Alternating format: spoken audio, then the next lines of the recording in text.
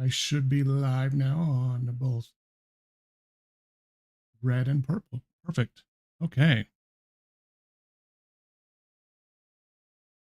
All right. What we are doing is we are starting out with our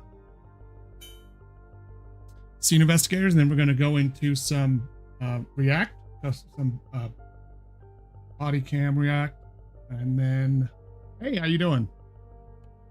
And then towards the end of the React, I'll put a video on. I need to eat, and then we're going to end the night playing horror games. I don't know what's going on with notifications. It kind of sucks. But then again, we know that about Twitch and notifications. Not very good with them, honestly. No, he can't. Only so he can get notifications about his the hot tub streams he wants to watch.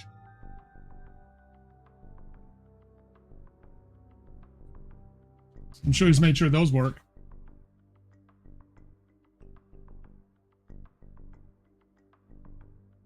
Indeed. Indeed. Welcome back. All right. So we've already finished this and this. Now we're going to do Bloodbath. I think this is just a single case too, which is good. This one had like 4 cases. This one, I think, is just 1 case. So. Loading complete. Good luck. A typically noisy detective's office became chillingly silent. The officers had not returned any calls, and there was no response on comms. Can you figure out what happened to the Kohler detective's office? Ooh. So some PIs ran into some problems. All right. Well, first of all, let's look at what do we need to answer this time?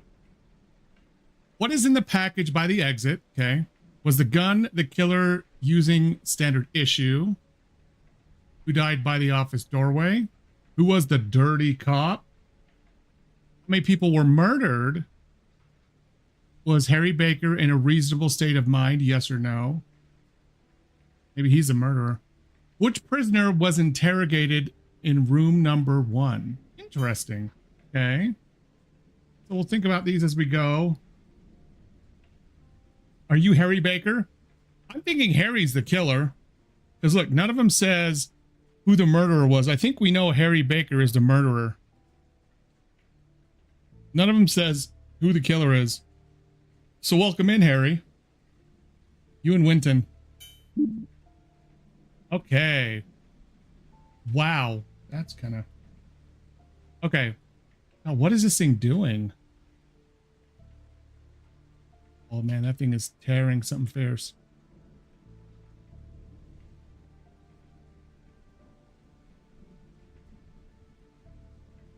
I don't even think it's that. I think it's... Let's see.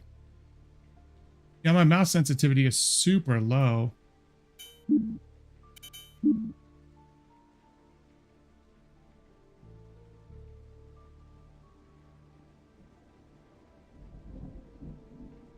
See how big this place is, first of all. Wow, this is a hot mess.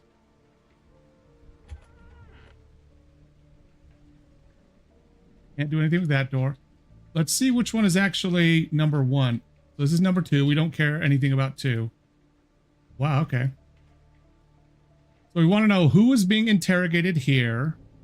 Because they're dead, actually. At least it looks like it. This guy's dead. But actually...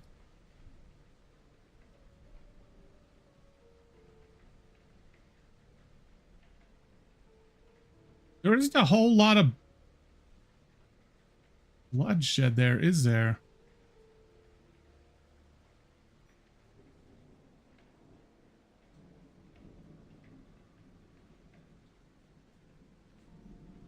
So we know at least 1, 2. He was sitting here with a Hawaiian shirt over the back of the chair. He was shot from this room, I'm guessing, is where he was shot from. From where, if you're sitting here, that's about head level. And he was also shot in the knee, it looks like, at some point. It looks like you were in room 2 when you decided to kill somebody. This is interesting. He was coming towards you. I think you stabbed him with something and then stole his gun. So here's another person here who fell. You were over there. The killer is over there. Oh, wait.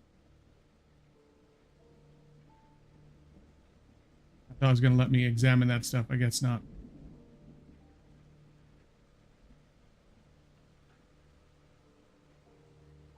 And someone, so I think there's someone sitting here, someone sitting here. You are the killer that's here.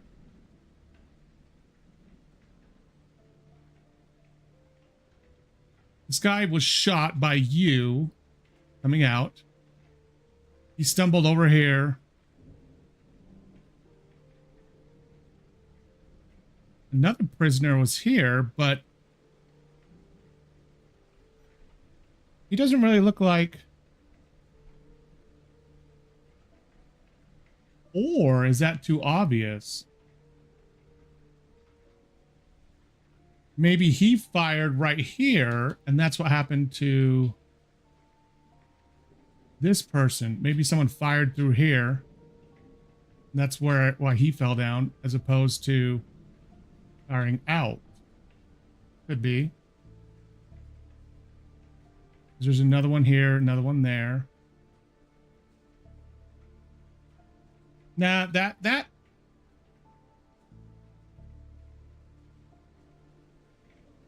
speaks more to the firing in there. Boom, hitting that person. Trying to kill the other person sitting here. Firing that way.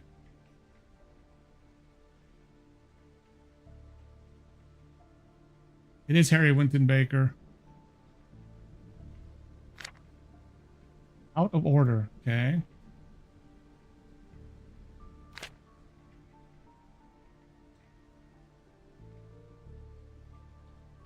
The evidence is sufficient. He did, I think that's going to be did it.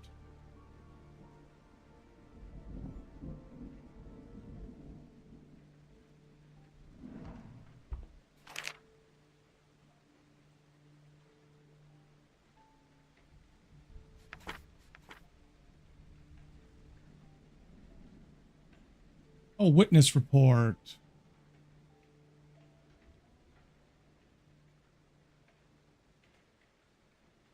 Mr. Grant, supervising. Harry.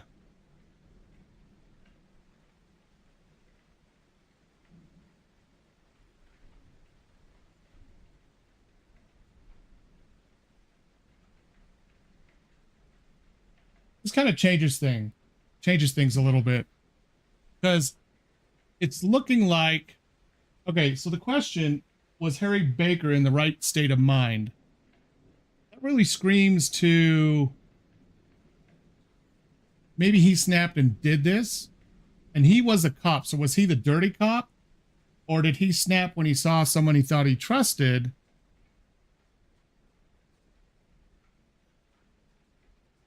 Changing teams in the middle and doing something he shouldn't be doing. Or what?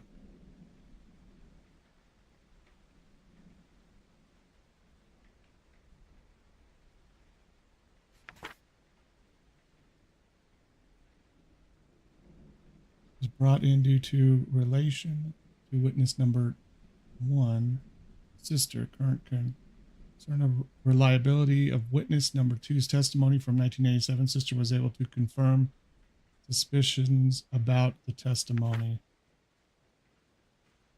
Harry is also on this one. Invalid report.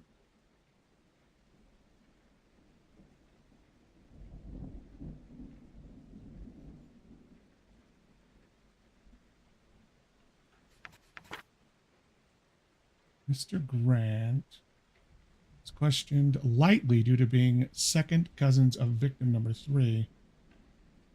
Currently not suspected of anything. Desired knowledge of victim number 3 and suspect number 14. Only real physical tie to case is his car resembled eyewitness descriptions of car make and model. However, his color does not match. Scott has now been questioned 3 times prior. This is an invalid report.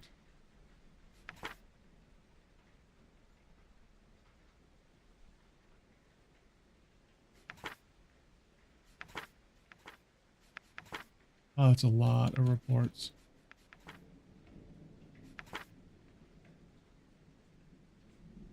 I am just doing ramen with Frank's is what I'm doing for dinner, actually.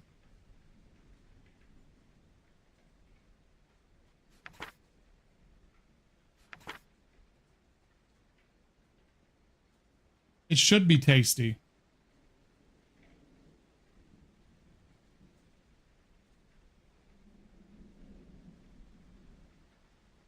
Not able to arrest him yet, but he's a perfect fit so far. His only out was that his job times checked out back then. We had several issues with when a friend of a friend came forward after sitting on info for 5 years.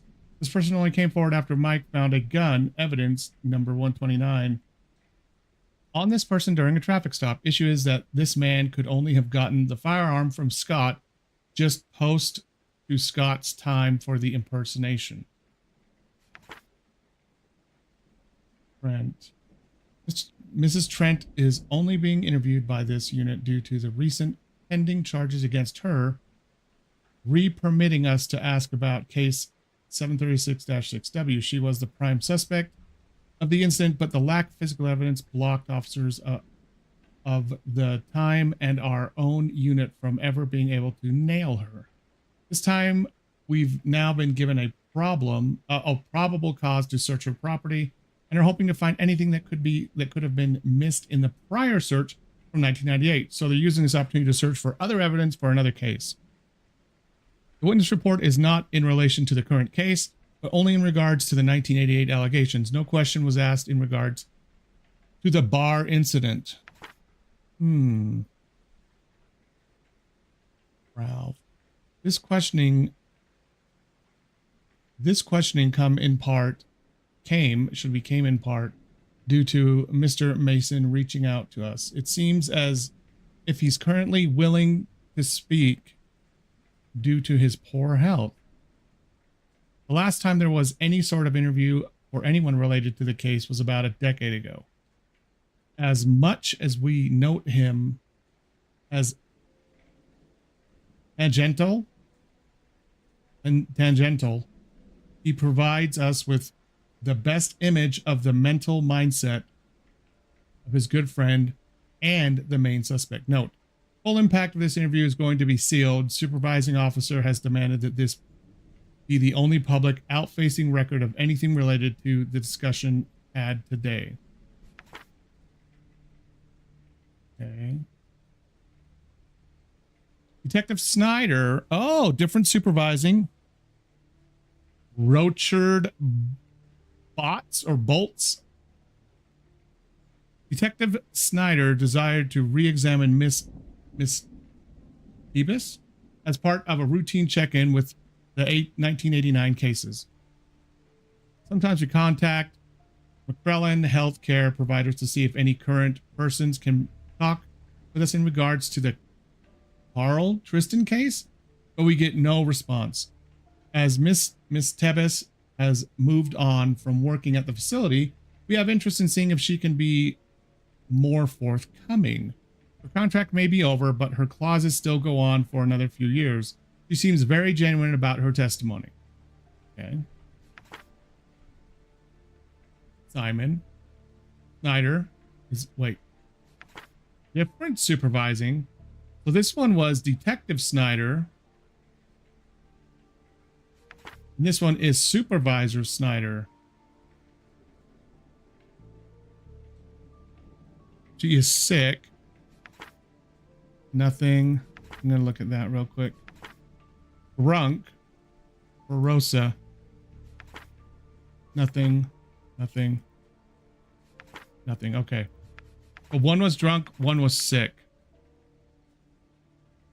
That sounds really, really good. Mr. Mead was only a child during the initial investigation of Case 5R. His recollection of events was colored by his perspective of, again, being a child. This interview is done in part due to the subject's current age and regular outreach process for the time it's been since the case was given to the unit. The failure of the recent tip to deliver any tangible evidence is another reason why the witness and people associated are being requested. It is the personal belief of this detective that this testimony will be another dead end, as the testimony of Mr. Mead was just as confusing as it was last time. Back to Baker. Mrs. Pinder is still the prime suspect in the disappearance of her child and the child of a former friend. Her various testimonies given to us throughout the years have consistently been solid enough to stop us from cuffing her on the spot. The issue for her now is the fact that her last testimony came into contradiction with one given earlier on. It was nothing immediate, but it was enough to know that she's slowly either losing the memory or her story isn't watertight.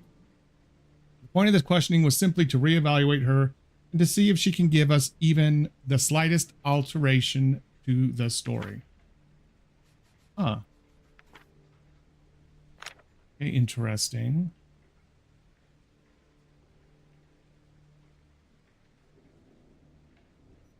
I don't know if there's anything else in here.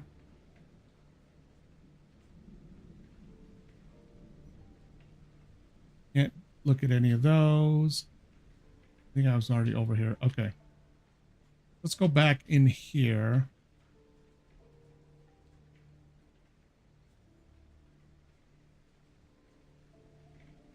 If there's anything low I can get to. Ammo. Okay.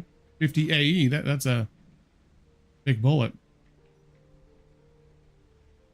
Okay, we can get into here. Happy birthday.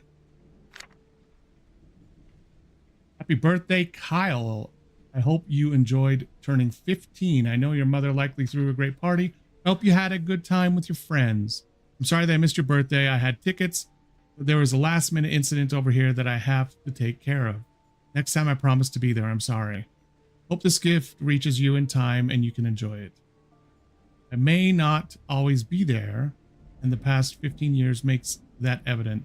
I want to pass this on to you, as it was given to me. This has been in our family for many, many generations now. It belongs to your great-great-grandfather, Bartholomew Baker. Oh, this is Harry. Okay. I would hope that you can use this as an inspiration and to pass on eventually to your own children. I may not be there, but our family is. Harry Baker.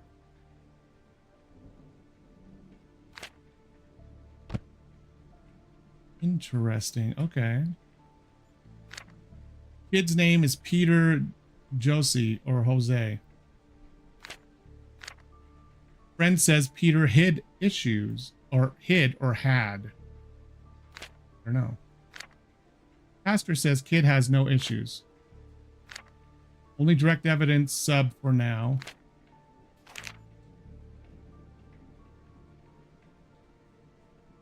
August 12th, 1998. I've tried to send the package now from 3 different places, but they keep voiding the stuff. I even tried to just pay the guy to look the other way. Cannot send it. The next day, we rounded up a few of the downtown kids tonight. They were taking pot shots with their BB guns. Darren told me to cool down again. They shot at my rear view mirror. Oh, I would have pounded them. I would have beat their ass. I did the same thing as a kid, though. That as it is. No, never mind. Still can't send the package out. At this point, Kyle will never get it. I hope he can understand. I've tried real hard this time to get things in order. I had to shoot a guy tonight. I'm going to the bar, or maybe I'll just roll about downtown and stare at the lights. That kind of sucks.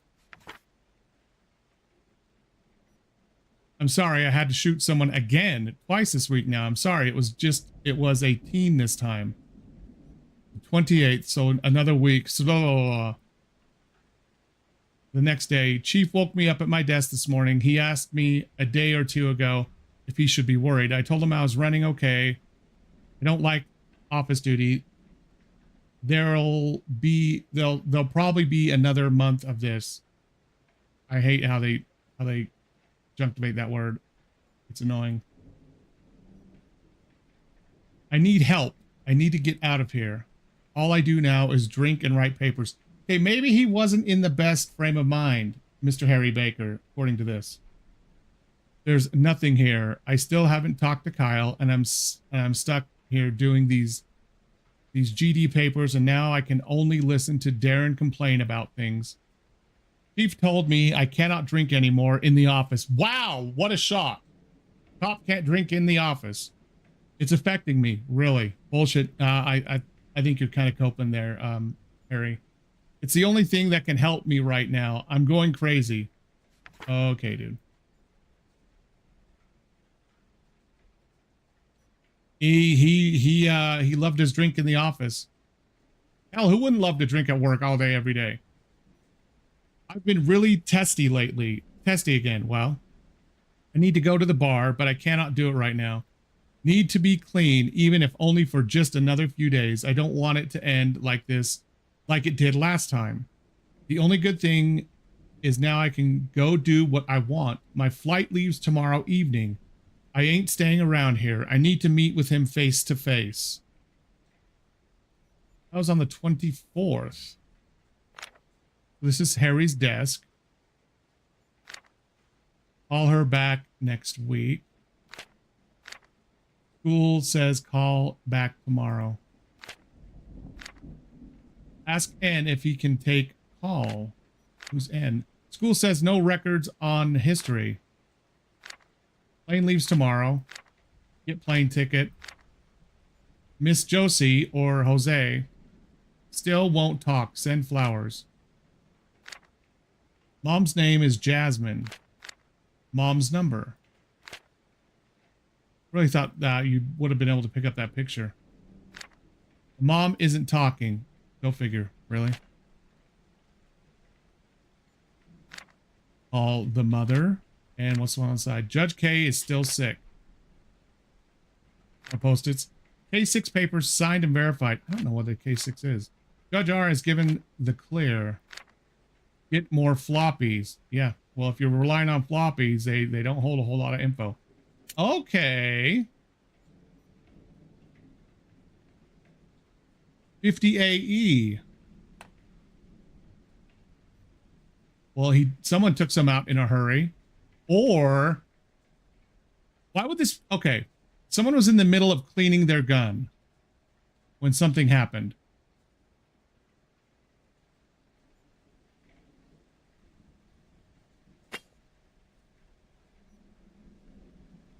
Okay, 50 AE, like, this isn't even for this gun. This is a 9mm.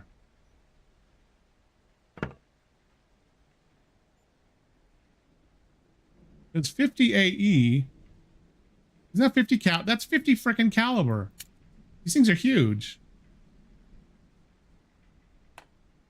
And 50 AE is not gonna work in a 9mm. Oh, I don't think so. I'm no gun expert, but he's in the clear.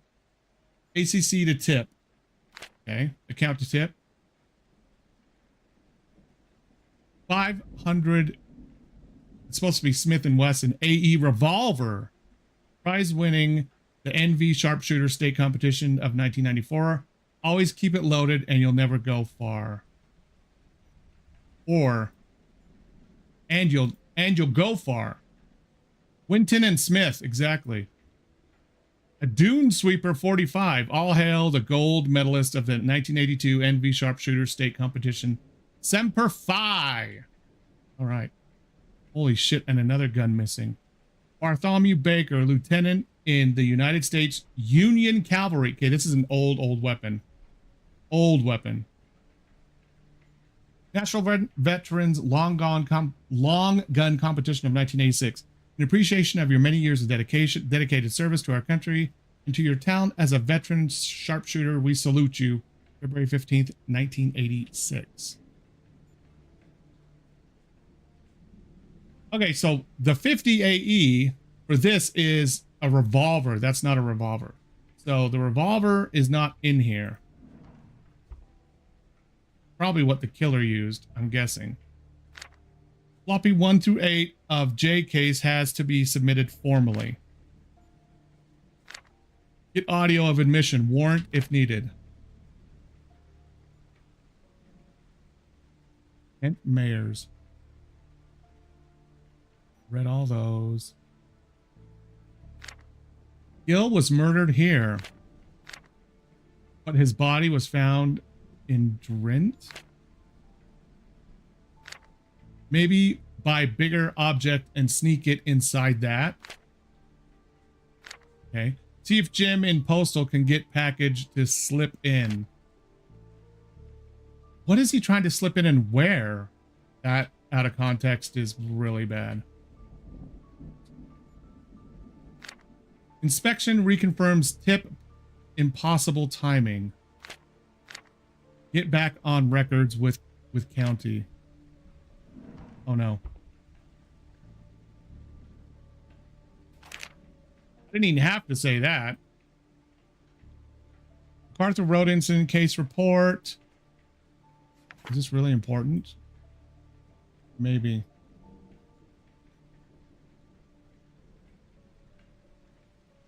Okay, so yeah, I think it is. Because suspect 1 and 3.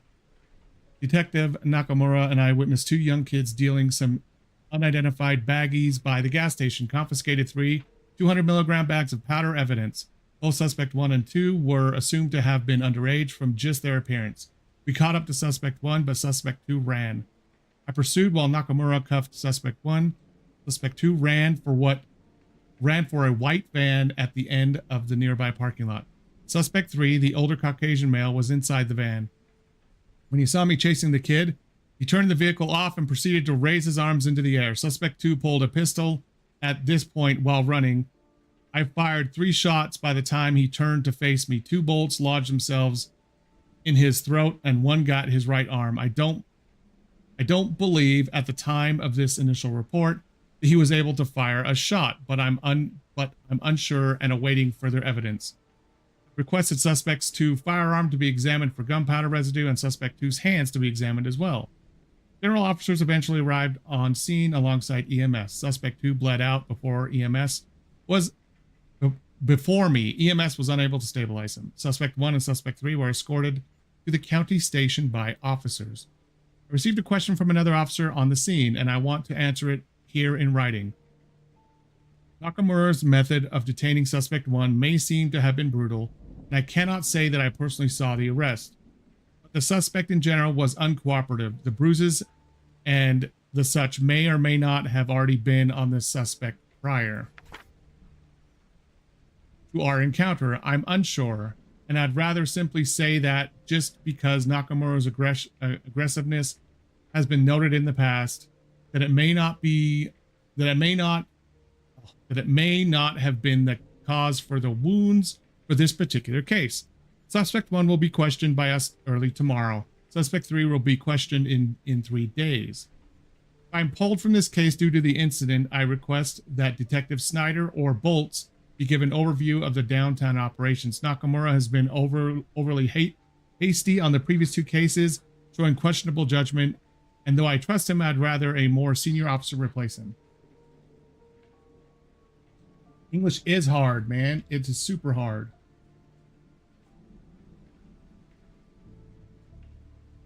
Okay, so Nakamura, and this is Harry. Okay, so Harry and Nakamura are partners. One of the people I think he was talking about killing when we were looking at his journal was this suspect here on September 22nd. Actually, we can probably verify that. No, he had shot someone else. This is August 21st. August 15th. Man, he shot 3 people in like 2 months. He killed this kid in September. Wow. Harry. And he's been drinking like crazy. And he says that Nakamura is in poor judgment. I don't know about that. Keep your issued sidearm. Yeah. Keep your issued sidearm on you at all times. Please do not leave it behind for someone else to mess with. You will share the blame. Please keep other standard issue equipment in your locker or vehicle, not on the wall where someone can grab it. Especially when the plaque says to keep it loaded at all times, Mr. Sharpshooter. We don't expect you to carry your rifle or shotgun on you 24/7. The fact that I have to say this is disheartening. But given that Jim had neither sidearm nor primary on him at the time of the Main Street shootout 2 weeks ago, means that self-preservation must be recommended and enforced. Had Harry not been there, we would have lost a good man. Please supply yourself as your job requires. Police Chief T.R. Sheridan. Okay. Today's morning. Okay, yeah, never mind. Today's morning and noon shift, 6:30 a.m. Nakamura to unlock our squad racks in equipment room and unlock doors. Bolts to meet with department head. Baker to come in and finish report before additional meeting. Donuts coming in hot. Jimmy from 2 offices over is supplying today. Morning announcement on PA. Snyder and Bolts to talk with department head. Expected call later today to Bolts from HR. Oh, that could be bad. Escort of prisoner 1 and 2 to respective interrogation cells. Transfer of keys to Snyder. Questioning of prisoners switch at 12:45. Lunch break begins. Harry in charge of watching over prisoners. Lunch break is over. Baker meeting with department head.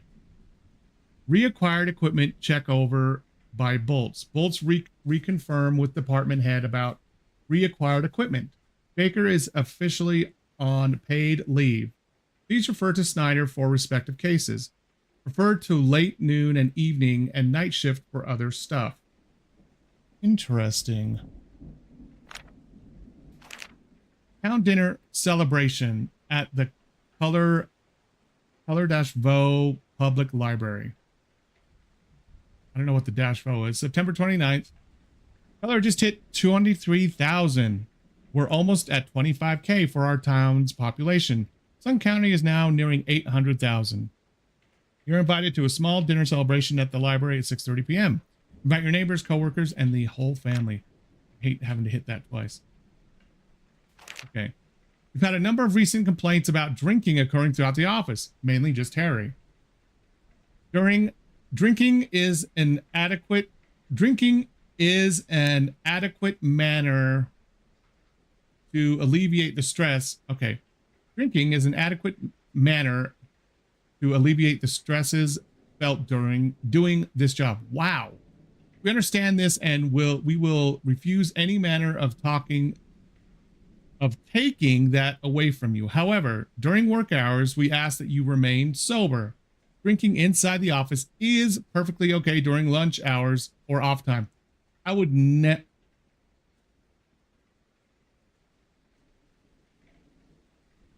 You cannot give people, you're not going to become sober within an hour if you drink during lunch. It's not going to happen. If anyone is caught drinking during hours, they will have a strike on their record. If one's work is determined to have taken a dip in productivity, and we discover that consumption of alcohol is the cause, a strike will be placed on the record. Good.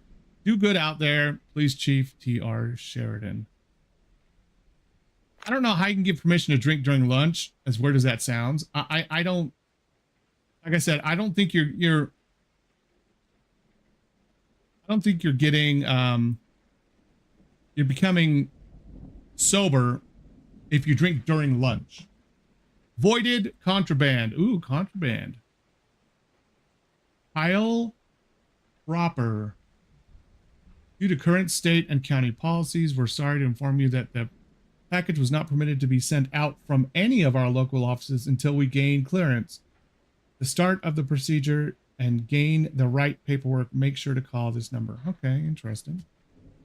Well, yeah, I mean, like, where your judgment is so key. Absolutely. Ooh, beanbag. Ooh, is that something? Yes, it is. There's quite a bit. 9198, new medication today, not like the old stuff I was using. It's got a bit more of a kick to it. I know my doctor told me to likely avoid this if I'm on anything else, but he said it was a great alternative if I start to notice a dip in the other medicine. Seems to be doing fine. I don't notice any difference. Beanbag's so good. I don't notice any difference yet, but it gets the job done. My headache is still there though. Well, I don't feel so weird anymore. I think it's good. So far, so good. The headaches are just dull. Next day, I think it's just another fine day. The whispering stopped. Thumbs up for this stuff. It's only been a week, but I can say that this got the job done fine, just fine. My headaches are still there, but they hardly compare with the normal ones. My trial amount ran out today. Bought some pain reliever to help the layover until I can get another bottle in 2 days. I don't know why they always have to drip feed the amount. I almost collapsed when I finally got the stuff yesterday. It's a fast actor, however. Came in a little late though, so I could get worse. Stuff to quiet down. And now it's completely normal again. Good. I'm stretching a little to wake. Sure, I can pay for this next time because it works 100%. It is hampering my other expenses, however. Nothing on the 13th. Almost had an issue. Didn't take one as an experiment yesterday. Line through yesterday. I think even by the end of the day, Baker was a little concerned. Feels good. No issues to report today. This might be Nakamura. You know, I think that the prior medicine was just putting me off. You could tell me Green Man had taken over the government and I would have bought it. 17th, all good. 18th, had to buy another bottle in the morning. Completely out of money though. I'm going to have to start a second job or something to help pay for my issue. Hey, I don't think this is the stuff that he's getting from a doctor. Thumbs up again. I can't find the medicine. I left it in my car and now it's gone. I've been doing fine for the most part. I need to find it again, at least before my issues crop up again. My headaches have already returned and I just don't want to hear the voices. This has got to be Nakamura's office, right? Morning stroll, buy more drinks from Walmart. Oh my gosh, look at all these. Harry asked for papers again. Find them. Need new bag of wrappers already out. Withdrew from bank before coming to office. Morning walk, 10:30ish. Paperwork for rest of day. I'm supplying office donuts today. Used $20 found yesterday. Found. Check with bank in the morning before office. Morning walk, 10:30. Sounds like he's taking a 10:30 stroll to like meet his dealer is what it really sounds like.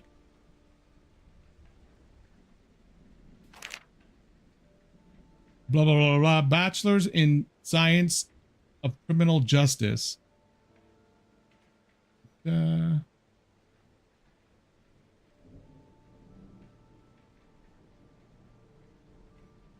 Nakamura. Okay, Darren Nakamura. Okay, good. Yeah, this is Nakamura's office. So Nakamura had a substance abuse issue of some sort. Maybe could contribute to his rashness that Harry mentioned. State of Nevada, Office of the Attorney General. This is to certify that Darren Y. Nakamura has completed the Nevada Peace Officer Basic Training Program. More post-its. New coffee filters. Ask Ruby about mom. Okay. Color Weekly. Breaking Easter Morn Sacred Silence. I'm not going to read that. Call 1006. She can help with dollars. Ralph, wait till Thursday. Jay claims was McMillan. There are so many freaking post-it notes in here.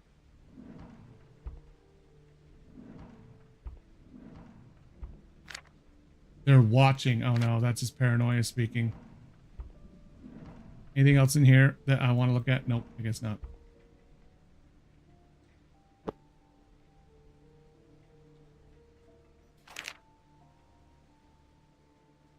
I forgot my wallet today at home. I couldn't enter the office until Richard opened the door for me.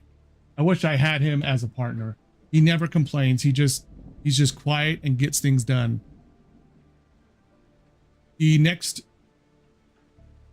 to never talks at all. At least I can't remember any time.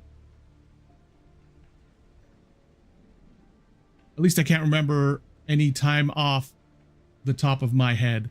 Harry's quiet, but in a way that makes you worry from time to time, especially when he's really drunk. Sounds like this partnership is just really, really bad. You have Nakamura who's abusing some substance, and Harry who's a raging alcoholic at this point.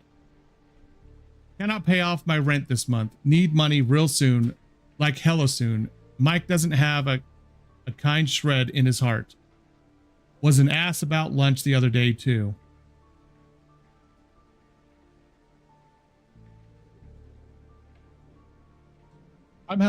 Is this fart or fast? The fat tub, okay. The fat tub of lard came in panting today during lunch. I told him to try using pig insulin instead. He spat at me. I don't really care. He tried to gip me again. I thought him getting offended might make him think about my situation and how he might be able to relate. But it obviously didn't work.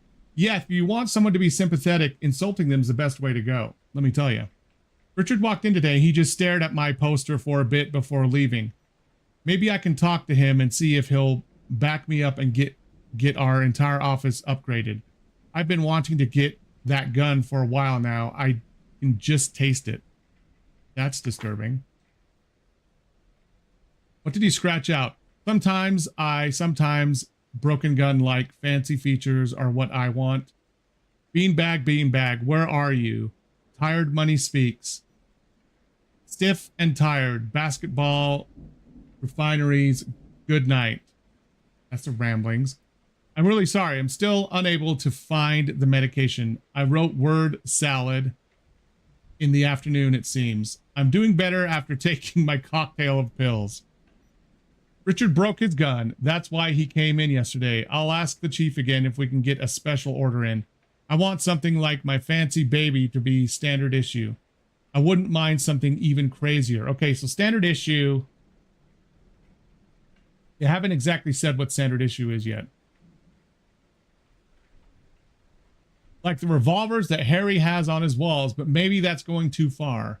I'm only worried that Harry would get one of these suckers. He's already a kill shot with one of those pea shooters.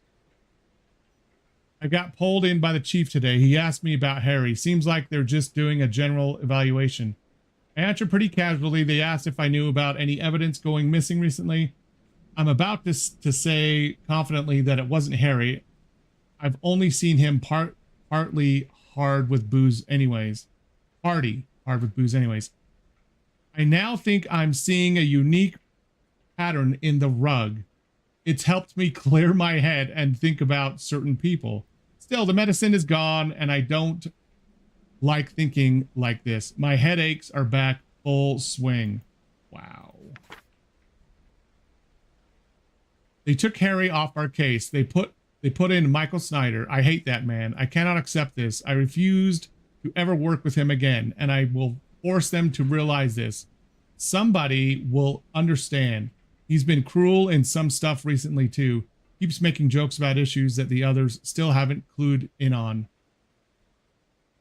I don't know, but... Oh, Snyder. Mr. Snyder. Yeah. One of the other detectives. We saw him in the other case files. If he makes another one of those jokes, I'm going to blow a gasket.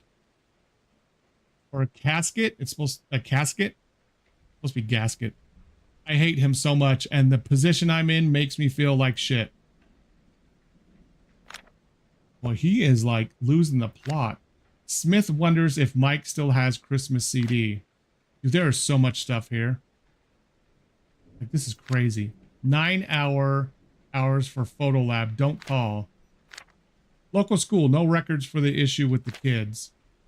Holy shit balls. He keeps saying hello. Package should come soon. Call Jeannie about order number. Dorian High School's number. See if Judge V can get back. Legal advice for Harry's inspection. Interesting. Looks like he had Harry's back. Can't block him anymore. See if tires are all ready. Interesting. Call Valentine about Judge's help. See if Judge V can get back on warrant. Harry can be trusted. Don't answer calls today. Ask Harry about Jay's case. Harry wants answers yesterday, right? BBQ next week. It almost seems like he color-coded these too. Like personal thoughts that aren't work-related or in these blue ones. BBQ. Harry can be trusted. And the other stuff is about work. Open today. Meet with Philip at 11-ish with Piggy. Smith says hello. Smith says we need to call back. Get warrant for market on 4th Street. Yeah, yellow work, blue personal. Call state to request files for case 12218. They're open between 9 and 5 right now. Meet with Susan at 6-ish. Rich will be there to intro proper. Chicken place opened up. Invite Rich. Oh, let's see what he was. Oh, okay, here we go. Cypidime. 1 pill every 10 to 12 hours. Dr. B. Pasternak. Late onset schizophrenia. Yep. But look. There's still some in there.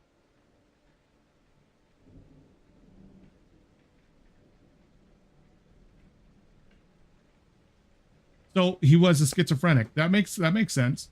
But like, what is he? He talks about a drug cocktail. And I can't imagine that Tylenol extra strength. He was taking that. Reconnect phone tomorrow.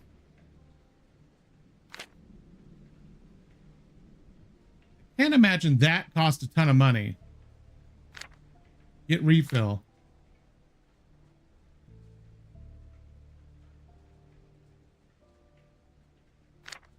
Average drowning time.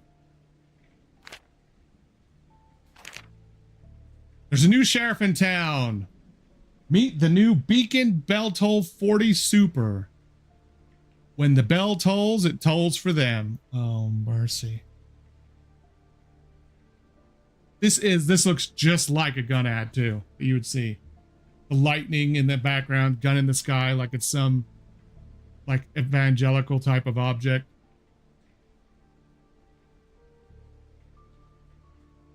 Power unbridled. Power eternal. Oh my gosh.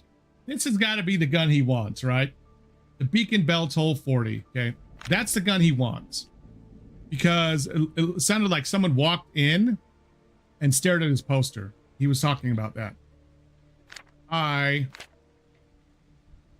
Okay, let's see what else we got over here. We've got this. Bullet size too large for Jay's issue. Interesting.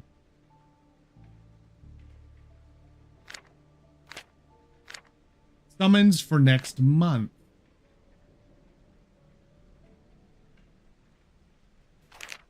Okay, yeah, I already saw that. That's his little private thoughts.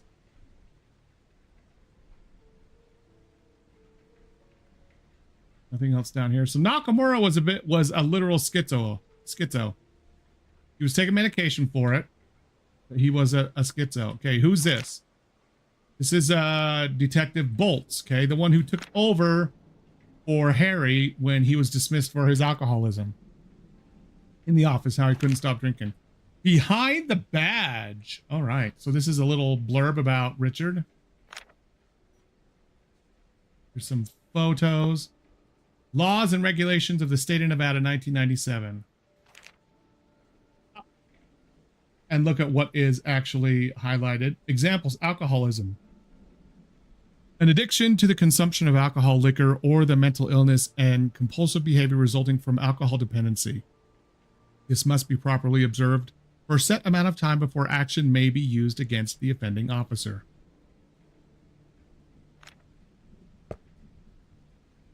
Ooh. Copperhead family, 9mm. So this matches the gun in Harry's. These bullets kind of match the gun that was in Harry's area. He actually had open. Well, that's a shit ton of 9mm. Is he like the armory officer here? Planner. Check over file reports about case. Gun range. Meet with new witnesses for case 2. Report about meeting yesterday and meeting today. Lunch. Open office in the morning with Mike. Open all equipment lockers. Call witness number 3 for case 1. Yes, they do, very much so. General meeting in office. Well, depends on what you do for the rest of your job. Meetings can be a nice distraction, especially if you don't have to participate. If you're just kind of there, like if you don't have to like actively participate, you're just kind of sitting there. It can be a nice distraction. But yeah, generally they're a waste of time. Shopping for office, request new firearms. Oh, okay. Request a new firearm. Turn keys over to Nakamura. That might be a mistake. Nakamura today, not me. Keys already given. Meet with Carl Tristan. Mike's gonna join a little late. Mike's the one everyone hates. Or at least Nakamura hates. Yes, exactly. Free time away from work. Report about meeting yesterday and meeting today. Meeting with chief, likely about recent issues and new employee. Some small dinner with Nakamura and Susan. She's asking if I can buy more potato salad. Nothing on the 27th. So it could be that this murder took place on... The office incident took place on the 27th.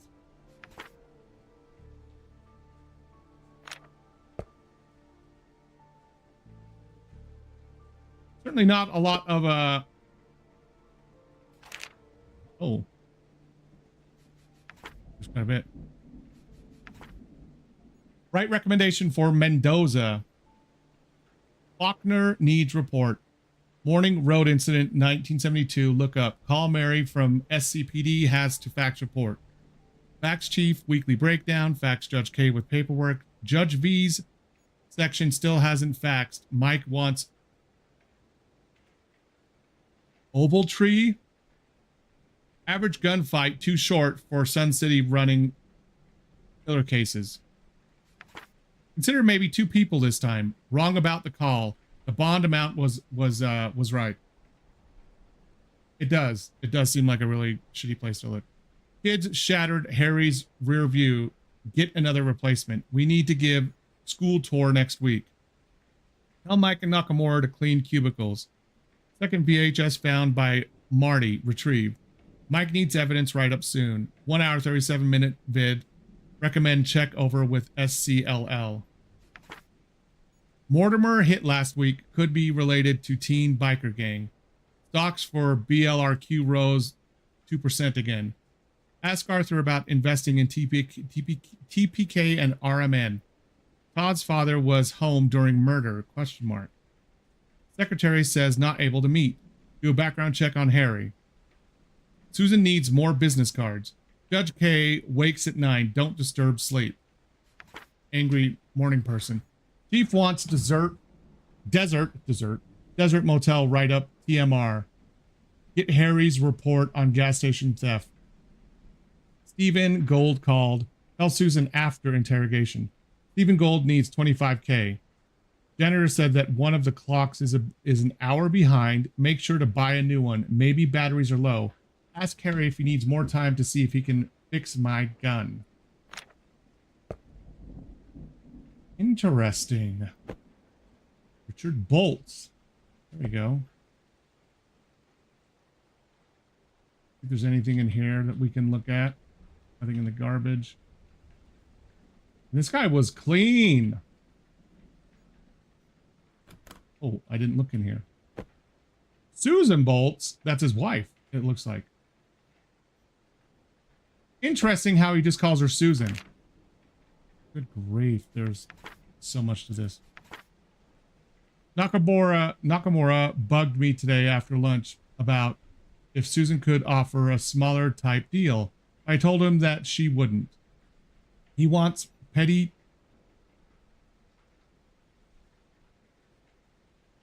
change, enough to buy fountain drinks and ramen probably. Susan already expressed that she wasn't interested, unless he had enough to pay off his already late rental charges and then some. I told him to just harass Mike for some change, if it's just for snacks and shit like that. I mean, he's always got cash just lying around. I know Mike might not help, but given his dislike for the guy, but it'd be worth the try. Nakamura just turned and left. Seems like that put him into one of his moods. Mountain Dew and ramen is a great combo. It's been a long time. There's just so much going on in our current case. Both Mike and I hit the mother lode. This is the holy witness we've been waiting for. She's going to break the entire case against Carl Tristan. From here, notes we can read that the 11 kilograms of DDP-39 the company was transporting was switched out at the last second for another trucker. Tristan didn't mishandle the insider stuff. He was either set up or a very unfortunate victim of pure coincidence. Whatever it is, this is evidence enough for us to pull this out of the fridge and grab any warrant that we'll need. Interesting. I just need Baker to not kneel over and die. I found him on the corner of Swiss and Baker's this morning. He was a complete wreck. Dragged him here in the car. Harry, get it together. He's a liability right now. That evidence for his case a few weeks back went missing. I'm 90% sure he just partied all night with the final portion of it. Nakamura may be the largest hiring blunder we had in the last decade. But if Harry doesn't shape up and stop running afoul, then even Nakamura may seem like a decent partner. And if this goes on just a little more, we'll have to really confront him. Note, have the backseat washed before the party next week. Oh boy. This is what's his face? It is Bolts. Yeah, Susan's his wife. Yeah. The Bolts ran into him. I'd rather that Nakamura and Mike not constantly try and get in each other's way. The bickering is constant on most normal days. They are often testy after their individual morning walks. I think they likely run into each other and fight. Today is exactly one of those days. They come back in at the same time and were complaining about something that I care too little to understand. I really did try and ease the tension, but Mike was playing hard ass. Hell, it got to the point that Nakamura got quiet. It set Mike off and he understood to shut up. Baker just watched the entire show. He was waxing his swords. He gets some type of sick pleasure watching all this. I can feel it. If Nakamura is the nutcase, then Baker is the lost cause. Baker is an issue. A massive issue. I got to meet him today. He looked healthy. Seems fine. He's usually well for someone in his shoes. Rather kind for someone who's had all their stuff taken from them. The bank literally got rid of all his possessions. His health is good and he's showing no signs of a relapse from his prior issue. Baker was yanked from his case this morning. Mike is now in charge of the questioning of Philip Clements.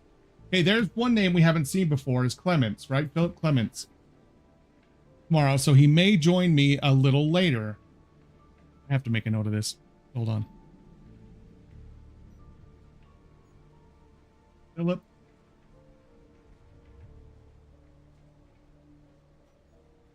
Clements. witness or suspect.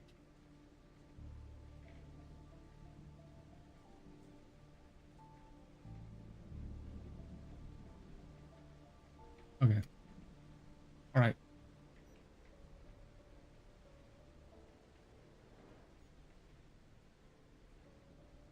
Wicked's a good movie. The play is way better than the movie is. So he may join me a little later with Carl. From what I've heard, the man's just going to get some potentially heavy charges. But they're also offering a massive deal if he happens to just babble long enough about his friends out on the streets. Don't think Mike is very excited. I think he respected Baker enough that he's peeved at all that he's peeved at all this. Told you not to eat the fingers, Carl. He never liked Darren since he fudged the big case last year. Those two together will be a mess. Baker was passive, a little too passive. He immediately ordered a plane ticket over the phone. Lots of mumbling. He's been acting off since his last shootout. You don't say. So we have one Philip Clements who came in and was supposed to be questioned. He might be part of the problem. Well, part of what happened. Okay, now let's check. What? This looks like flour or sugar. Interesting. Is this where we keep evidence lockup now? Okay. Well, that's a problem.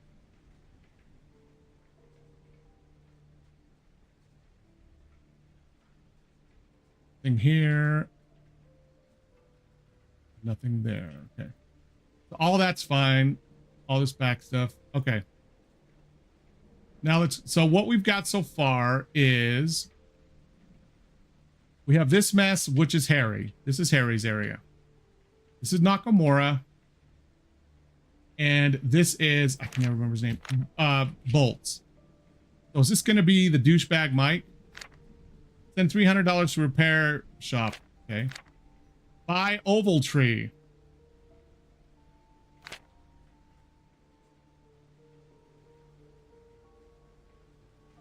Who is this? There's got to be something in here. Okay. This is Michael. Okay, so Snyder is the dickhead no one likes. Well, at least it seems like we know Nakamura doesn't like him. We know Nakamura and Snyder don't get along. Okay. So this is Snyder, Bolts. Is this Harry? Yeah, that's Harry and that's Nakamura. So these are the four detectives we have here. Bolts, Snyder, Baker, and Nakamura. Okay. I could have just looked right there. Okay, so let's start over here. All of this. Post-it note. Use mixer. Figure out pH level for evidence from county. Arm movement is impossible. Upper arm shouldn't move. Okay. Cleaning a gun, a manual. Assembly, disassembly, lubrication, ammunition, maintenance. And this is for a revolver too. Like the one that should have been on the wall in Harry's office right over here. That was a revolver. That's the 50 AE one too. This the Wenton or Wetton and Smith. Okay, we've got all that. Okay, let's check this one. Look into Trent Brown. Make case to chief. Make case for what to chief? Let's do all the stuff up top. Call Sergeant Grady about serving. Okay. Sergeant Grady is escorting Philip Clements. Okay. Buy more red pens and markers. Clara's B-Day next month. Do not forget. Jonathan wants doctor's outfit for Halloween. Penny wants chief outfit. Rose wants to be Chunky Rat. Sounds like he's got at least 3 kids. Call back Marge. Large Marge. Therapist for Kevin cannot answer under oath. Interesting. Chunky Monkey. Yes. Criminal justice, that. Get Dick to make coffee for guests from now on. Didn't know they could do that. Ice skates. Can they feasibly pierce bone? Yes, they can. Absolutely.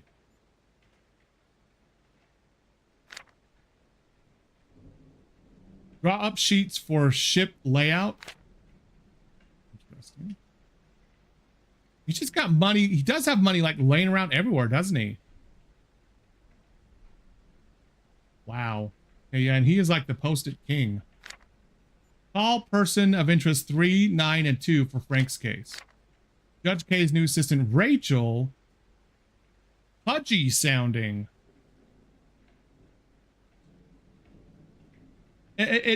Well, as a dick or dick? Get dick. Or you thought it said get a dick? Summons ready to send. She's asking for me to look into Payne's Creek. Strict regulations on meet between Jenny and Ben about Judy. Receive docs from guard. Need proper procedure. Bank teller Martin, rough voice. Sarah needs to call bank. Maybe it was fratricide. We'll be doing patrol next week. Facts for Roger. Money stolen from Roger, $9 grand. That's a lot. Reassure Grady on processing. Get Dick to write up report. Harry stuff in lockup. Tell Rich. Statement from Hoodie Kid contradicts. Frank Wendell, shattered neck bone and 3 ribs, 1990, March 3rd. Officers then only charged neighbors. So who is Richard? Because... oh. Dick Bolts. Richard Dick Bolts. In quotations. Mike. No nickname for Nakamura. What about Harry? Nope, just Harry Baker. Senior detective. Okay, so he was a senior detective. He's just detective. Senior. Okay. And senior. Okay, so there are 3 of them were senior. Nakamura was the new guy. And Mike's got it going on. Yeah, look, he has 3 kids. And that's Mike. There's his wife and 3 kids. The 3 outfits they want for Halloween, the 3 costumes. Did I do all these? I didn't. Get Samantha to look at license plate. This. Okay. Another case from SCPD about 1991 murder. Another call from a lady in Glendale. She's masking her voice. She's changed her number 2 times now. Okay, interesting. Okay, so I've gone through all of this stuff, everything here. Okay. I still don't know if I really... how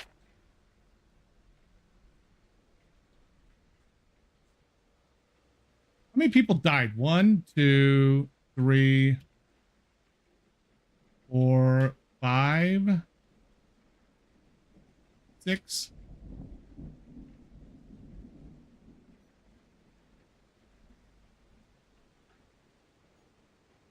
I don't know if one of them died. I don't know if this one died, honestly, right?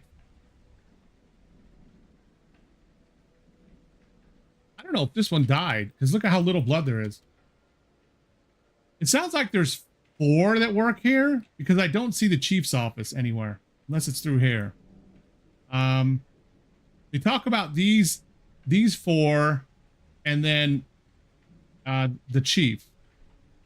So I don't know who was sitting here. I don't know who was.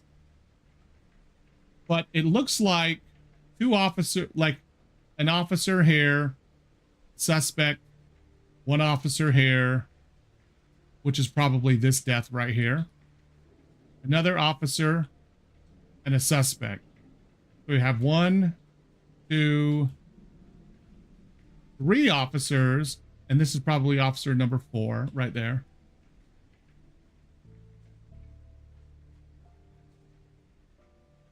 Or that might be something else entirely. It looks like hair, doesn't it? Or unless that's a hand. Maybe that's a hand. I don't know.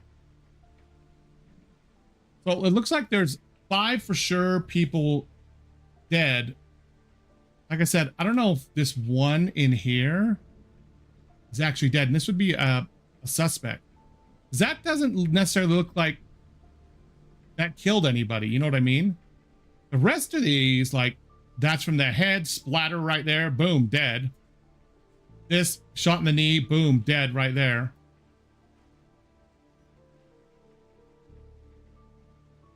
Okay. If he was shot through in the head through here, why is there a big splat over here unless he was shot twice? And when did he get shot in the leg?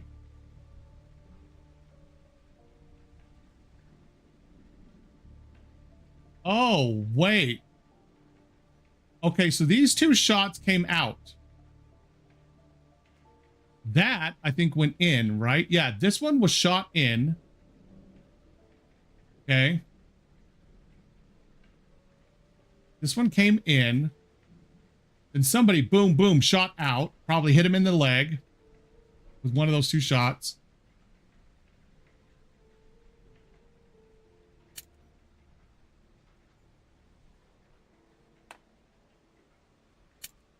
Wow.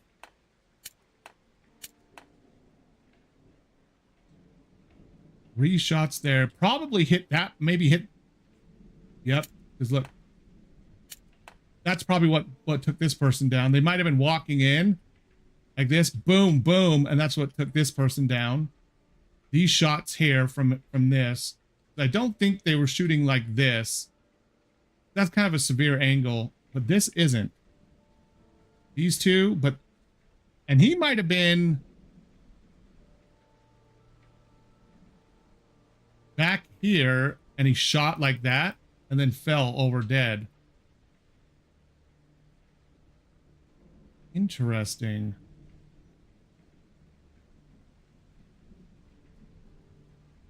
Don't see a bullet here.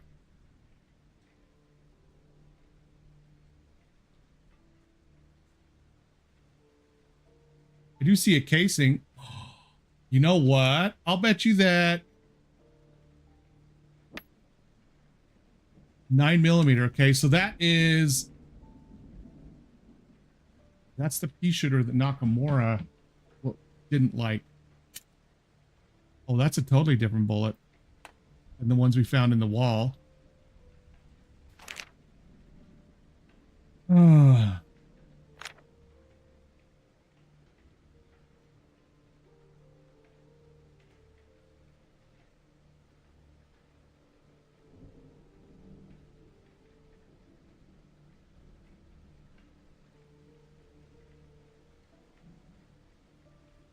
This was not shot out. They obviously came in.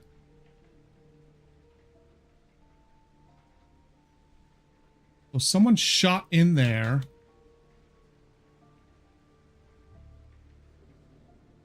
And this is where the prisoner was. Someone tried to kill the prisoner.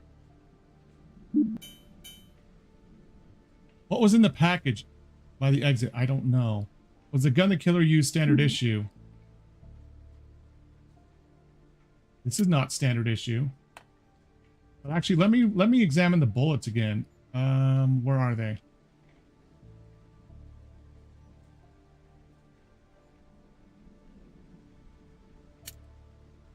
That's not the same bullet.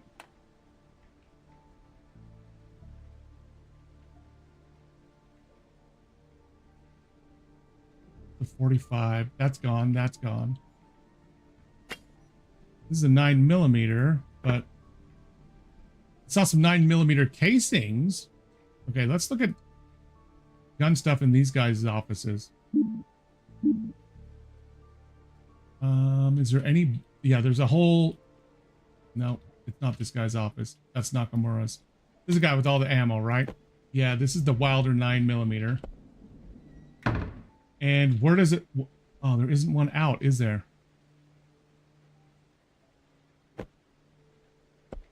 Dang. We found a casing, though.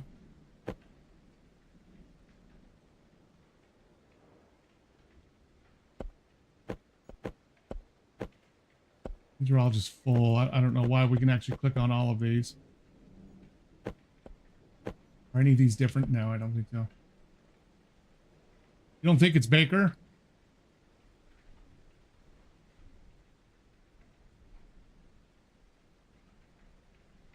It's definitely not the revolver that's missing. Well, I shouldn't say that. Hey, can this actually open? No. Remember, one of them had a gun that was broken too. Oh, I didn't even look at this. Milk duds. Look at all that money. Cigar, screwdriver, $20. A lid opener. It doesn't let me click on any of that. Neither one of those. I know, I wish I could have some milk duds, man. I love them. Okay. So what was he trying to ship? Like, what is this? Express shipping, 1.8 kilograms. From Harry. I don't know what he's trying to ship. I didn't find anything in his cubicle to kind of say what he was trying to ship, did we? Inspection procedure change sounds like a no.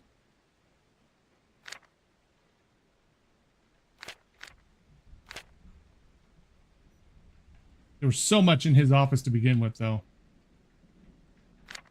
Rich wants it cleaned.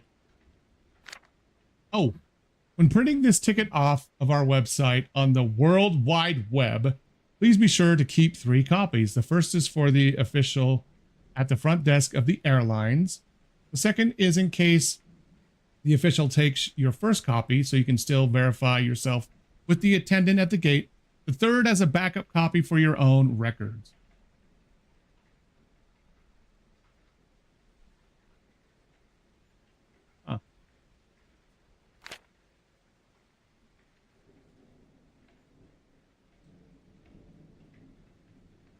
There.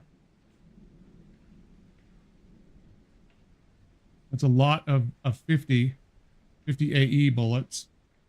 I think we looked in this, and there was just the card. Can't click on any of that. Can't click on any of the books or the calendar. So this is Harry's office right here. This is one that had all this other stuff in it, right?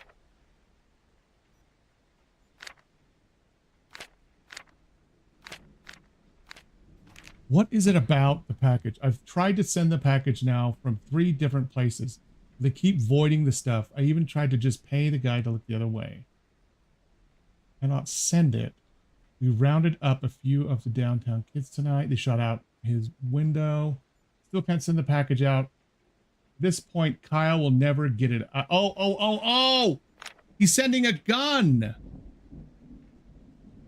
He's sending this.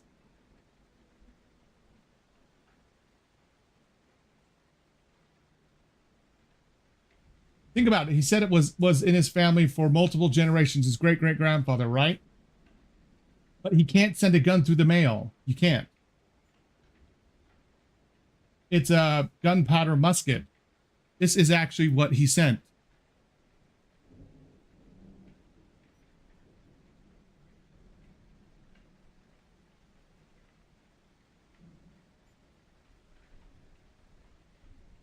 Oh, it doesn't say the name though, does it? It talked about this somewhere else. Where was it? In Wasn't there another place he kept like a journal or something? I thought there was. Or is it all in here? No, card. Maybe?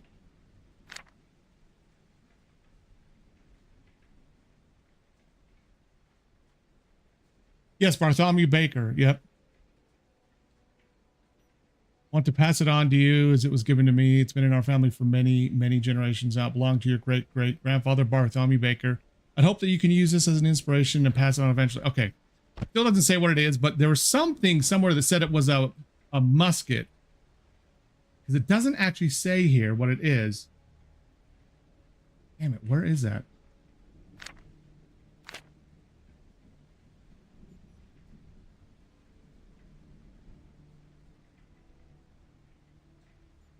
Somewhere around here it said it.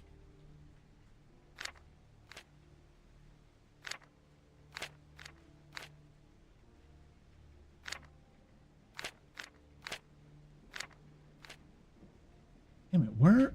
Now I'm getting bothered, a little bit bothered. There is something that talks about it. It wasn't just this either. Sharpshooting. Veteran sharpshooter. Because none of these actually say what, like, that doesn't say what kind of gun that is. But there was something that talked about it. Damn it. That is what he tried to send in the mail. That is actually the gun right here. That is the gun. The gun from right there. So we know where this gun is now. This gun is by the front door. So these two are gone. Neither one of these is this either. Because it's a gun. You can't send a gun through the mail. No, normally you can't. Yeah, that's the 9mm, which I think the 9mm is their standard issue. But what has me confused is the tip of this bullet, which is the 50 AE. Look at the color of this one, Kate. Okay, remember this color. There's one of these in here, and it's right here. This looks like one of them, right? So at least that's what it looks like to me. It looks like that color, okay? The ones in the wall are not. This is also a lot smaller, too. And that's what the color of all of these are. All these are the small ones. So whatever happened out of this room happened with a small caliber pistol. Or I shouldn't say small. I think a 9mm.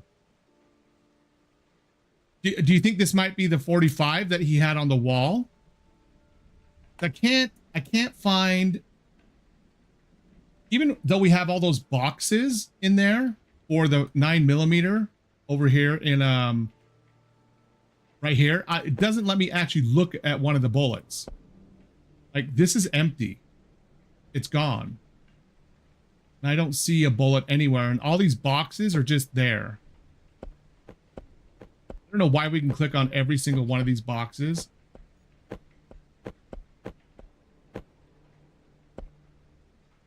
Or if it's just the whole shelf. It doesn't matter. Now maybe Harry... Oh, this isn't Harry. That's Mike's. This is Harry's. I'm actually getting it kind of straight now, and it's kind of scaring me. Because if we look around here... He was cleaning this one, which is the 9mm. But I'm curious why this ammo is out. Because this ammo is not going to fit in the 9mm, but it will fit in this. But that's a revolver, too. And I think this is the police standard issue. Now, like you said, this could be what did the shooting over there. With the bigger, with the more longer tips that are over there. I don't see what the 9mm bullet looks like in here, so I'm not 100% sure. But I can see him cleaning this at work because he uses it all the time, right?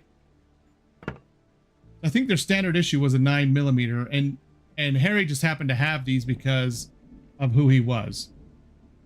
Because even Nakamura was like, man, he's just a good shot with everything. It doesn't matter what kind of gun you give him, he's a good shot with it.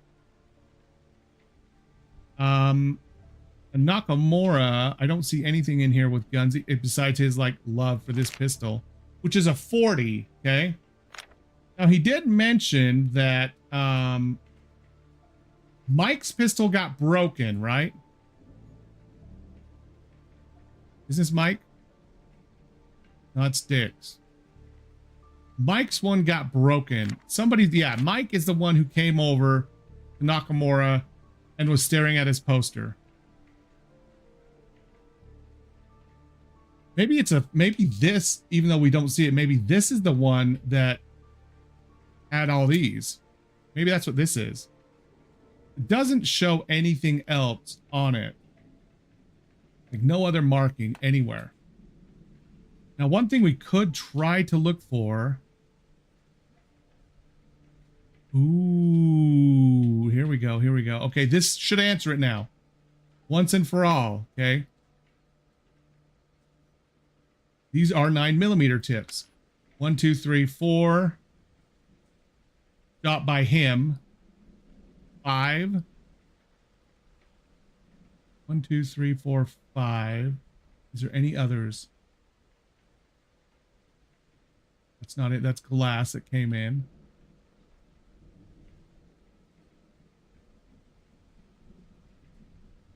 Okay, so he's got 5 shots that we can see right now, right? 5 bullets. It's 1, 2, 3, 4, 5, 6. These are all the same.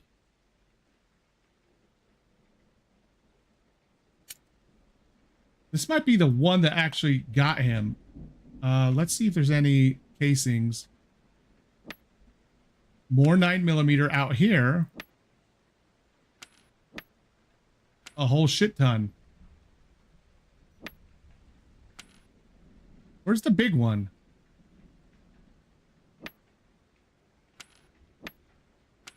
It goes to this right here. That's what I'm wondering about, because it's going to be substantially bigger. That's what she said. Matt, there's a lot of these 9mm bullets, bullet casings. They're like everywhere. So who actually got shot with this? Why is it bloody? Unless it was this guy here who got shot in the leg.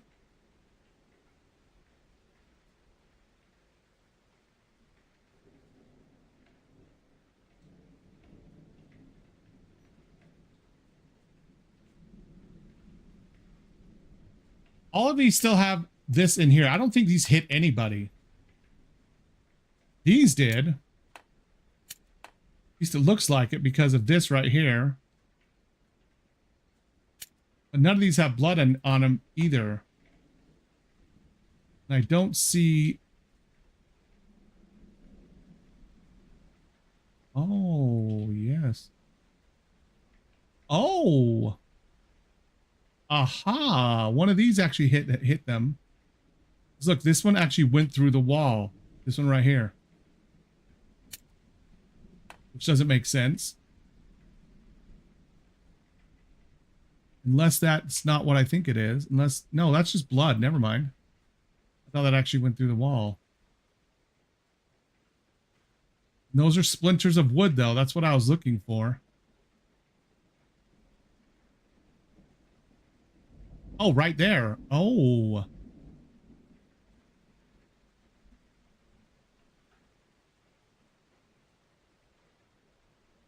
Ah. Look at the level of that. Oh, they might have got hit in the knee. With this one, right? Because this looks more like the stomach. I guess that could be this. That's kind of low to be the stomach. You think that the stomach would be more like right here? more in line with the handle. If this was going down, it definitely, like at a downward trajectory, it definitely could hit the knee for sure. I really want to find the casing for this. Figure out who was shot with that thing. I think this was all done in here. So where are the casings in here? Because this glass is not broke. Oh.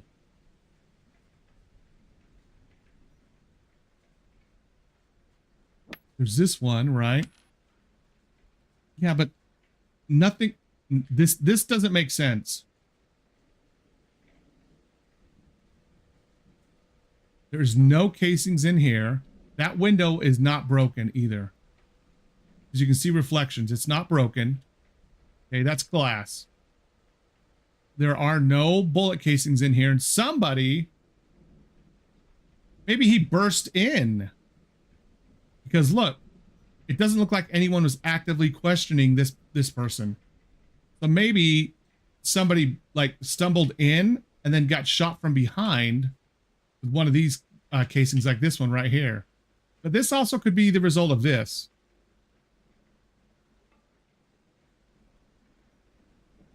Okay, now I want to look out here to see if any of this started out here. Like the shooting.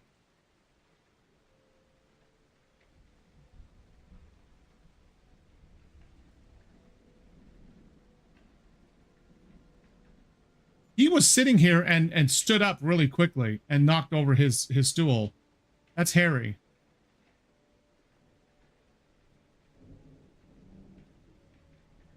Yeah, that it was. I think so too.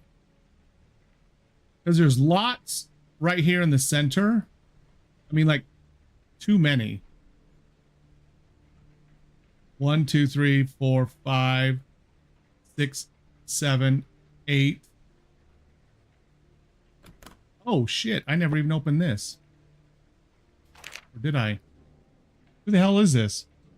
Unlock office and open equipment locker. Water, fern, take a morning walk. Gun range. Oh, wait. Is this?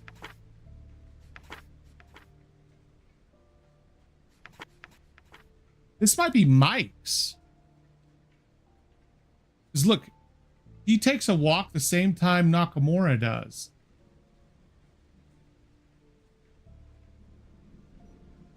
And remember, Dick was saying that Nakamura and Mike always came back at the office at the same time because they took their morning walks at the same time. And they were always fighting when they were coming back in. So I bet you Mike, this is Mike. Mike was sitting here and that's his briefcase.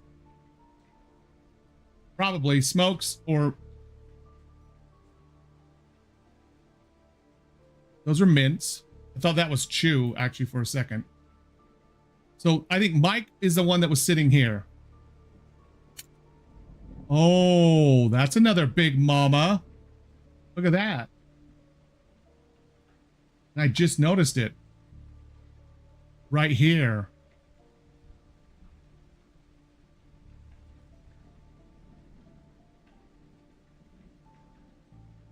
Okay, new theory. Somehow, suspect got the gun away from the officer, right? Wait, there's something on the chair. Oh, just another 9mm. And wrestled it away.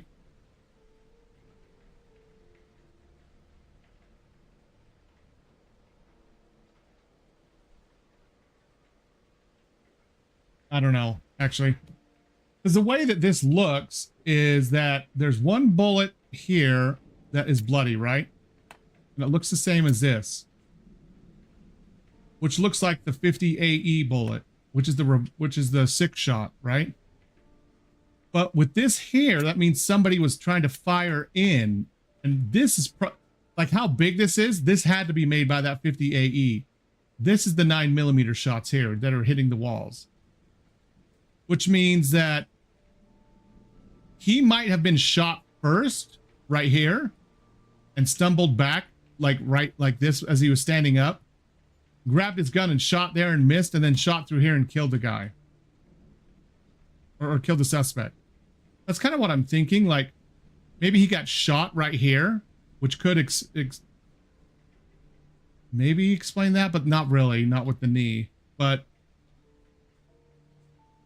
because look, it's like he stood up, stood here, shot, maybe missed, shot, and then kind of stumbled over this way, and then fell down against the wall. And then they came out and finished him off right here, like you said. Point blank range. This is either to finish him off or it's to shoot somebody in there. Because I don't see any other one close to him. Over this way, there's this, which could be right here, right?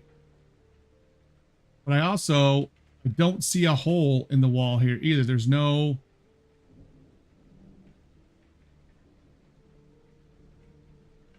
I don't see any hole. I don't see any holes in the wall. Any in here. No broken glass. I'm more curious about what happened in this room, honestly. This one seems more of a mystery to me than anything else. Okay, this... Oh, and another... Now I'm totally confused. I wish I had a flashlight. Let me see. I do.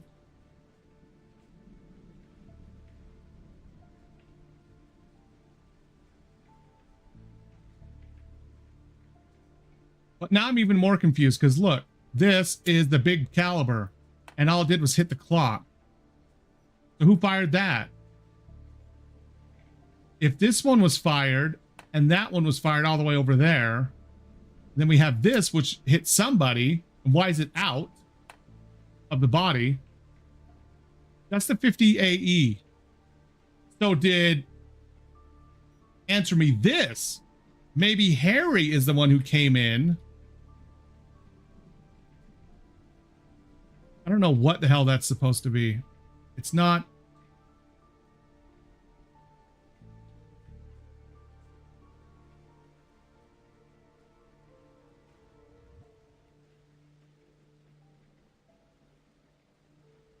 It's not, ooh. Yeah, that's just a 9, right? Yeah, all the ones in here are 9mm. And I don't see any holes. There's this. Okay. Okay. So this looks like it. Okay.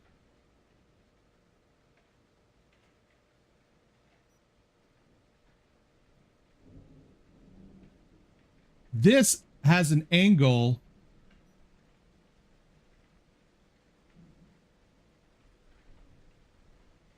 coming from the door. Look at the angle of where that is. That really looks like it's coming from there. Not someone sitting right here. Someone right there. So it honestly seems like to me that Mike might have, that Harry might have come in with his 50 AE weapon, his revolver, from the door. Pop, pop, pop. Like he fired at least 3 times. And then he also fired up there too, for some reason. And even if someone is tall, look at how tall that is. And he is a sharpshooter. So maybe he wasn't the one who had that gun. Maybe someone else grabbed it off his wall and used it.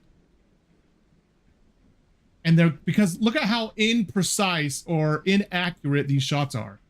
Like maybe this person was struggling back here against the wall, like starting to like move away, and they were trying to kill him with this. And they just like, they couldn't control the gun. That wouldn't be Harry. Harry was a sharpshooter. Exactly. Exactly. This one is there. This one clearly missed high too. So even sitting down, that person isn't going to be that tall sitting down with their head. They missed there. They shot.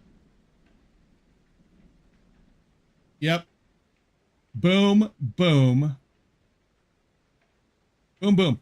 Harry, with the inaccuracy of both of these and how good he was with that pistol, I don't think there's any way that he did this.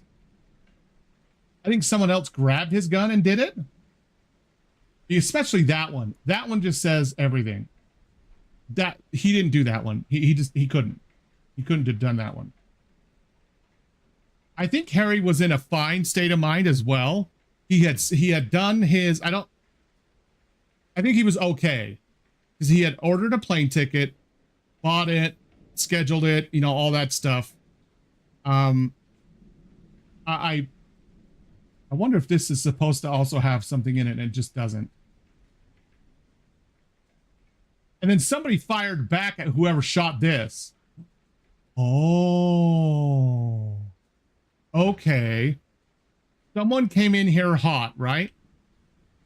And they were like, pop, pop, like that. At least, pop, pop. Those two. And maybe the cop that was sitting there fired back. Because it was like, pop, pop, you know, did that. Was shooting at him. And then whoever was in there started to fire back here. And that's what all these are. And that. As they maybe tried to move in.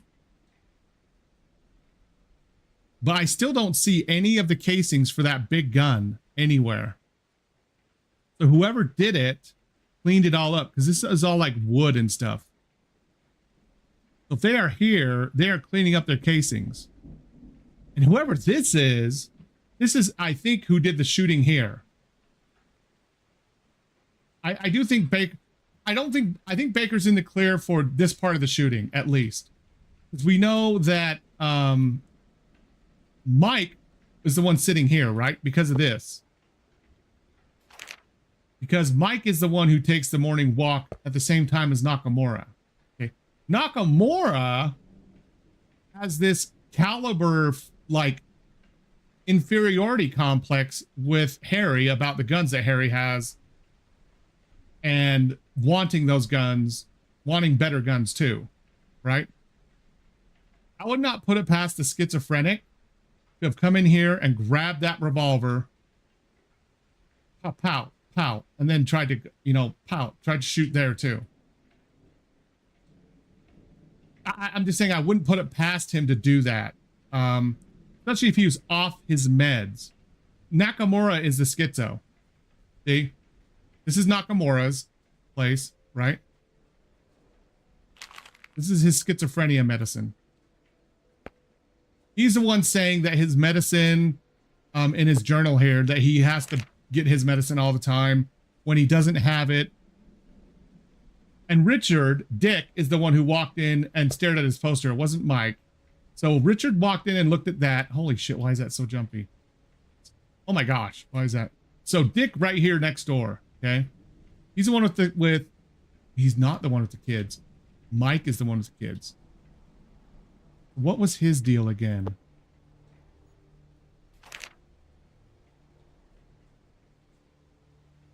Let me see. Call witness. Open office in the morning with Mike. This is Dick. Mike is the one across. Nakamura today, not me. Keys already given.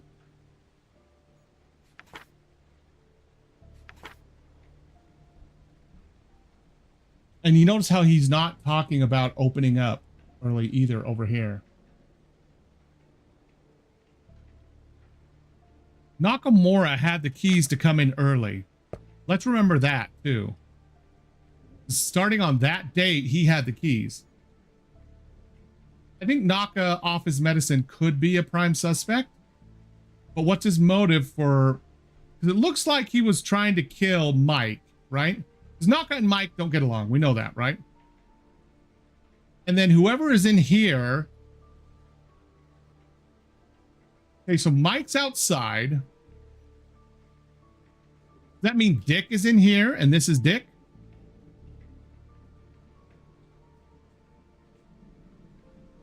Well, it's right here though. Like, you're talking about Harry, right? Because remember, this is Harry's gun to his kid, Kyle. And he was going to get on a plane and take it with him in person, is what he was going to try to do. remember what he said. He said that in his little ramblings, been really testy again. I need to go to the bar. I want my let's see. The only good thing is now I can go do what I want. My flight leaves tomorrow evening. I ain't staying around here. I need to meet him. I need to meet with him face to face. He's talking about Kyle. Everything in here is his regret about not being around for Kyle. And I swear we read somewhere else about him wanting to take the gun. Well, maybe not. Maybe I'm just making that part up.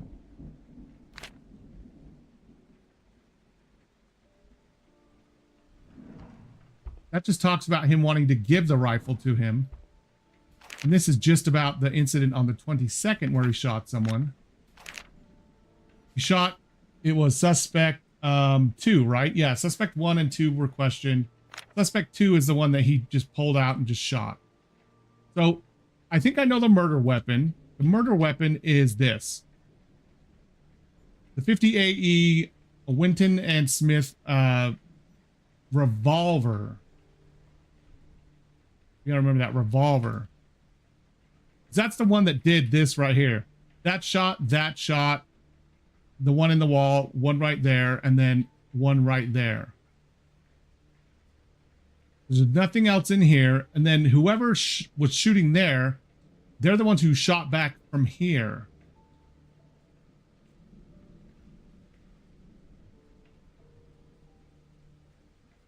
I wonder...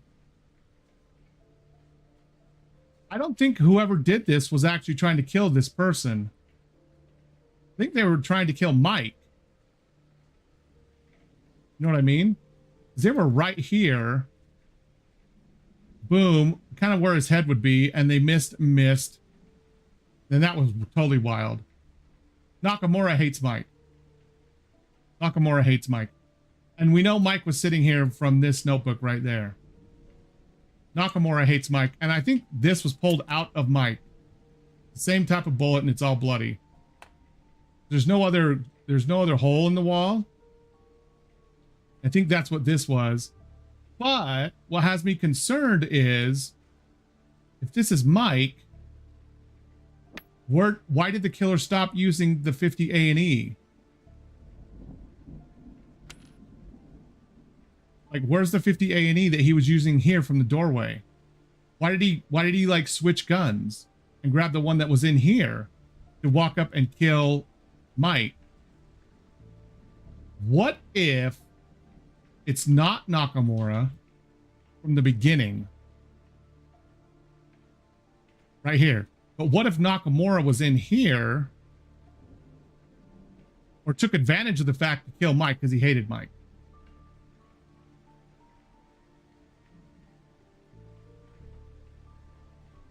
Let's see if we can place all the cops, okay?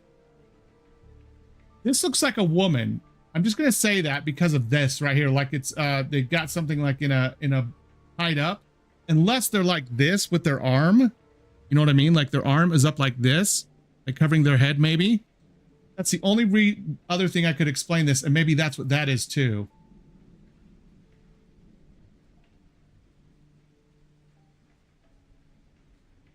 That could be that elbow. That could be an elbow and then the arm or this, you know what I mean?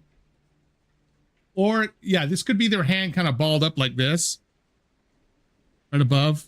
And that's what this could be right here too. That's what this could be, is their arm. Because you have that and that. So if it's oh, what does that do? Now I want to know what that does. Camera, but what does a camera do? Oh, whoops, no, I want to keep that. I want to keep that. Okay, so actually, let's do this.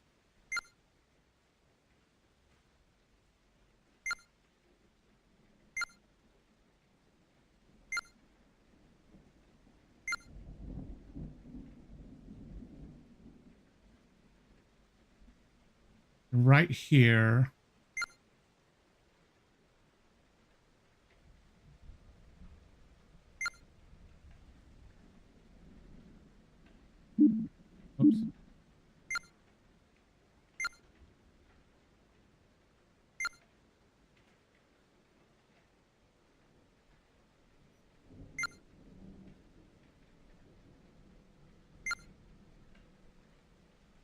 And this person I don't think is dead.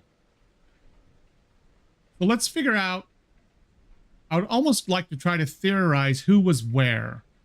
If we think about,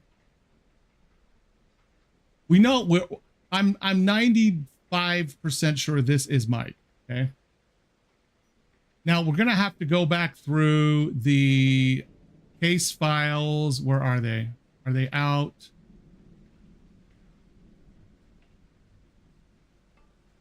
Were they in? Oh, right here. Okay. So we got to go back through this again. We got to actually go back to the end. Okay, so this is the most... Oh, this is date of interview. This is ages ago, though. So... 96. This is more recent. This is the 18th.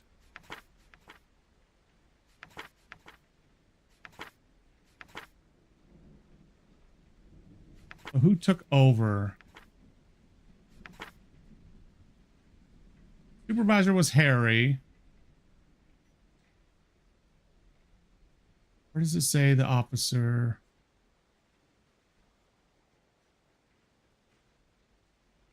Doesn't actually say, does it? That was up here at the top. Oh, Nakamura. Okay. So Nakamura is this one. Reports and all associated files. Okay, this is Bolts on the 18th. Wait a minute. Is there anything? What? Oh.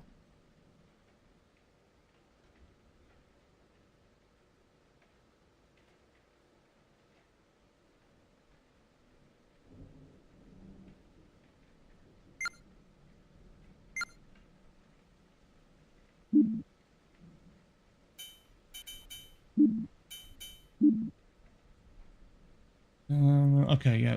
But then what about... What does my camera actually do then if I can't do anything with my camera?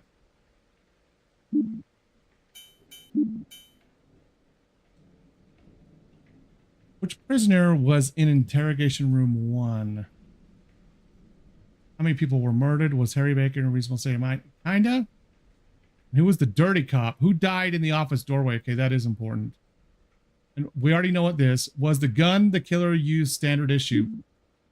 That's my hang up because whoever was in the doorway, no. But Nakamura's death, yes. No, I don't think so either. But Harry's dead. Well, yeah, I think. Okay. So let's see if we can find the 4 cops. Okay. Police officer number 1. Police officer number 2. Police officer number 3. Okay. And we have victim. And then this is possibly police officer number 4. Okay. There's nobody out here, no bodies, but there's 6 body outlines. We have 4 officers and 2 witnesses. Okay. Like I said, I don't think this witness is dead. There's not nearly enough blood, even though they do have an outline. Like that. Nowhere near enough blood. Just throwing that out there. And I think this person almost stumbled in and hit the wall and fell because I see no bullet marks right here for them to actually have had this happen, right? None. So, who was interviewing who? They were talking about, hold on a second.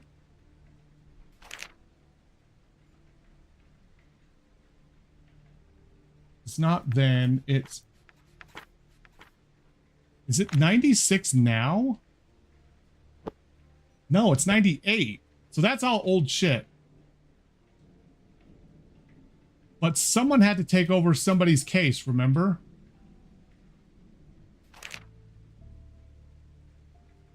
Okay. Oh, here we go. This is where it says it. This report. Snyder and Bolts to talk with department head. Expected escort of prisoner 1 and 2 to respective interrogation cells. Transfer of keys to Snyder. Questioning of prisoners. Switch at 12:45. Lunch break begins. Harry in charge of watching over prisoners. Lunch break is over. Baker meeting with department head. Okay. Reacquired equipment check-in from Bolts. Bolts reconfirmed with department head about reacquired equipment. Baker is officially on paid leave. Please refer to Snyder for respective cases. Refer to late afternoon and evening shift for other stuffs. Okay, so it was after he was off of stuff at 3:30. It was after 3:30 that Baker did his plane tickets. Okay, let's see if we can find that in his garbage again. Is there anything on here that says date?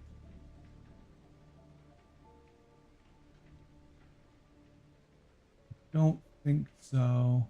None of this looks like the date for where. It's 98. No, I don't see anything. I was really hoping it did. Rich wants it cleaned, so Dick wants it cleaned. According to this, I'm thinking that because it was after that whole thing with I swear there was something else for him that we read, like a journal. Is it? Nope, it's not in there. Maybe it was somebody else.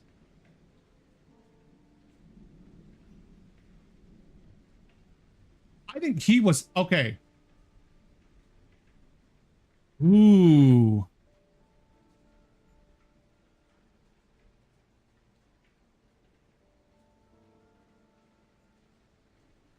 I think something. There's no bullet stuff over here, right? No bullet holes anywhere in this room that we can see, right? Nothing. Nothing anywhere. No casings, no nothing, right? I have a theory. What if it all started here? And it wasn't the gunshot, but maybe like a shiv, knife, something like that, okay?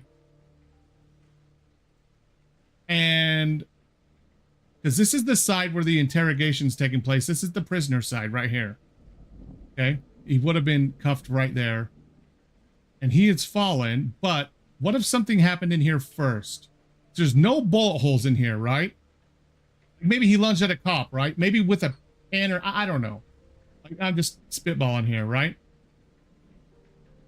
There's also none of these are even moved either. Like, look at that. There's no paper on the ground on the table like there is here. Like none of that, okay? Because this looks like he was cleaning his gun. And he immediately, he got up so fast, he knocked the stool over, probably grabbed his revolver and came here and was like, pow, pow, pow, right? Pow. Like maybe he was actually trying to get the suspect in here because the shot that finally killed Mike, right? That's who this is, Mike, was done down here. Okay, but my theory with that is kind of weird because would he really miss that badly? Would he? Yeah, thinking maybe it was going on in here, but really what had happened was in here. There's no bullet holes in here, nothing. I think it totally started in here.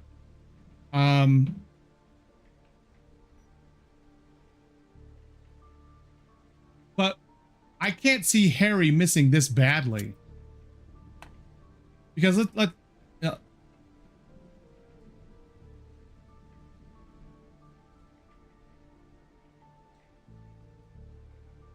oh. Well, these are from inside here. Those two holes because all the glass is out here. Now, one thing to note is this shot came from here. Just look at the glass, okay? This shot came this way. But where are the bullets? Where are the bullet holes? This one came this way. We know what happened here. Like this shot here is what caused these, all of these. But this, am I missing something? Like, where are the bullet holes here? Because that's what the glass says. The glass tells us this came this way, almost right at this angle. This one is almost straight on right here. Slight angle.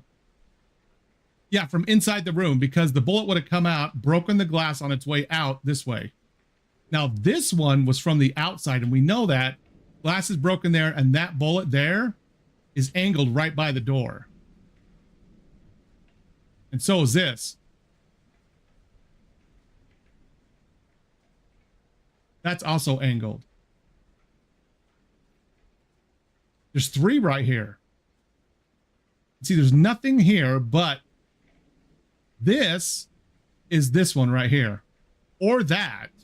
Nope, because if it was that way, this would be going back at a different angle. This is meant to represent it's going straight back like this.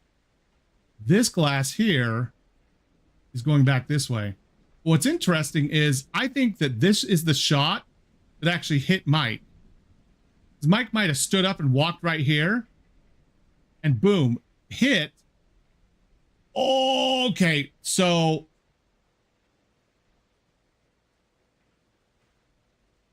what if this happened? Okay, so let's think about this.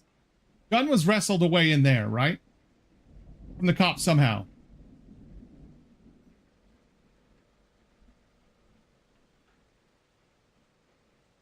By this guy. Ow, dead. Mike stands up. Stands up. The prisoner who has just shot this cop right here fires at Mike. Boom. Okay. Boom. Hits Mike. They're in Mike's body now. And he's got the 9mm.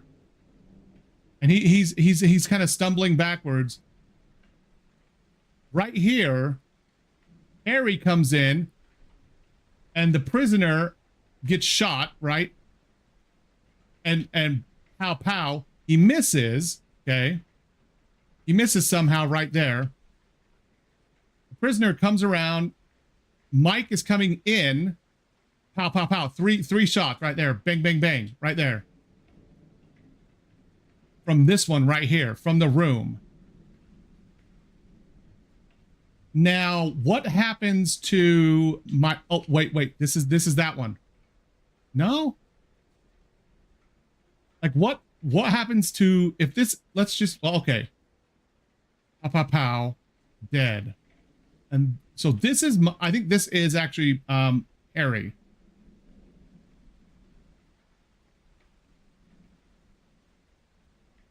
You're right. Okay, so let's also think about who the dirty cop is, because this guy died right here. So what if someone gave him that? What if someone gave him this? The prisoner, okay? Now, who escorted the prisoners in?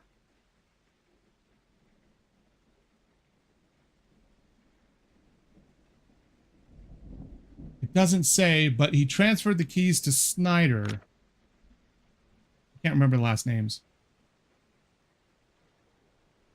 Okay, Mike. So someone else escorted them in. Snyder and Bolts to talk with the department head. Expected a call later to Bolts from HR. So Dick. Okay. Theory.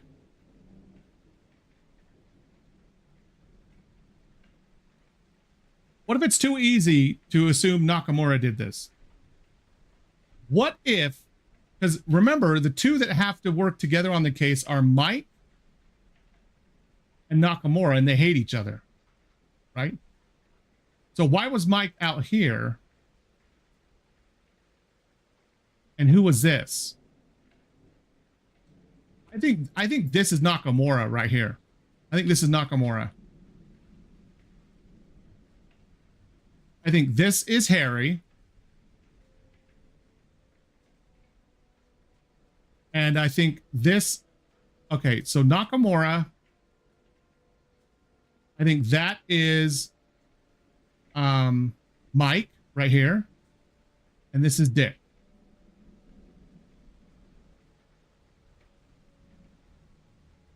Do you think Nakamura was the dirty cop?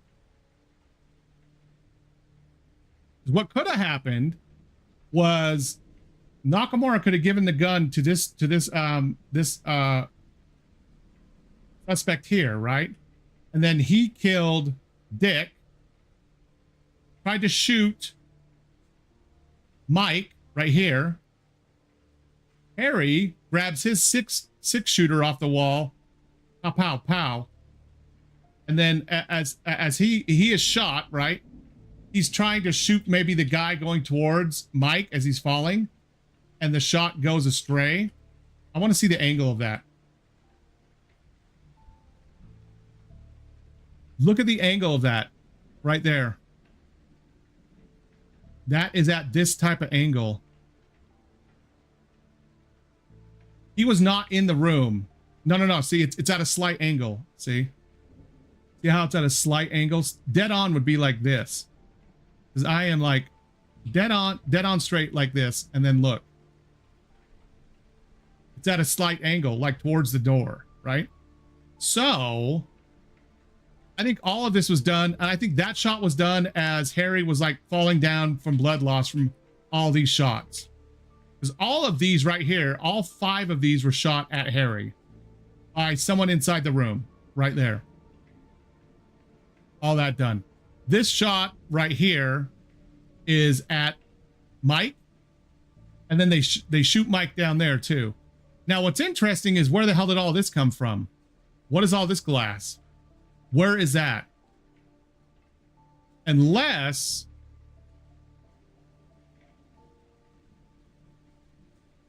there's no way he's carried glass with him, and there's no way that came all the way over. So I don't know what's going on with this glass here. It doesn't make any sense. There's no that's probably from that right there. That's probably from the clock. That's a lot of debris though. Okay. It could have been, you're right, it could have been on his shirt and it kind of fell off because he was shot. It was shot so close. It was maybe stuck to him when he was kind of stumbling backwards and dying. That happened. Okay, so I think I know where everyone was. I'm guessing about Dick and Nakamura, but I'm pretty sure this was Harry and this was Mike. Okay. Now we just need to figure out who the traitor was, and also who died in the office doorway. I think we can say for sure that that was Harry. The office doorway is the one back there. That's what I think. Was the gun the killer used standard issue? Yes, I'm going to say, because the one in here was a standard issue 9mm.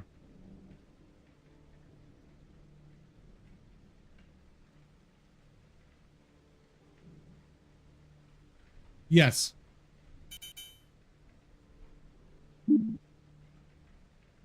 And I definitely think that, because right here, with this is also another clue. This is turned over completely right here. And he was cleaning his 9mm. So he could not get his standard issue gun right away. So he grabbed his pistol and went. But that is gone too. I think he would have noticed that being gone. But what can you do? I don't know. I don't know why that's gone. Honestly, I don't know why that's gone. Unless Nakamura took it. Because the killer used a 9mm, a standard issue. And that's what Harry was cleaning here, but his gun was apart, so he grabbed his 50 WE AE ammo. And this is Harry right here. Bang bang bang. That's Harry right there. Okay? And he was shooting this as he was like falling backwards. Because these are, yeah, angled just like this. From right there. So the person used this to shoot out again.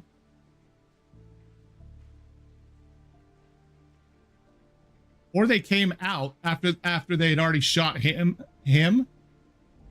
Then they came out and he just shot back right here. Boom, boom, boom. Yeah, that's actually what I think happened. He shot I think they shot right here to by accident. I think this is either Dick or Nakamura. I don't know. We got to decide who the dirty cop is, first of all. Which one of them is dirty? Let's see if we can, because this doesn't actually say who went in where. Baker was out. Bolts reaffirmed with department head about acquired equipment. Okay, Bolts to meet with department head Nakamura to unlock our squad ranks in equipment room and unlock doors. So he could have actually set Nakamura. I think Nakamura is the dirty cop. He was desperate for money, and he needed money for his habit. Okay, he unlocked the door. He could have planted a weapon for the suspect to get. That's what I think.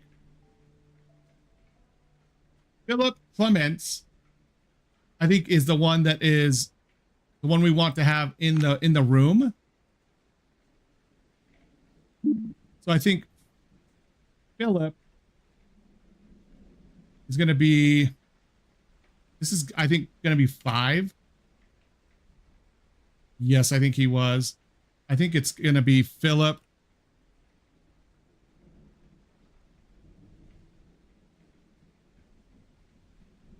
Philip Clements. I think Nakamura. This is going to be, I'll say, rifle. Okay, so how do all those look? Harry, shit, what's his name? Damn it.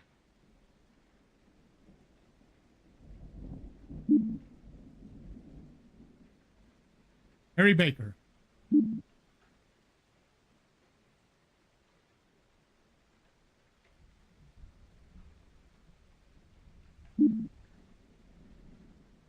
Darren Nakamura.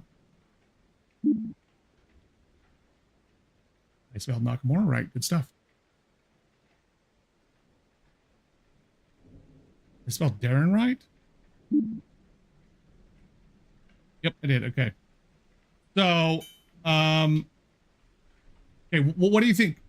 What do you think about my answers? So, remember, the only suspect they actually named by name was Philip Clements that they were bringing in. He's the only one I found in any of the case notes by name. That's it. There's no other ones.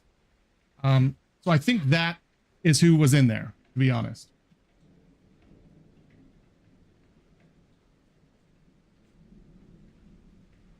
And I think Nakamura was the dirty cop. I think this is Nakamura here. I think he was killed. Because both of these are coming out. That's going in. And everything went in here. And see, he didn't want to be in the room with Philip. So I think this is actually Dick right here, who got shot by Philip. And then obviously that's Mike, and I think this is Nakamura.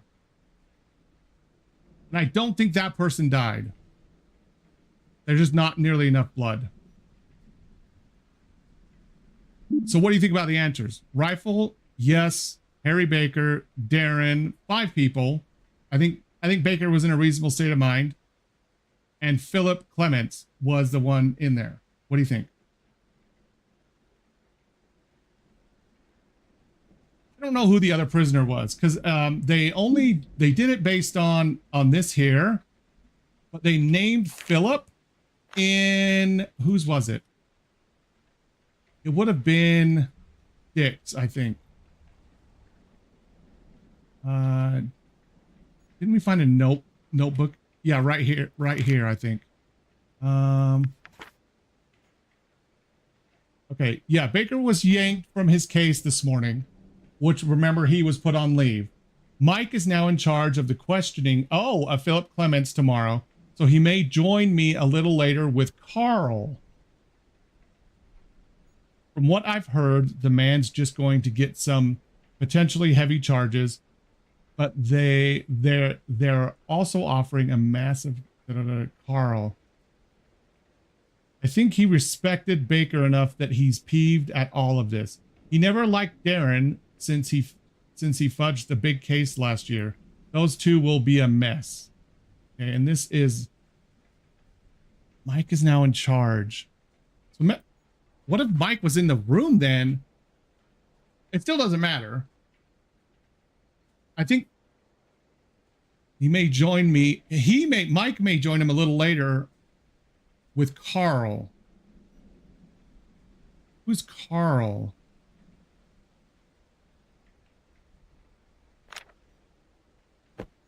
That's Susan. Who the hell is Carl? Okay, let's see how many of these I actually got right. If I got any of them right. Damn, 3 out of 7. That's terrible. Which case file would you like to loading bloodbath? Loading complete. Good luck.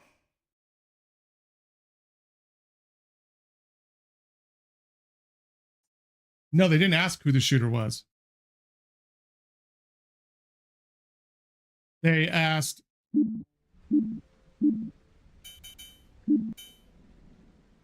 They asked who died in the hall, in the office doorway, which is right here. Like this doorway. And I think this was Harry, right here. Then they asked, who was the dirty cop? Darren. What was in the package rifle? Did the gun use that 5? Was Harry in a good state of mind? And yeah, I only got 3 of these right.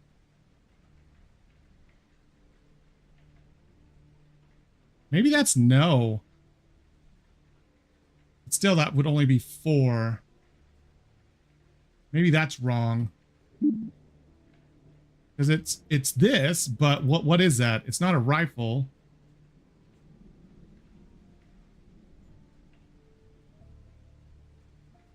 It just says...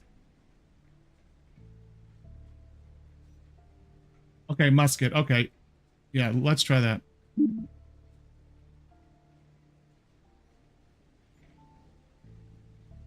Yeah, you're right. Was the gun the killer used standard issue?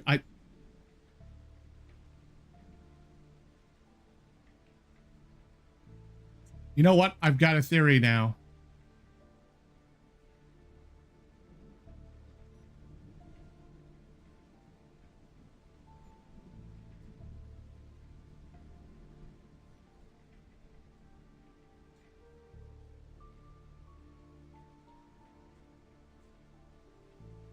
He is missing 2 guns. What if he gave the 45? What if he planted the 45?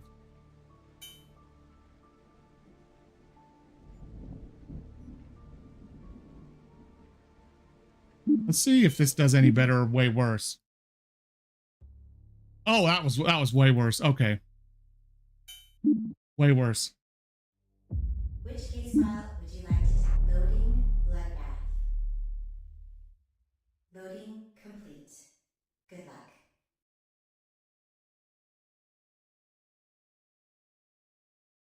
One out of 7. So what did I change? I changed that, but I think that's fine. I also changed this. I changed that. I'm going to put...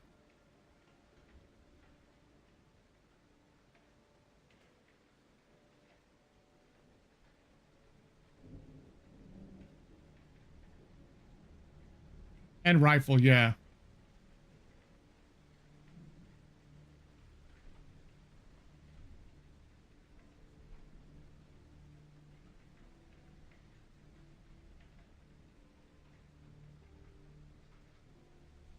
What if it's just gun?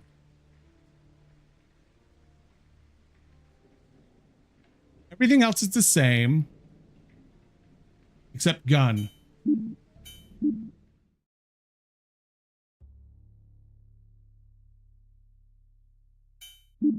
Still 3, huh? Which case file would you like to tackle?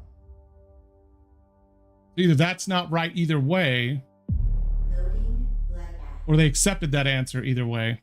Loading complete. Good luck. I know how I can test that theory about the weapon.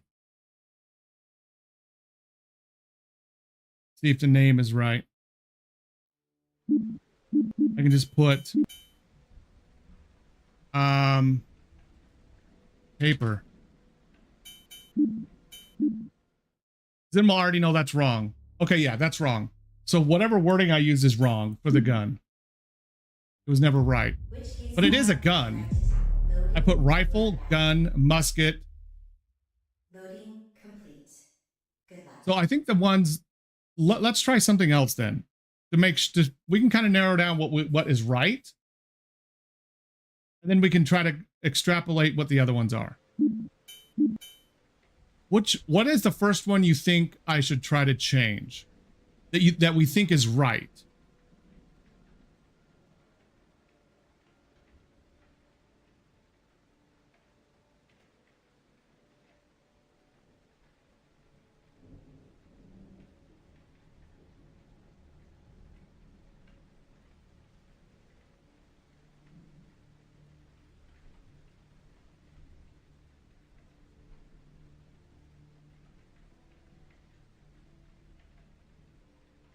We know that's not right. We've done this both ways.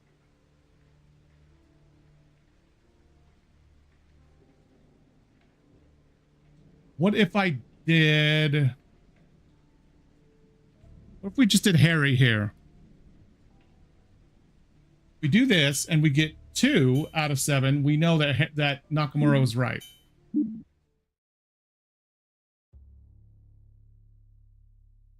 So Nakamura was not right. Neither is Harry. Which case file would you like? Loading. I got the dirty cop wrong. Loading complete. Good luck. Okay.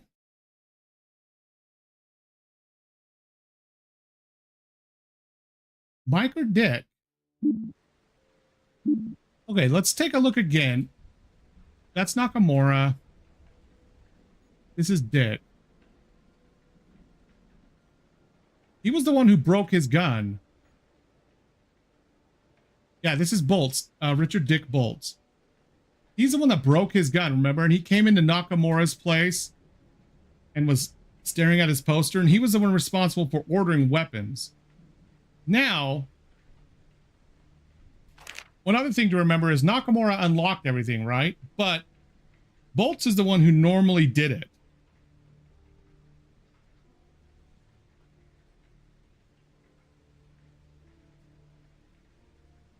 Harry in charge, watching over prisoners.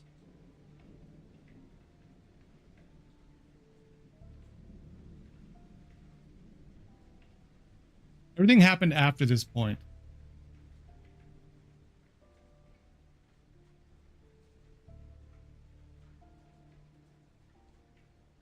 Snyder and Bolts both talked with department heads. Oh.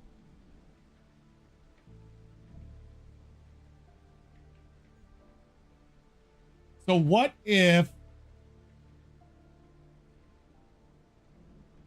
Because he is the one that broke it, right? Where's his book? It's in his briefcase, right?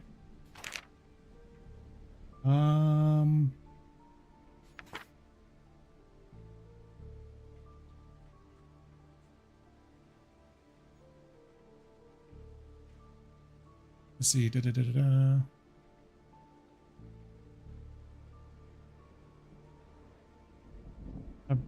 Have the backseat washed. Rather that Nakamura and Mike not constantly. This is when he talks about them arguing all the time.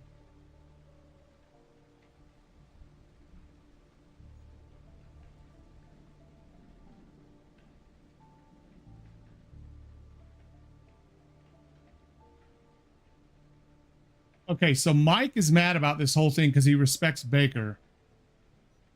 He never liked Nakamura. Baker was passive, a little too passive.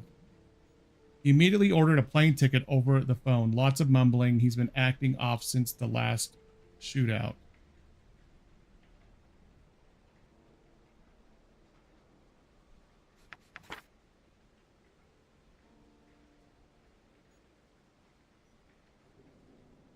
Maybe it wasn't him. Maybe Mike is the one who had to borrow it from him.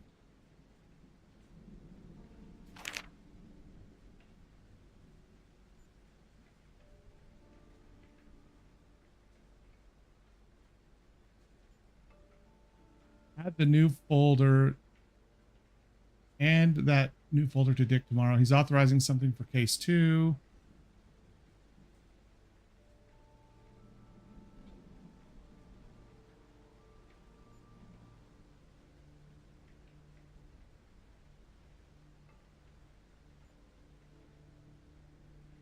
Why would...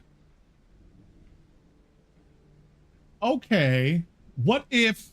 Okay. Theory crafting again.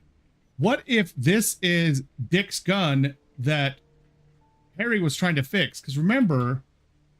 Nope, not planner.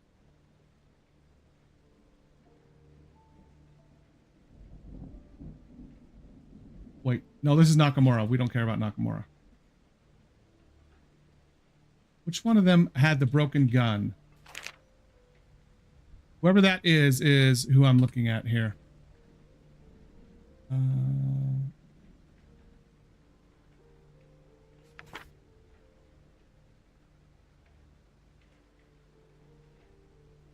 Now 50 for the entire package.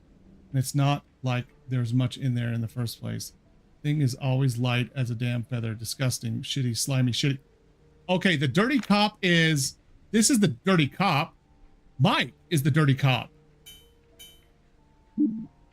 How did I not get this when I was reading this before?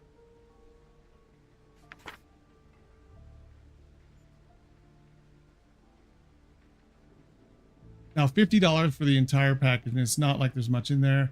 They know I need it, and they're going to ride me for every penny. This isn't something recreational, for crying out loud. My life actually depends on it. I had a good laugh when I went with Baker and Nakamura for lunch. Baker barely smiled, but I think he liked being out of the office. I went shooting with Dick today. His standard carry broke. Okay, so Dick is the one with the broken gun. So what if Harry was trying to fix Dick's gun right here? This is Dick's gun.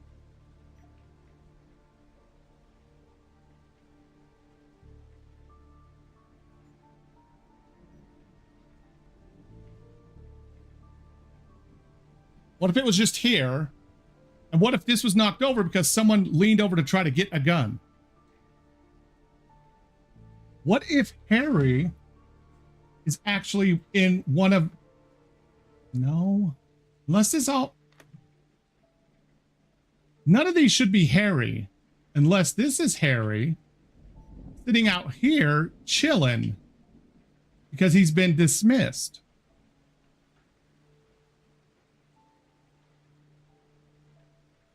So who would have been in the doorway then? Who grabbed the gun? Nakamura, maybe.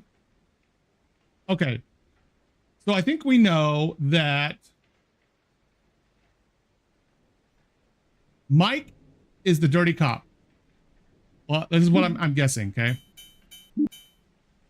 Dirty cop Mike Snyder.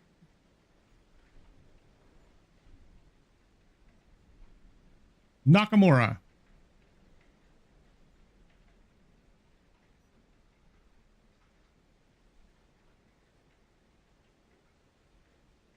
No. I think that's still right.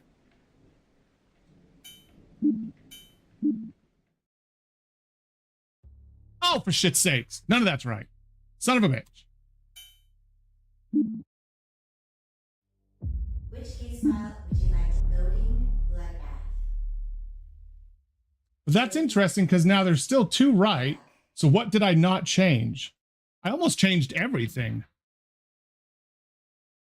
I didn't change the number. I've never changed the number. So I think that number's right.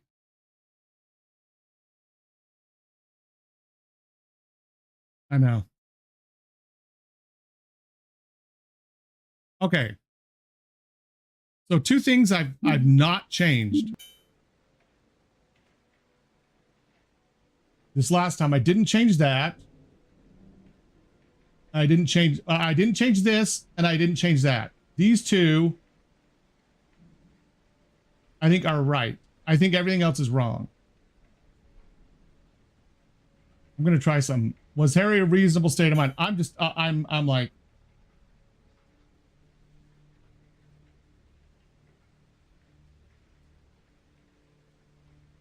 Okay, so let's keep this as no. That's a good test, right? Change that number to 6. If it's 1, what was it last time? It was 2, wasn't it? Which case file would you like to tackle? Loading bloodbath.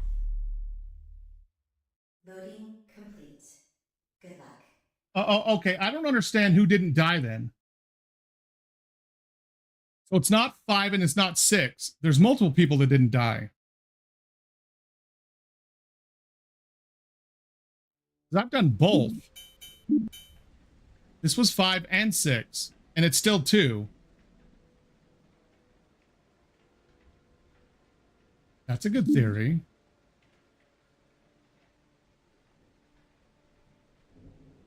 Okay, so let's just count headshots then. 1, 2.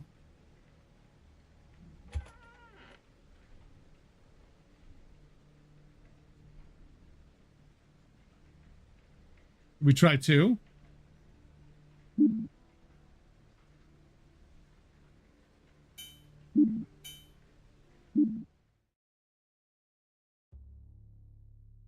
That's not right either.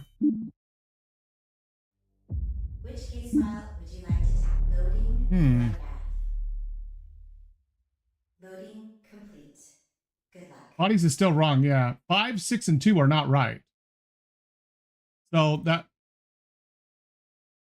I don't like doing this, but you can brute force deductive reason it out. So if 2, 5, and 6 aren't right, it's either 1, 3, or 4. I think it's going to be 4. Okay. Do you want me to keep this the same? Actually, let's keep this the same. What do you want me to put in? You want me to put in rifle, musket, or just gun? I just put paper because it kept giving me the same number. Yeah, let's put musket. That's true. We can also figure that one out. Nope, that's not right either. I did change the number back. But what are they going? What are they looking for? I had rifle. Loading complete. Okay, let's just try gun.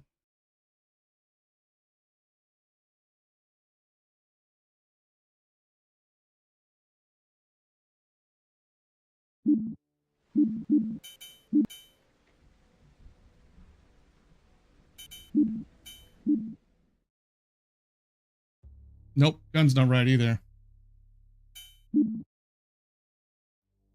Which case file would you like to loading bloodbath? Loading complete. Good luck. I don't think anything. I think it is that weapon. Oh, wait.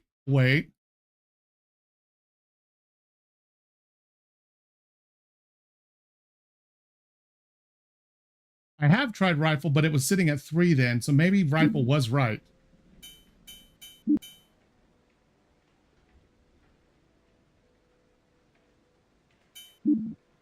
Yeah, I got no clue either if this isn't right. It's not right. I can't see why they wouldn't let him send anything else in the shot, and the shape looks like a rifle, doesn't it? Loading complete. Good luck. We did. Oh, what if we did? It doesn't say it's a gun though, does it? What if it's a sword? Like something that they carried like in the Revolutionary War, right? Like a sword. Like what an officer would have carried, right? What if we put weapon?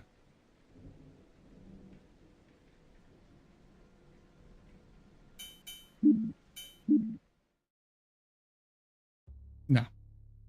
Okay.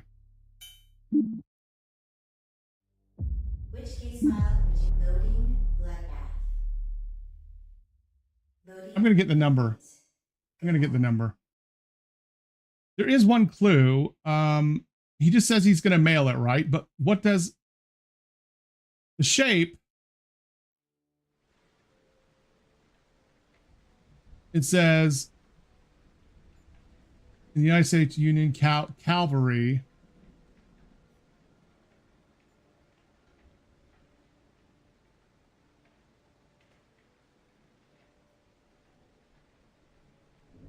Wait, it doesn't say this. 5th Cavalry Union Medal.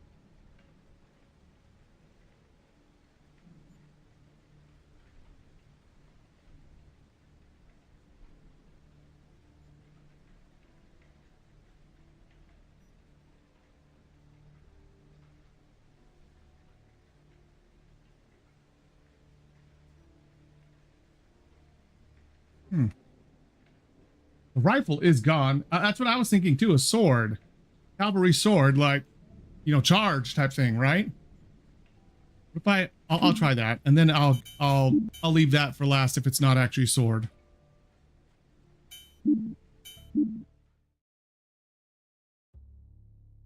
Sword.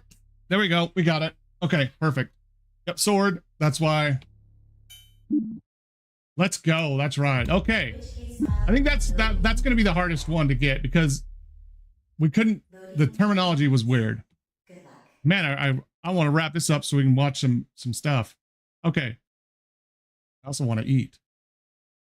Okay.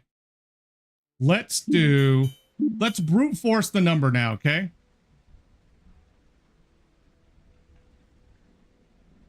Yeah, I know.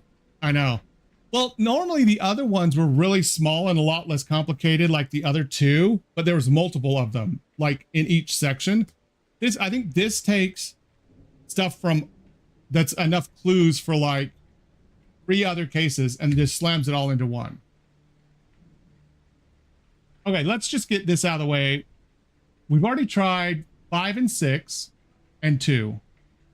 Let's just try. I know one is not right. Let's try 3. No. Got to be 4. I can't see with those head wounds how it could be 1. Got to be 4. Good luck.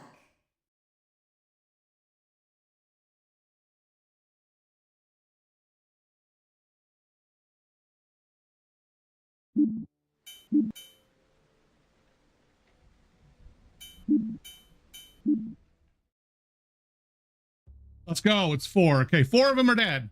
Okay. We got 4 that are dead. We got the weapon correct. So let's go over what we know is right. Good luck.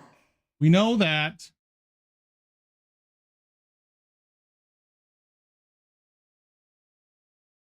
we know who was in we know this one's right. Right? We know that's right. We know that's right and that's right. These are the 4 that we assume are right.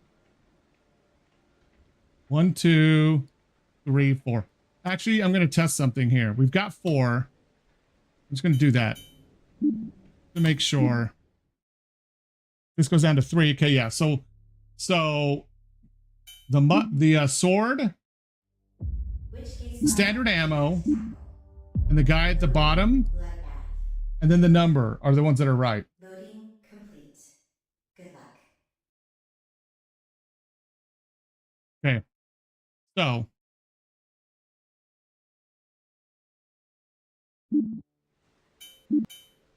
this is yes. So this is right. That is right. We know those 2 are right. We know this is right. And we know this is right. Or is it this?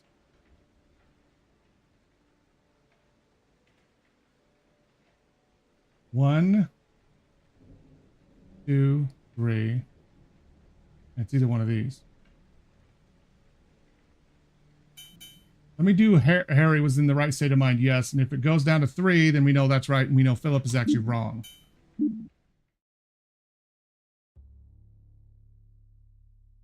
There's another one. So now everything is right. Philip is right. Now we just need Which case file would you like? who was killed in the doorway, Loading complete. and then who the dirty cop is. Now let's go over who we've actually done for that. We have done Nakamura as the dirty cop, didn't come back. I think we even did Snyder as the dirty cop. Yeah, Mike Snyder, he's not either, and neither is Darren. So we know Darren didn't die in the doorway. And we know Harry didn't die in the doorway.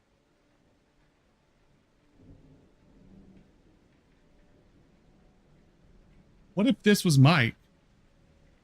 Okay, we want to do Dick. Dick, shit, what was his name? Starts with a B, right?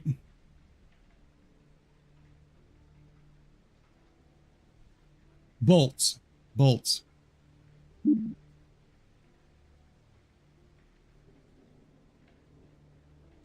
see if Dick is the one that died in the doorway. This should be 6 if it is. No, Dick didn't die in the doorway. We have done everybody.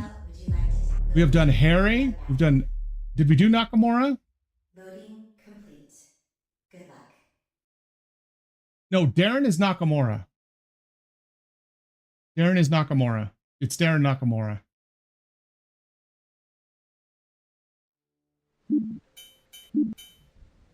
So Dick wasn't in the doorway. What if it was Mike?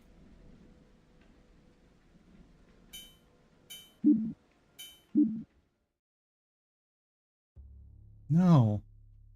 That's everybody. Which case file would you like? Loading bloodbath.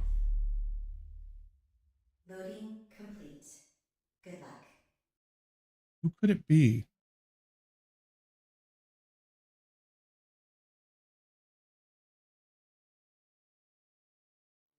Okay, let's just start over. Harry Baker.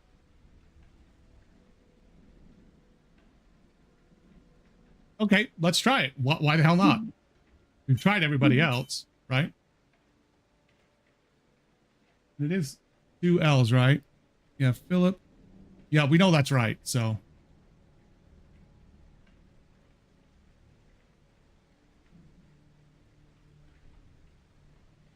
It's double L, yep.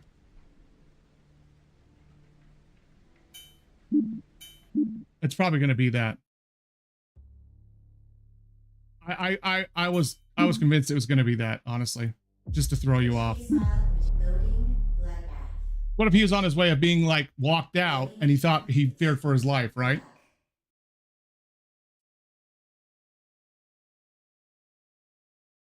Make sure my wife hasn't texted me. Not on her home. She's not on her way home yet. Okay.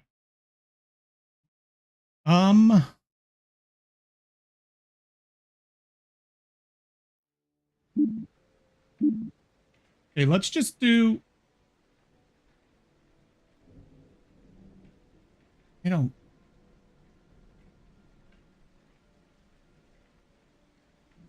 Did we do Harry as the dirty cop?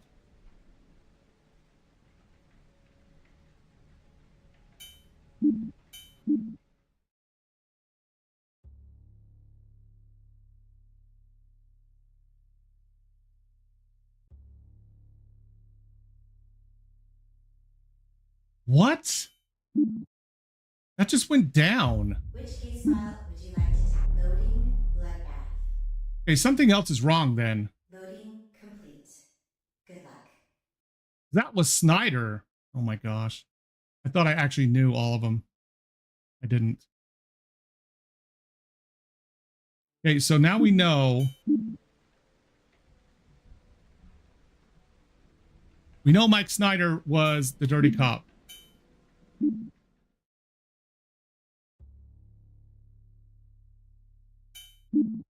That means then what are the 2 that we're looking for? Which case file would you like to tap? Loading bloodbath. Loading complete. Good luck. Maybe the bottom person isn't, maybe it's not Philip. It's the witness. Maybe it's Carl. Okay, let me try that. That's the only other person they've mentioned, right? Carl. Yeah, we know the amount of bodies is right. We know this is right. We know these two are right too. And now we know Snyder is right. So it's got to be this and this, I'm guessing. This should put us at 6, if I'm right.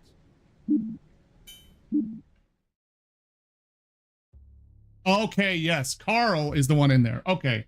So he said he might join me later for Carl. Which case file would you like to tackle? Wait a minute. Loading bloodbath. Loading complete. Good luck. Who was it who said that?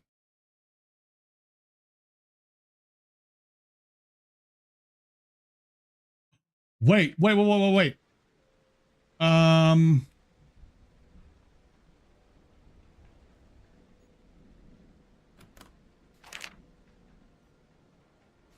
No, it's not this one. It's this one.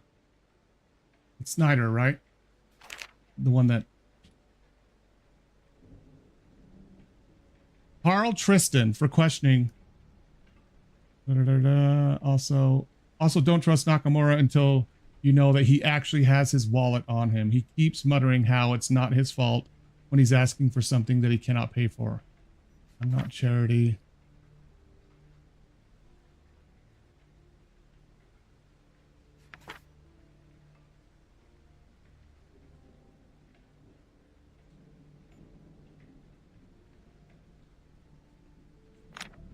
Maybe it was Dick that talked about it. Towards the end, right? Yes, here it is. Mike is now in charge of questioning. We already know Mike is the and said he might join me later.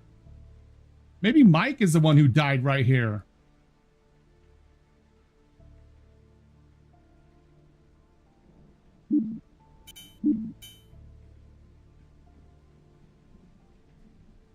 He was the only one out of the room.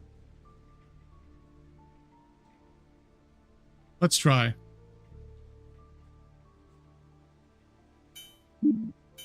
What's it gonna do? Tell us it's 6?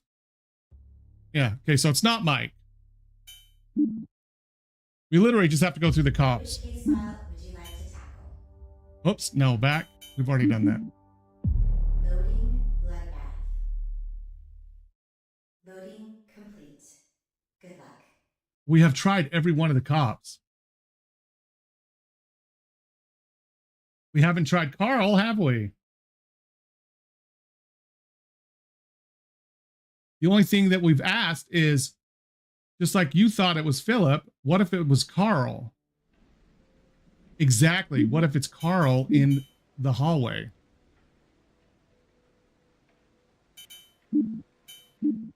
Same idea you had earlier.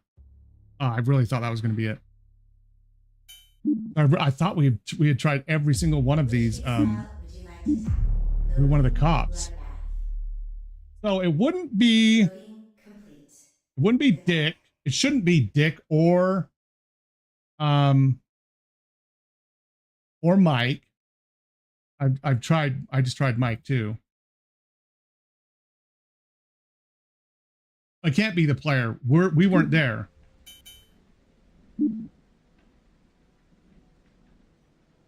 We're coming after Nakamura. Okay, Darren. I'm going to try that again.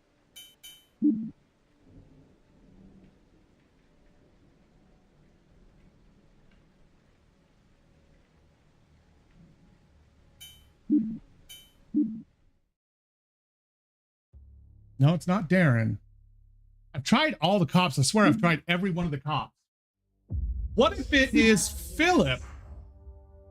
The other witness. No, I already tried Philip. It didn't work. Loading bloodbath. Yeah, I'm going to go down the list. Everyone. Good luck. I'm going to start with Harry. We just tried Darren. I'm going to try just first names, see if it works.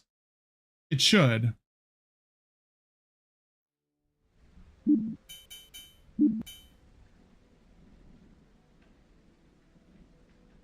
It's Harry Baker, though, right?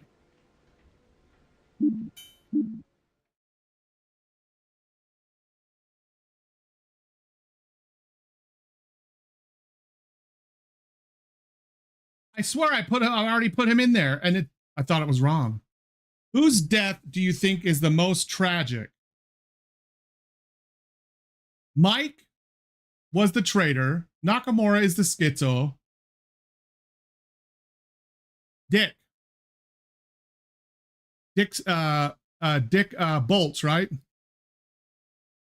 Or who do you think? Who do you think? A bonus question.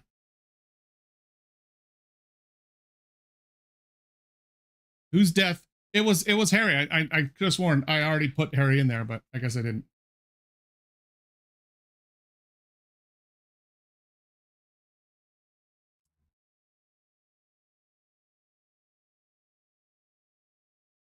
We have Carl, the suspect, right? Actually, we don't even know who officially died. We just know that 4 of them died.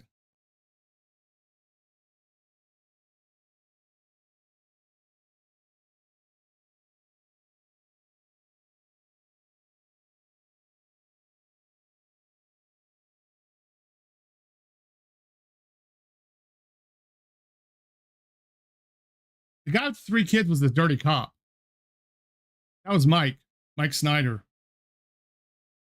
Dick Bolts is Dick is the nice guy. Mike was the dirty cop who hated Nakamura. Harry was off his frickin' rocker trying to mail a sword to his son. Maybe.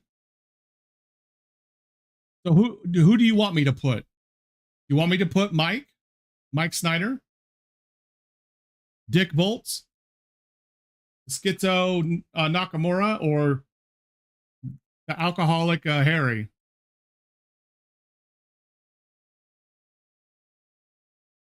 I know we don't even know for sure who frickin' died, do we? I'm gonna say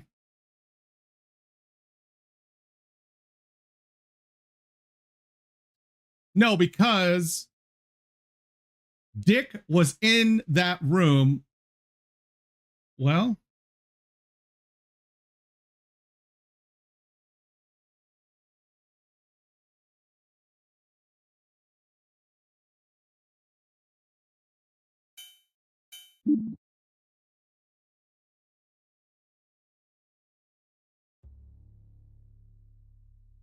bloodbath.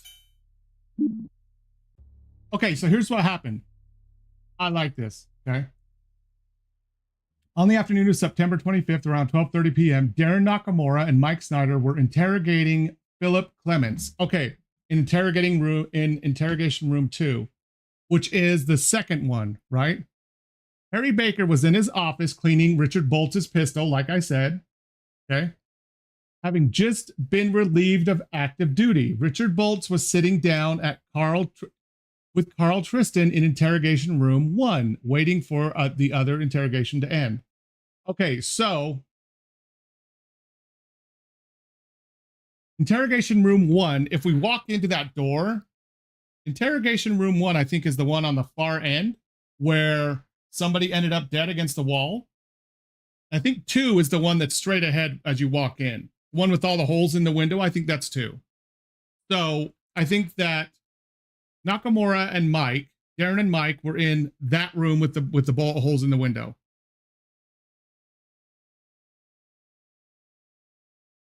There was 2 bodies in there, right?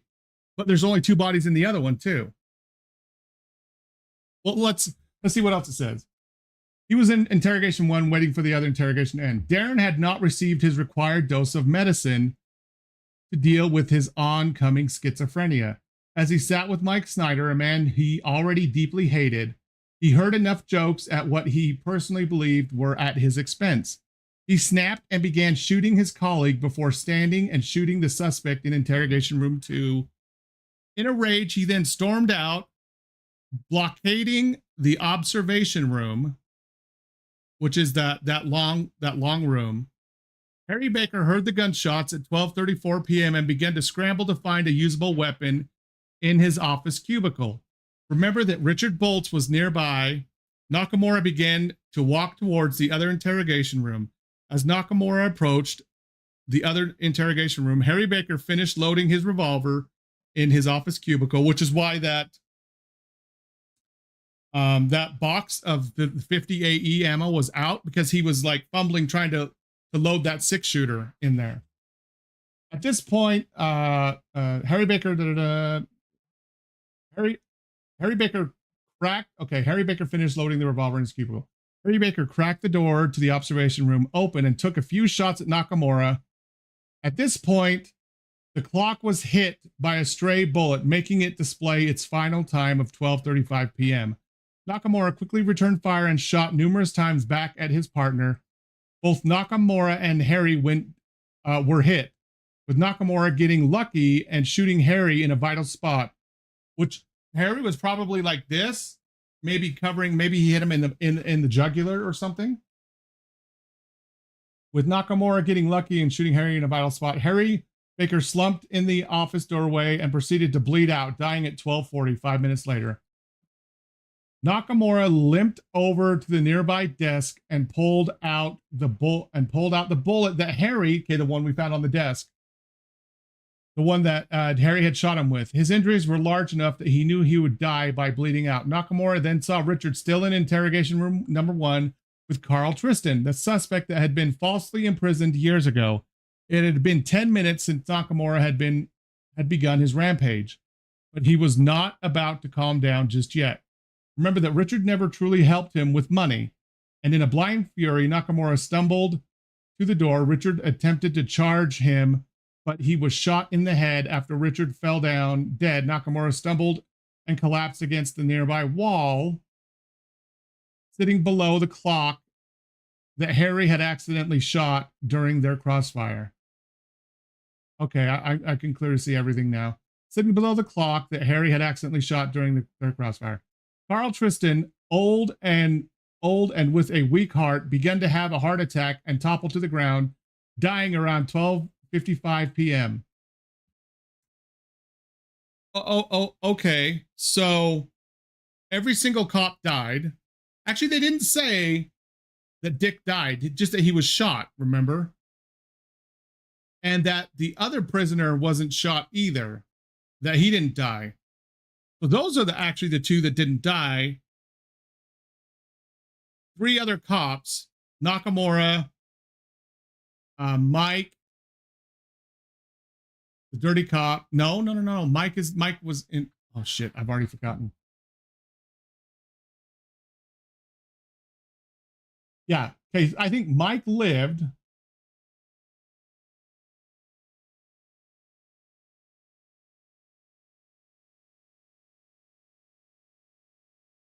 See, it doesn't say that Mike or the other suspect died. It does say the other ones died.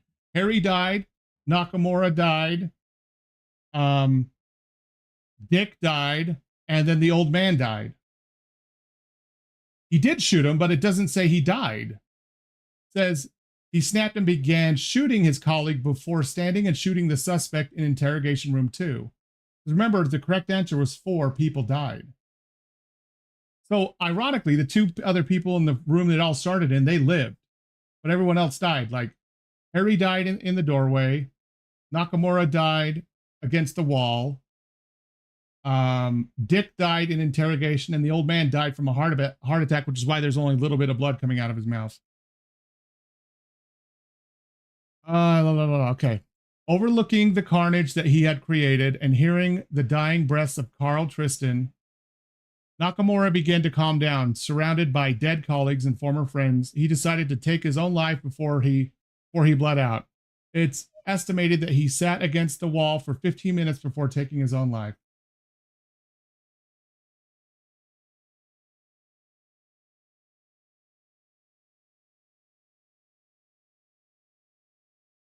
If we could have pieced together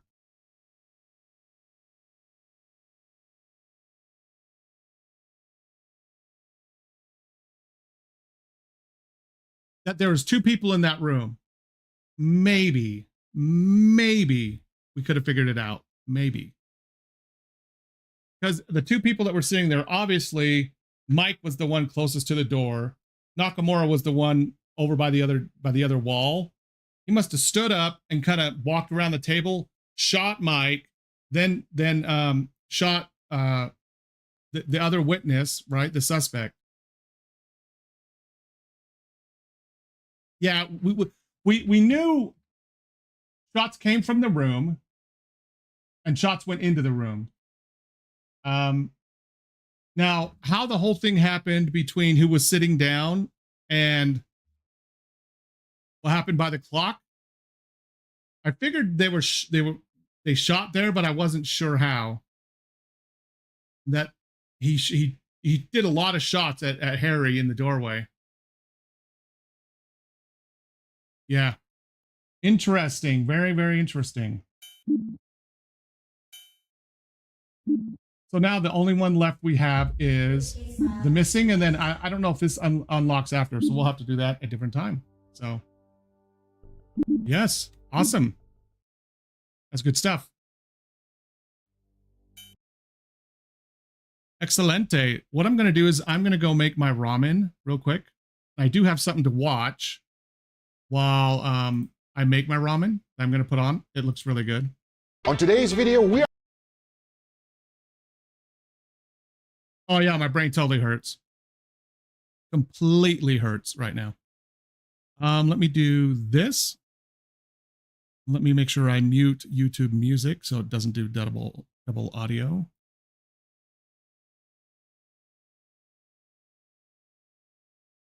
Tell me if the audio, it is kind of high. Tell me if the audio's good. On today's video, we are... Oh, nope, double audio. Where am I getting the double?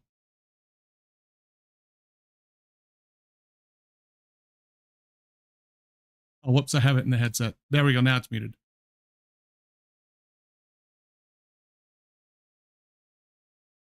How's this for volume?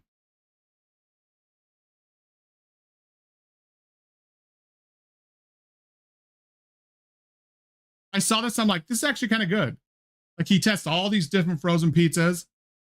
You don't hear them? Wait a minute.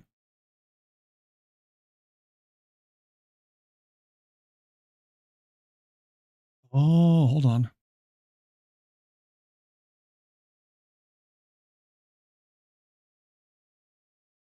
There we go.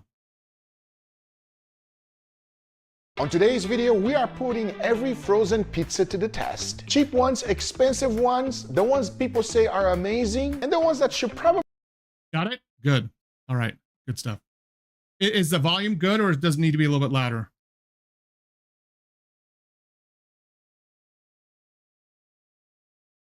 All right. Good stuff. Then I'm going to just hide my camera real quick and then mute my mic.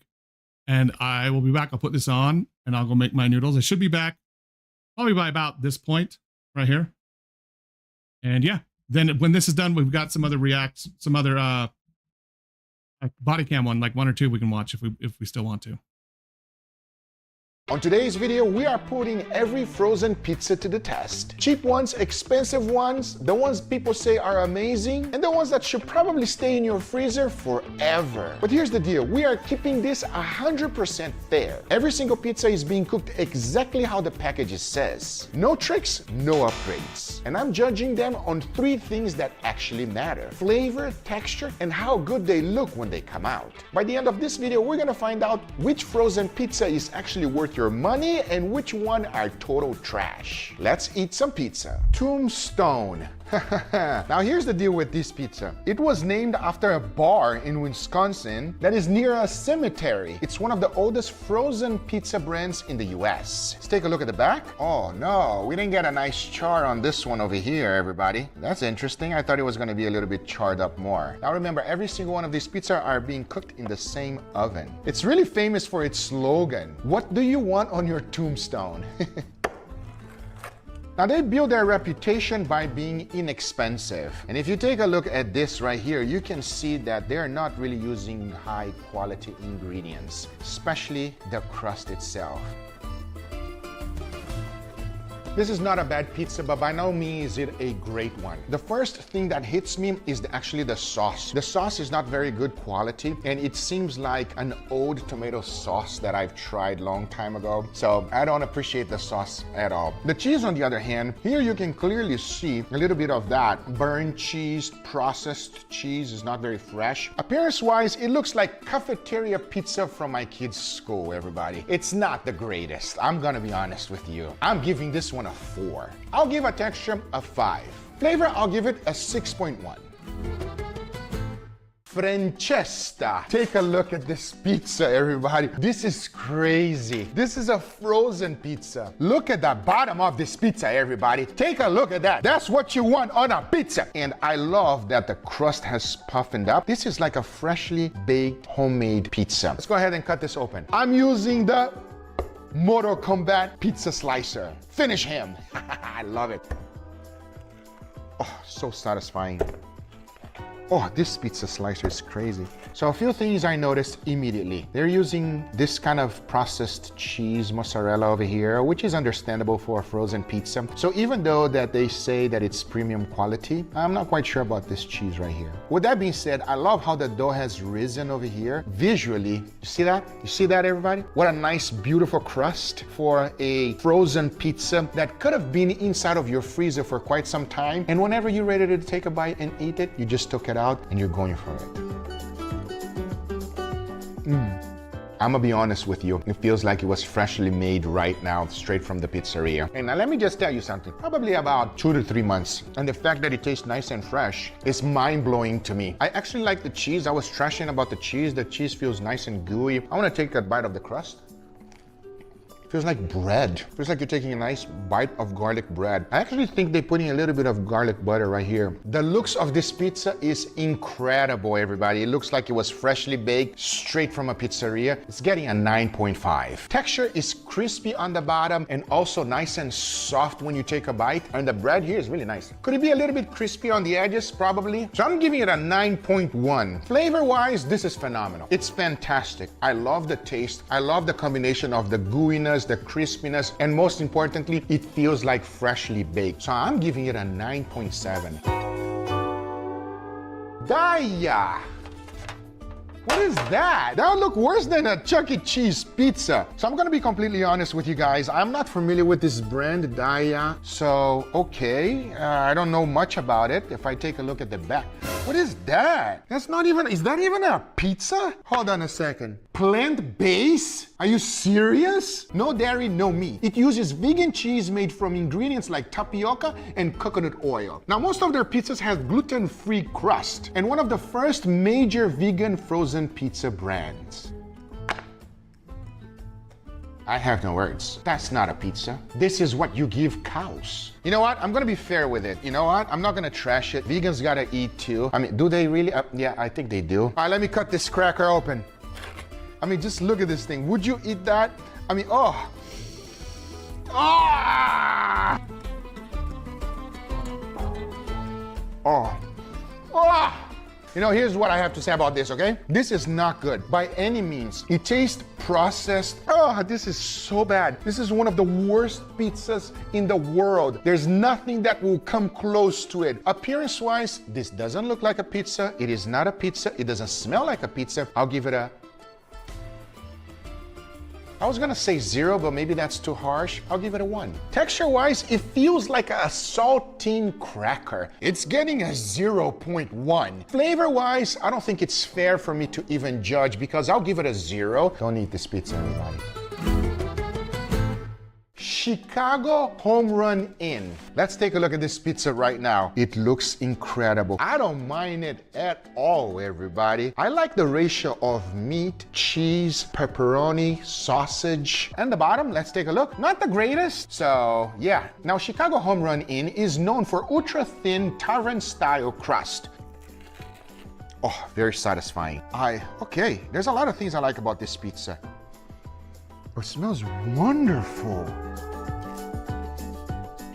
Yo, this is a delicious pizza. I've been to taverns that sell pizza that is not as good as this, and this is just straight from my freezer. This is a good pizza. Now, I'll be honest with you, tavern style crust is not my favorite, but for what this is, it's really good. Appearance-wise, this is a beautiful pizza, everybody, especially for what it is. Mine actually looked better than this box over here. I'm giving the appearance 9.2. Texture-wise, it is crispy on the bottom, it's slightly gooey on the inside. The crust has a nice chew on it. It's gonna get an 8.7. Now that's pretty high for me, especially because I'm not a huge fan of thin crust. Now let's talk about flavor, because this is one of the things that I felt the most. If you are a lover of tavern style pizza, this will hit different for you. I'm giving it a 9.3. Lean Cuisine. Tiny. This is a pizza for a mini Guga. Is it a good tasting pizza? I don't know. It's marketed as a low calorie option pizza. This one specific is 390. I feel like this one shouldn't even be sliced, but let's slice it anyway. Now, Lean Cuisine is one of the most popular diet brands in the United States.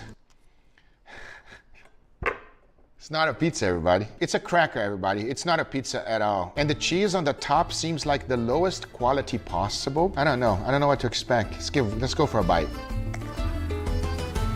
That's not pizza. Yo, listen to me. If you're on a diet and you are expecting that this will take your cravings away, no, it's actually gonna make you sad and not wanna eat the whole thing. It just doesn't taste good at all. The looks itself alone is getting a 1, everybody. And it also don't smell very good. Texture-wise, the only pizza I don't wanna take another bite. It's getting a 0.5. Flavor-wise, you're gonna be so disappointed. So for that reason, I'm giving this one a 2.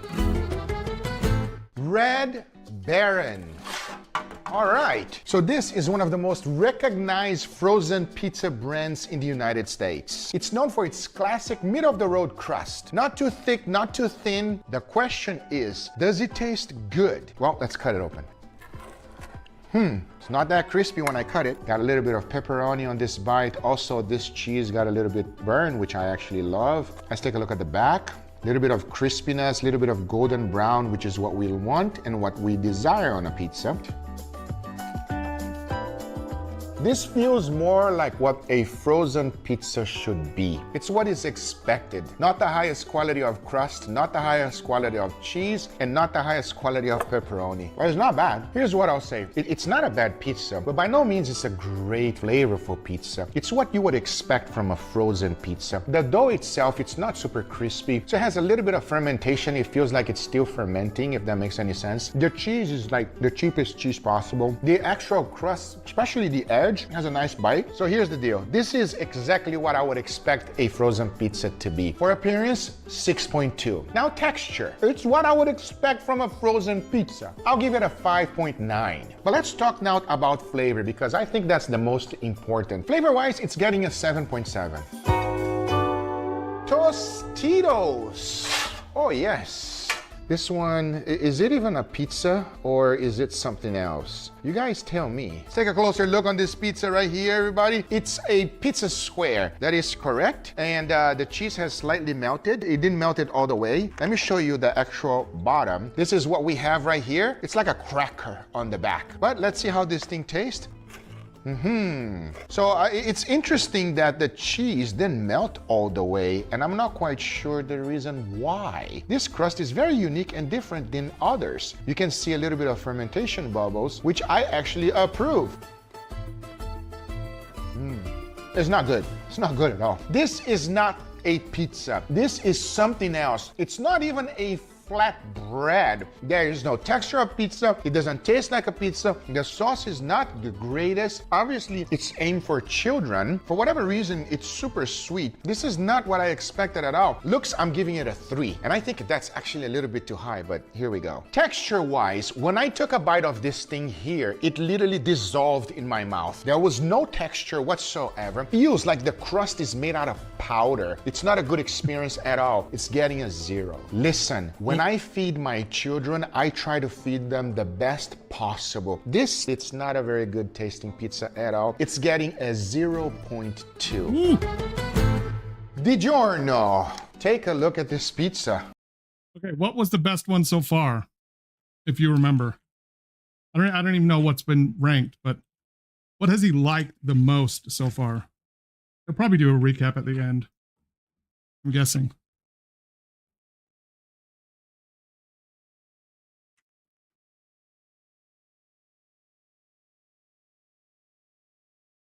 What was the brand? Is it that?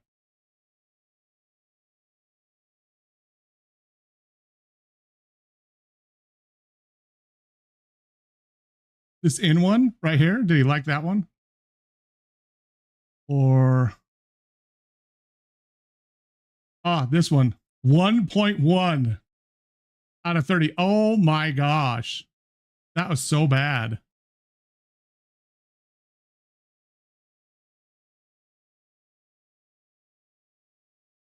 Holy crap. That one he thought was amazing. It feels like fresh.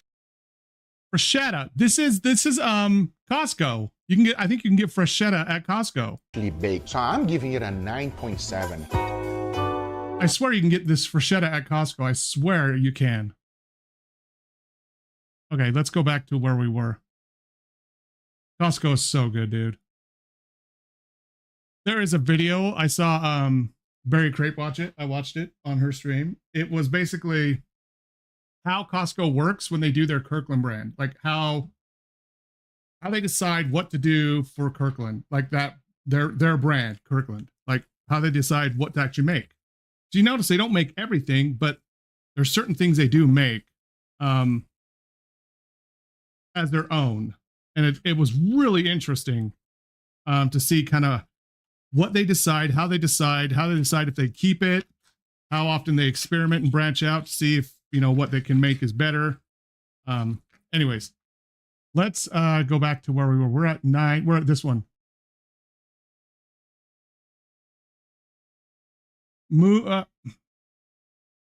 Mooney's brain would have the experience of what her chat does with the fart redeems. That's what poor Mooney's brain would do. Actually, I can't say that. I think that would happen to her on stream. That I can guarantee that's probably not what she's like in real life, but she is funny.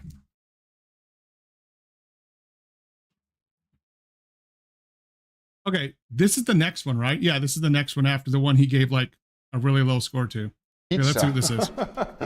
When I think of a frozen pizza, I don't think a frozen pizza should look like this. I love a few things. The fact that they put a little bit of cheese on the crust here, and at the same time, the crust has risen. Looks like a great pizza. All right, DiGiorno, let's go ahead and slice you up.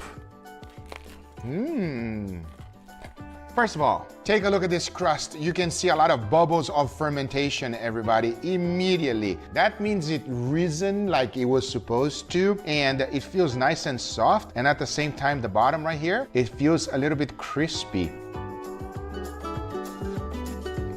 Gotta be honest, this is a good tasting pizza. I like the taste of the sauce. It's very flavorful. The dough also has plenty of salt, so you can feel the flavor of the dough. And the cheese, even though it's slightly greasy, because it has 4 different types of cheese, you can really feel different flavors, which I enjoy quite a bit actually. Oh, it's a good pizza. Love the bubbles fermentation. Love the bottom, nicely golden brown. It looks like the way a pizza should be. It's getting a 9.9. Texture-wise, there's no crispiness at all. So even though the texture is nice and soft than what you would expect from this style of pizza, it's not the greatest. So for the texture, I'm giving it an 8.9. Now flavor-wise, which is one of the most important things, I enjoy the flavor. The crust is nicely seasoned. The sauce is actually very flavorful. The cheese punches in your face with flavor. I'm giving it a 9.5. One of the better ones out overall. Powder. I'm not even quite sure on how to call this pizza, everybody, but here we are. I don't know. I've never been a big fan of thin crust. My son likes it. I don't. Like thin crust. I don't know. This looks like someone who tried to make a vegetarian pizza on flatbread. That's what this looks like. Oh, stuffed crust is so good. Like crust, like The happiest I get with pizza is when I come back from getting my pizza. Because what I do on Saturday, I'll go to Costco and I'll get 2 pizzas, right? I'll have it for like lunch on Saturday and like lunch on Sunday, and then I'll put all the rest of it in the fridge after, you know, my family has what they want. And I'll heat like 1 or 2 pieces up for lunch for the rest of the week. That's what I have for lunch. It's super cheap if you think about how much it costs and how many meals it does. Anyways, I get so happy. Oh, damn it. My eating thing went away. When I come back from Costco and I open the box and it's like, it's nice and fluffy and full type of crust on it. You know, they've done well. Like, yeah. I call ahead, you know, 2 pepperoni at this time. I walk in, you know, fight my way to the front, buy it, walk out, and I'm done. Because Saturday at Costco is borderline hell on earth. Like, I do not go there unless I absolutely have to, but their pizza, it's so cheap for how much you get. It's too good of a deal. It is greasy as hell. If whoever's making it does it well, it's really good pizza. But I've also had it where it's not that it tastes bad, but the crust is like kind of terrible. Anyways, yeah, I nothing makes me happier than a good crust on my Costco pizza on a Saturday. I'll tell you that. But yeah, I'm not a big fan of this thin crust stuff. Made with cauliflower crust instead of traditional dough. I mean, by appearances alone, because it's cauliflower and not actual dough, Gotta be vegetarian it's cauliflower. presentable. Yep. It's a healthier option for people that don't want to have real pizza. But here's what I think. If you're gonna eat pizza, go all out. Or people Let's with a take look at the back. gluten Check allergy, that right? out, everybody. Oh, got a little bit of chars on some areas here, which actually looks good. I will say this.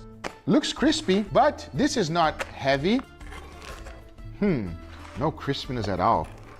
Oh, doesn't feel like anything, everybody. I feel like I was cutting paper. Let's take a look at this. If you take a closer look right here of this pizza, you can see that it's not just cauliflower. They definitely use some type of flour mixed together. Oh, it's not good. Oh, it's not good at all. This is not pizza. It's like a flat bread. No, it's not pizza at all. This is something else. This is something for you to be healthy. Like the spinach is coming through so hard. It doesn't taste like a pizza. Appearance-wise, it's getting a 2. Texture is probably the worst. It is so thin, it doesn't feel like a pizza. Such a It cool doesn't pizza taste like a cutter, pizza dude. because it's cauliflower It's so pizza. cool. So I'm giving the texture 1. Flavor-wise, it's tough because if you're eating this, it's because you're on a diet. So I really respect that. And instead of giving it a 0, I'm actually giving it a 5. Because if it will help you in any way to keep your diet going, then it's worth it. If not, it would have gotten a 0. Yeah, because one thing he did say was that the spinach, wasn't it spinach? Came through super hard, like the flavor. And for someone who is either a vegetarian or vegan or has a gluten allergy and maybe can't have a lot of, you know, certain kind of flours, I can see that. I've seen that a lot, like cauliflower as a substitute, you know, for a lot of things like that. I can see it, but honestly, if you're on that type of diet, I'd rather just have a whole different food than have some half-ass BS pizza, honestly. Honestly.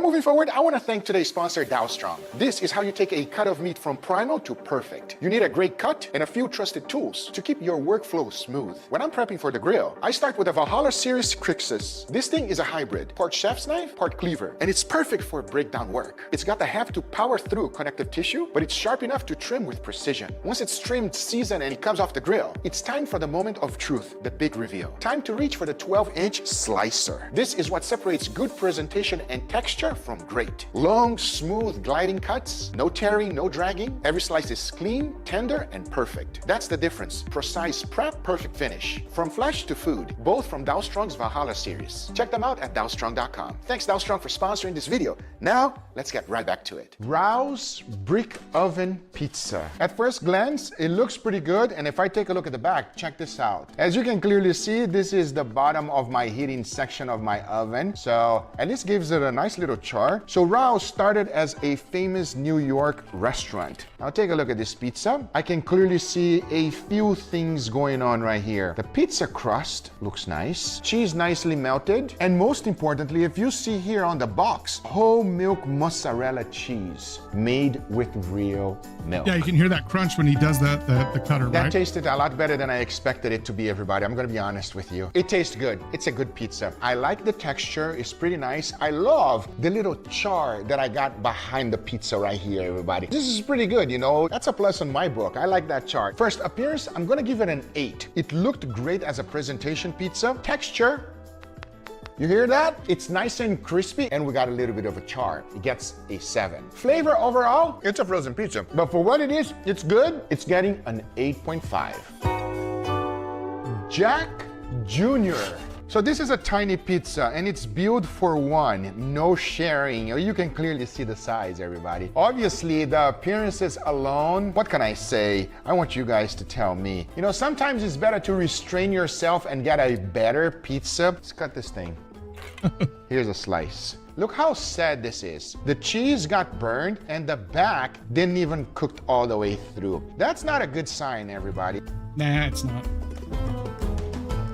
I was expecting it to be worse. It's not great, it's not fantastic, but it's not the worst pizza I've tried so far. It's like a hangover pizza. By no means is it good. The texture of this pizza is just funny, man. For the looks, it's actually not that bad, everybody. It's tiny and small. It's getting a 5.1. Like I said, late at night, you're hungry, you want to eat something. I know, it's a great comment. For the Hangover pizza. flavor, everybody, like I said, it's Wake up one at of those 3 pizzas a.m. that and you're it's hungry edible, for pizza, but by throw no it in and means heat it is it up. a great taste. I'm giving it a 5.9. That's not Screaming bad. Sicilian. Wow, that's a heavy pizza. Loaded with toppings compared with most frozen pizza.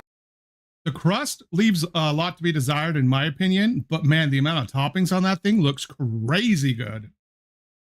You know what I mean? Like, when he said heavy, and then I saw the sausage, the ham, the Canadian bacon or ham that's on the top, the pepperoni, holy crap.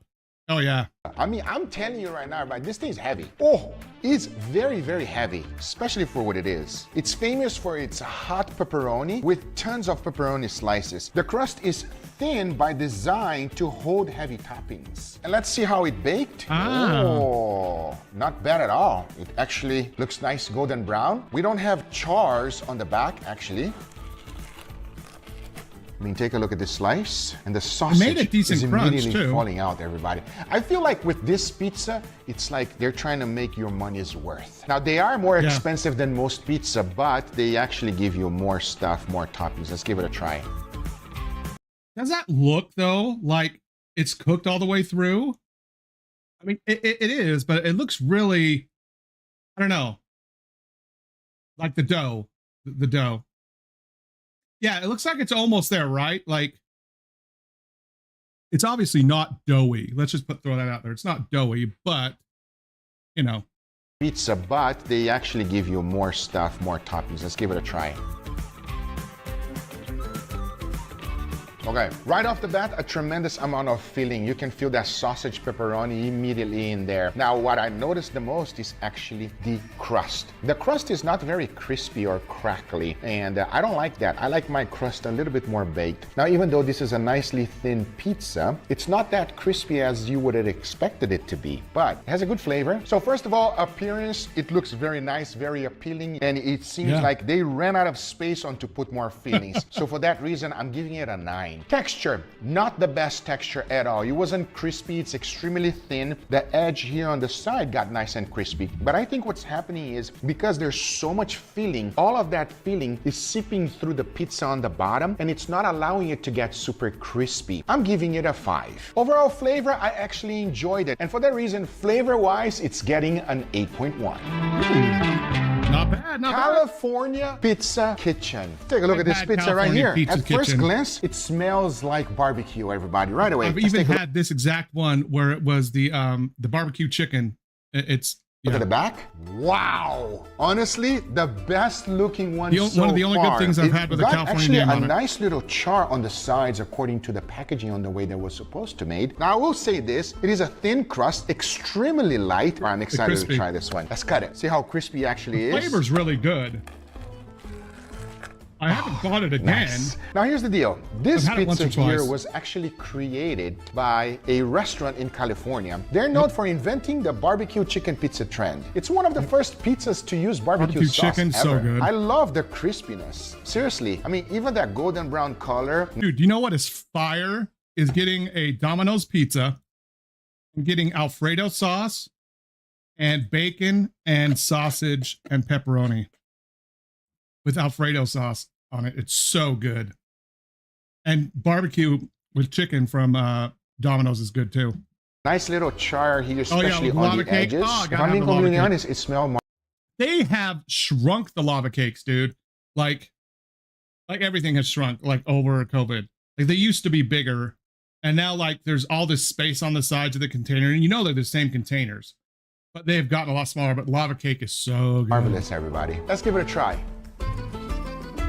Oh wow. It's not a pizza, it's a flatbread, but I kind of like it. It's just very delicious. The taste it's like is little really hints good of sweetness. with The this. It really chicken is is. very nice, adds a little bit of protein. Like but I said overall, earlier, I don't it has like that thin, nice flavor but combination of barbecue thin crust. sauce, chicken, and actual crispiness, which I enjoy the texture. Appearance-wise, I'll give it a 6.9. Texture-wise, I love crispy stuff. Like if I can air fry or air griddle like a quesadilla and have it nice and crispy, so good.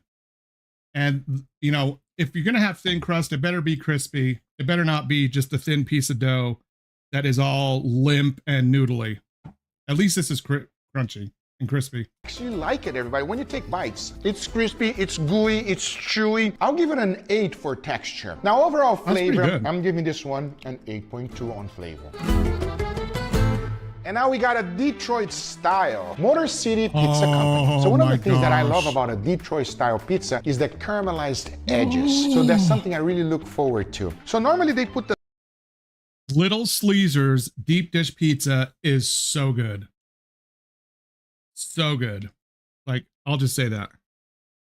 I'll throw that out there. Any deep dish, so good. sauce on top of the actual cheese. But this one here is not like that at all, as you guys can clearly see. Let's take a look at the bottom. Look at that. Now what's interesting here is that there's no cheese crust right here on the edge on the top, but on the other side, they put it. There's a little bit on the put over here. Go ahead and slice this open. Oh, very nice. Got a nice crunch.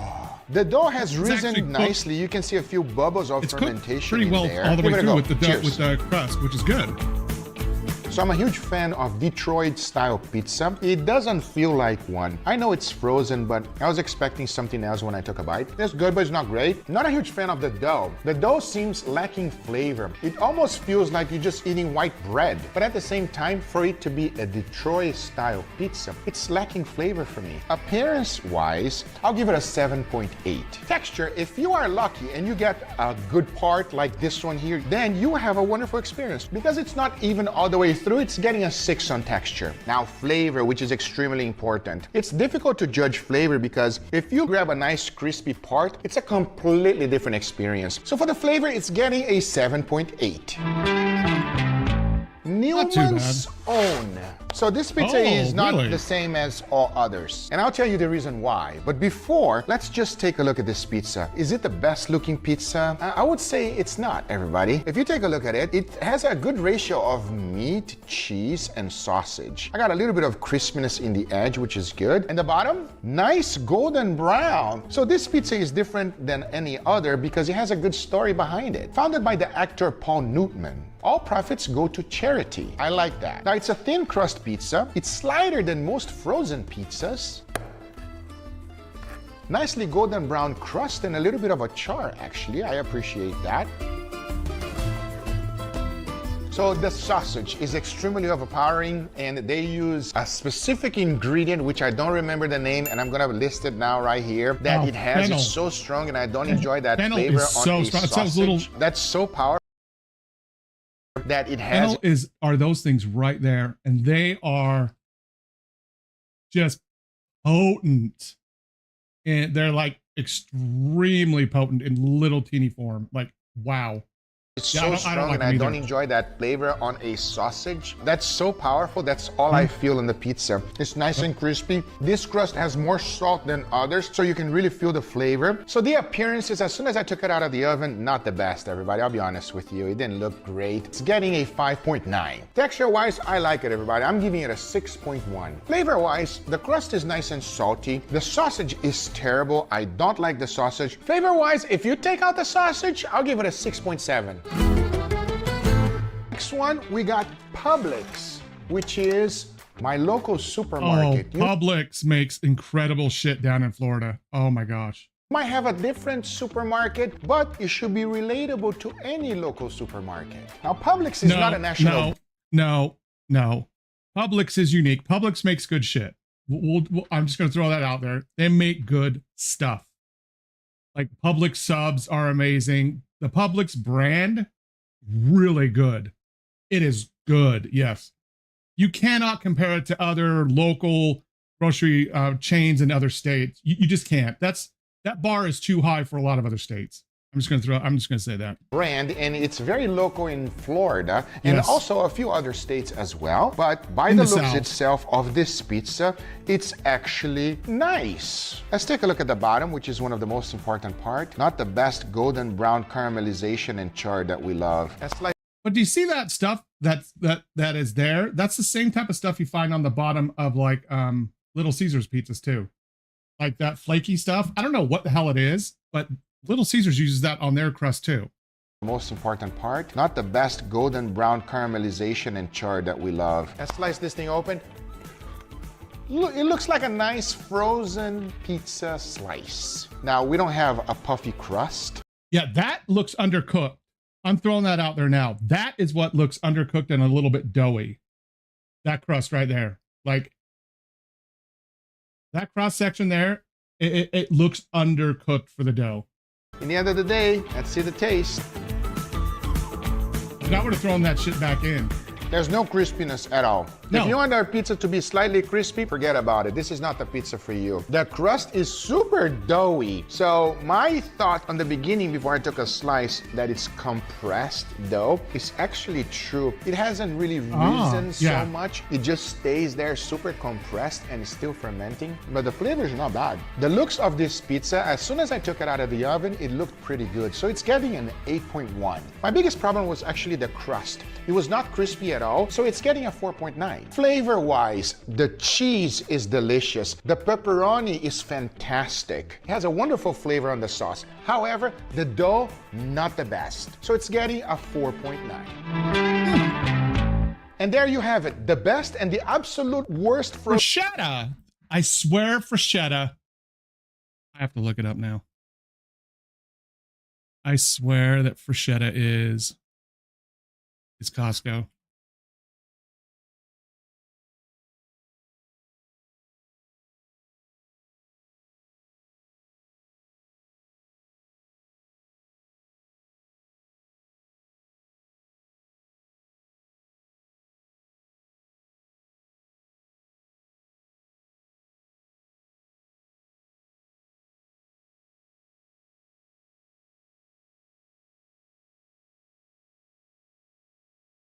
I guess it's not. I guess where I saw it was at Walmart. It's at like Walmart, Albertsons, Kroger. So it's just a brand you can buy at a regular grocery store. I did not know that. I actually thought it was one of those brands' actual like home one, but I guess not. Like one of their own.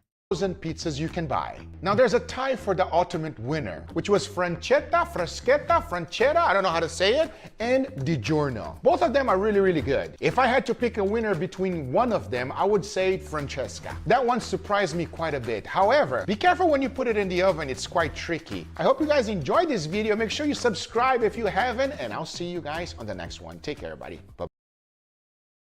All right, that's nice. Good stuff.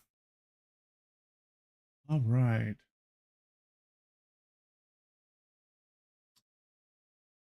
Okay. I need to turn my camera back on, but actually I'm going to go refill my water. So give me a second. This one is called Woman Shuts Down Entire Airport After Security Breach. have a story about my little brother and the airport and a security breach too when I get back. So give me a minute.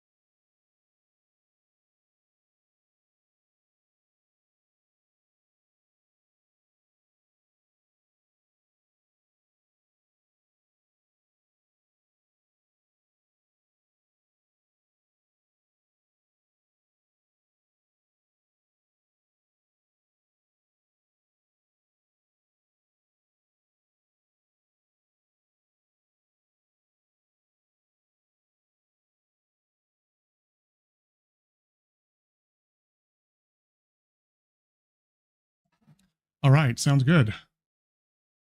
Okay, so yeah, woman shuts down entire airport after security breach. My quick story: when I was younger, and me and my whole family were flying back to see my grandparents in, it was either Michigan or Florida. I can't remember where they're at that time of year. My little brother thought it would be a good idea to not inform back then what was the equivalent of TSA of the fact that he was carrying a switchblade and ninja stars on him, ninja throwing stars.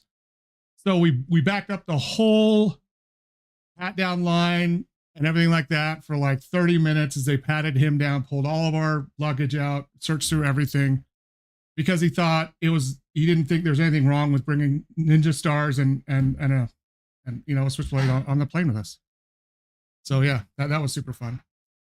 So I am kind of curious what this lady did to actually shut down everything.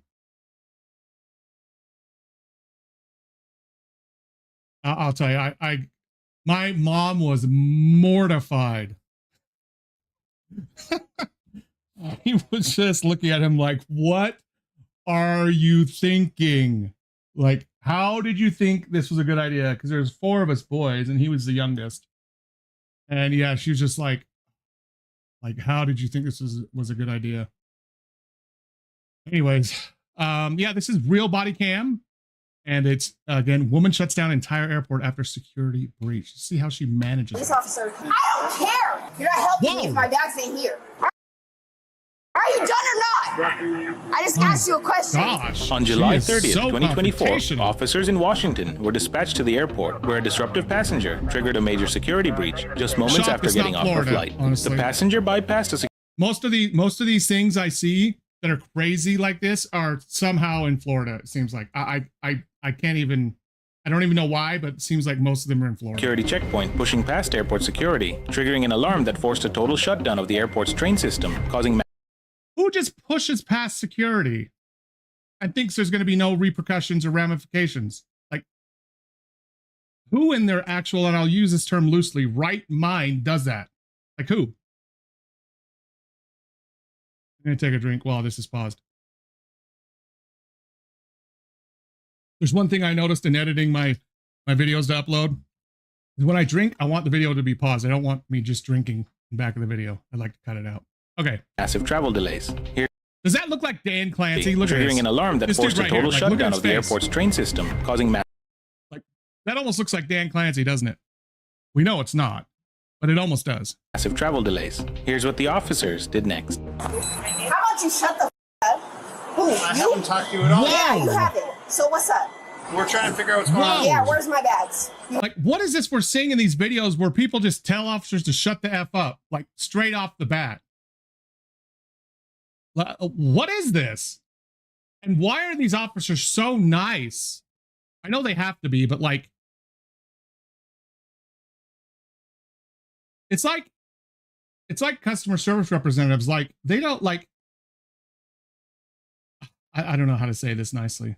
I won't say it all, but like, I don't know why people think they can just treat whoever they want and say whatever they want to people without repercussions. Like, this is someone like face to face too. And this isn't just another person. This is someone with legal authority to do something to you if they think it's warranted. This isn't just some other random, like, regular citizen you're back talking and sassing. It's a police officer. It's law enforcement. You want to look up my name? You don't even know my name, do you? Oh, you're a police officer, so you automatically do, huh?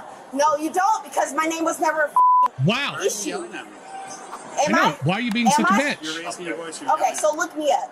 You're being audio being recorded, by the way. Look me up. If you can't push through security and think there's not anything. Figure out some solution. We also have to figure No, out why you're I just said when you don't have business here. I don't have Yes. business here. Yeah. Why are you Where'd I going come back there? from? Where'd I come from? Tell me. Am I what? Sorry, paper on me. So, what's the word? What? I'm a Being detained? no. That's not what the I said, right? That's what I said. No. What's the word? It's a. Why are you I'm gonna asking hit us the for the f- word on if you. you don't even know what it Because is you're and then not getting picking me pissed off when they don't know it? This lady is a colossal bitch. I'm just throwing that. I'm just saying that right now. Total bitch. It's a. I don't know what the fuck the word is to it. So what's up? What's up? Because you Wow. like me. You're in your car. She is so whatever. entitled. I don't Like, give a f. To just like, I don't care. Shut up. I can do what I want. I got off Come on, Dan. Alaska Come on Airlines. outside. I could not carry my bags on my own. They were over 50 pounds. My fiance came. How did you even get the bags on if they're over 50 pounds? Like, literally, I've had my wife at the airport and they made her take shit out of her bag to make the 50 pounds. Like, Alaska's nice. Alaska Airlines is nice. Holy shit. Like, some of the other airlines are not that nice. Like, you're at 50.1, you're taking something out of your damn bag. Like, they're assholes about it. Like, real big assholes. In here to carry my bags. I could not find my bags. That's what you want me to So say, you just right? stormed out? Right. Okay. So you just stormed So out through security because you couldn't find your bags? You hear him? I'm not talking to you. I'm talking to you. But do I you know. hear him? We're not talking to someone You else can through the take me to jail. I phone. don't give a f. Okay, great. Turn around. Let's No, I handcuff don't you. because they're in my bag. Okay, where are your bags right now? Okay. How and why would, when you have to have, okay, this doesn't make sense. First and foremost, you have to provide your ID when you go through TSA at the other airport. You have to provide your ID. How the hell is it in a bag that you don't have if it's not your carry-on? How does that work? I'm just curious. Like, how did you even get into the airport to get to your gate without having your ID on you when you'd already checked your bags? And that's before you get to security. You got to have your ID to get through security. So where the hell's your ID? Well, lady, your story ain't matching up. Where's your ID? That ain't the way it works. I don't know. Just like I said, I got off Alaska. Look, I'm a count to 1, 2, 3, right? Alaska Airlines, I got off. Wow. Yeah. Wow. I cannot carry my bags. Count 2, right? Alaska, are you counting? Or am I? I don't need to count. I'm not your Airlines child. cannot carry my You're bags. treating me like I'm my some fiance infant. came out here. 1, 2, Like, motherfucking but 3. these Take guys me to are jail if you want these to. guys are so patient, I don't man. know what happened. That's why you're being detained. We're talking with you. Right. I got drunk on my flight. Okay. I cannot carry big my shock, huh? bags. So You my got drunk and fiance were probably came even a to pick bigger me up. asshole than you are right Enlist me now. or not. You can take me to jail. I don't give a f. Where did you? Okay, let's just, dude. Are these check bags or these? Dude, at this point, this is why I couldn't be a cop. At this point, I'd be like, okay, put your hands behind your back. Let's just take you into jail. You're asking to go to jail. I might as well just take you, detain you. Why not? Something to do. You're being a total a-hole. Why not? You're basically begging for it at this point. They're check bags. So I'm at the check bag area, right? Baggage claim. Yeah. Yeah, baggage claim, which is check bags. We can acknowledge that or not. Okay. Nobody calls it check bag area.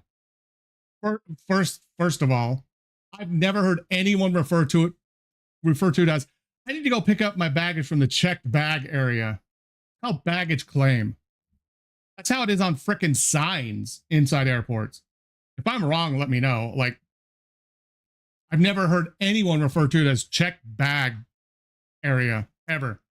All you do is check your bag when you get on. You don't go and collect it from a checked bag area. It's called baggage claim. Breach alarm to go off. Meaning you went. I don't care. I don't care. Oh my gosh. I don't care. And now the she has zero. She has zero. Where I was not supposed to be. Zero actually talk to me. Write a report. Her like escalation here. It's like this all the time. Let's yeah. Holy shit. So let's go ahead and do that. Does she have a let's fiance? Do that and see how far it goes. Who could put up with this when she gets mad? Who could? You're not. Okay. You're not, because where's my bags? You're not helping me if my bags ain't here. Okay. Right? So I don't. Yeah. Oh yeah, I forgot. It's the officer's responsibility to get your checked bags, lady. Your checked bags are not a police officer's job to find. Newsflash. Not their job to find your missing luggage, lady. Okay? Not their job. Yeah, you're so in charge. Crap. Yeah, you're so in charge. If my dad was on the phone versus my husband, you would shut the up. You would shut the up. No, we wouldn't, because they're on the phone. What are they going to do? Okay, we just got to work through. What are they going to tell us to change what's happening right now? They're not going to tell us anything to change the fact that you burst through security, you don't have your ID on you, and that you got drunk on your flight and made an ass out of you and made the airline mad at you. Nothing they say is going to change what you've already done and the way you're acting right now, unless they tell you to shut the hell up and do what you're supposed to as their fiance or daughter. Otherwise, there's nothing they're going to say to the officers to change what's going on right now. Nothing. I would have carried my bags in with me, be no problem. But I'm really drunk. I just came from the military. In my bag, there's a military ID.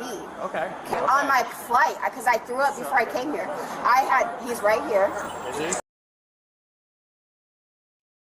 I don't even want to bring it up again about the ID.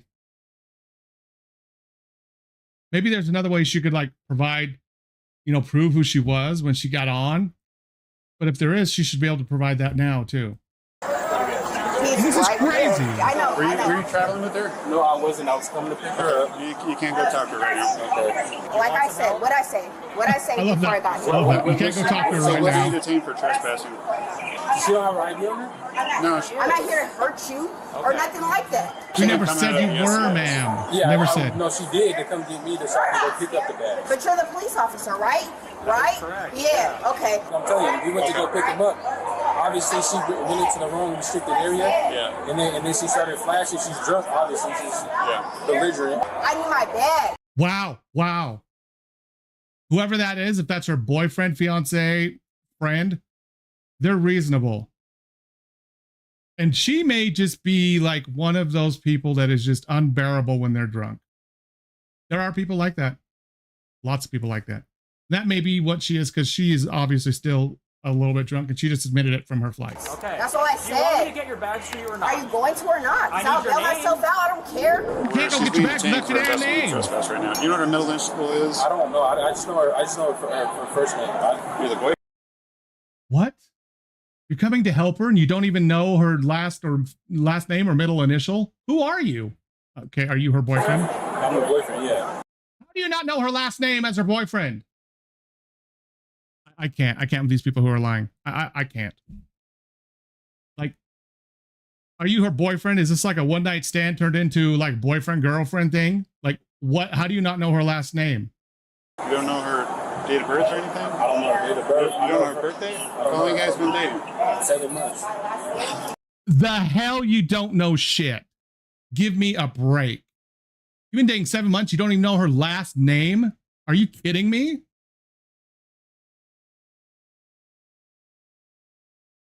Now, I will say this. If she's been deployed this whole time and somehow they met online and maybe they've been like saying they're dating, but they haven't physically they haven't been together at all. So like they've just talked through the phone, through online stuff, video chat, FaceTime.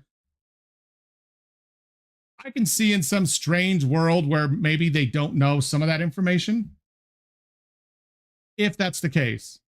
But if they've been like together, seeing each other all the time during that 7 months, there's no way you're dating someone and you don't at least know their last name. All right, for 7 months? No. Yeah, Mr. Birthday. Look. Hey, if you want me to help you, you got No, listen. Because I might have left my check-in bag on the airplane. Are we talking like carry-on baggage No, or they're check heavy. baggage? They're check baggage. Okay, so Okay, you don't. Never mind. I don't need to keep explaining how airplanes work. You don't get to leave your check-in baggage on the plane. They take it off. It's in the belly of the plane when you fly.